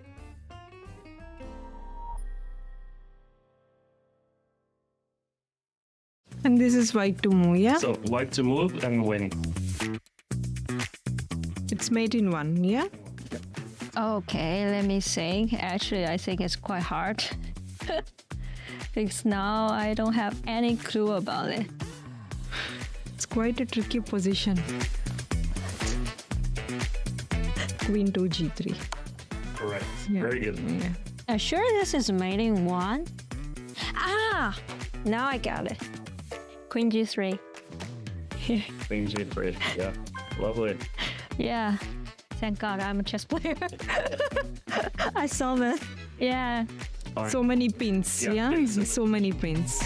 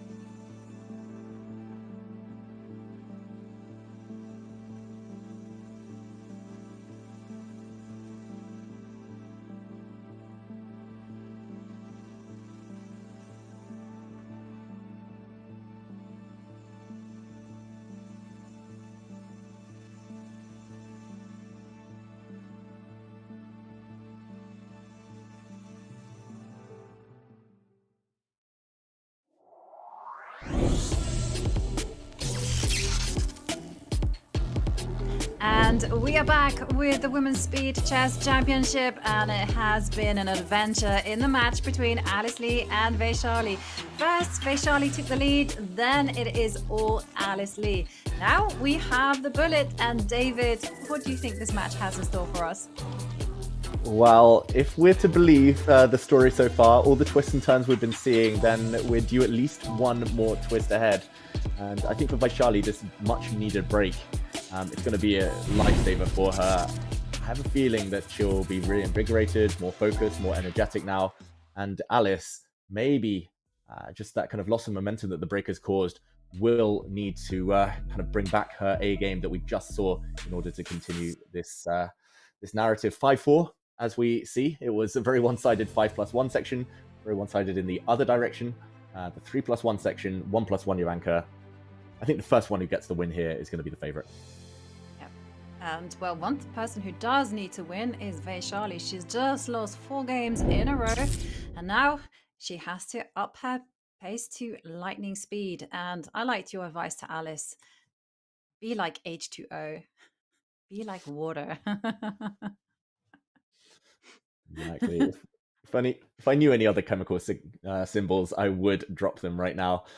But yeah, she needs to be calm, Alice. She's been super locked in. That's much is clear in the last few games. And we're off. It looks like the 1 minute segment has just begun, and symmetry so far. And Alice starting with the white pieces. She's starting with the white pieces, and now we have an interesting situation where white has a very stable center and is trying to reinforce that stability with moves such as e3, c3, d4, and black is going to have to just generate the play in order to match this. And there we are seeing the bishop to d2, very nice stuff. And I've always liked this type of position for white, because what I find that white does, it just goes e3, just do very, very calm chess, and then the beat back happens. You know, you just go very slowly forward and just take control. But everything comes at its time. Yeah, solidifying the center, often the key, and now it's done to get tactical. Black's knight drops back. She was hanging the b7 pawn, but she was hitting the d4 pawn in the process. Vaishali, so okay, not even bothering to calculate there. Alice Lee pins the bishop to a5. Vaishali sees the pawn, she grabs the pawn, bishop takes a2 now. I don't think Alice Lee is going to be loving these last developments. I think maybe bishop a5 was a bit of a complacent move. You have to calculate at some point or other, but now e4. And the typical way to guard to deal with this is to take the knight on e5 with your bishop, just to block up white's center. But for now, pawn up for Vaishali. Looks like an opening success for her, Jovanka. Definitely an opening success. And there you're seeing Alice with f4. So I think she needed to do this. She needs to prepare d5, and also the danger that you mentioned there. So rook to c8. Okay, d5. Take the space. Play as if you're not a pawn down. Just forget that happened. So there we're seeing, some really nice centralization of the queen. And what is to prevent Alice from recapturing? And she doesn't. She takes back material. Yeah, look at the clock as well. 30 seconds plays 10 seconds. Alice Lee, definitely the quicker of the two so far. Her knight hit, but she can trade off, win a pawn. Is she going to get that 5th win in a row? She's a pawn up. Opposite color bishops give some drawing chances, but the black bishop looking pretty daft right now, Jovanka. Dodging the queen trade Vaishali, but she's in all-out defensive mode. Yeah, total all-out defensive mode. And she has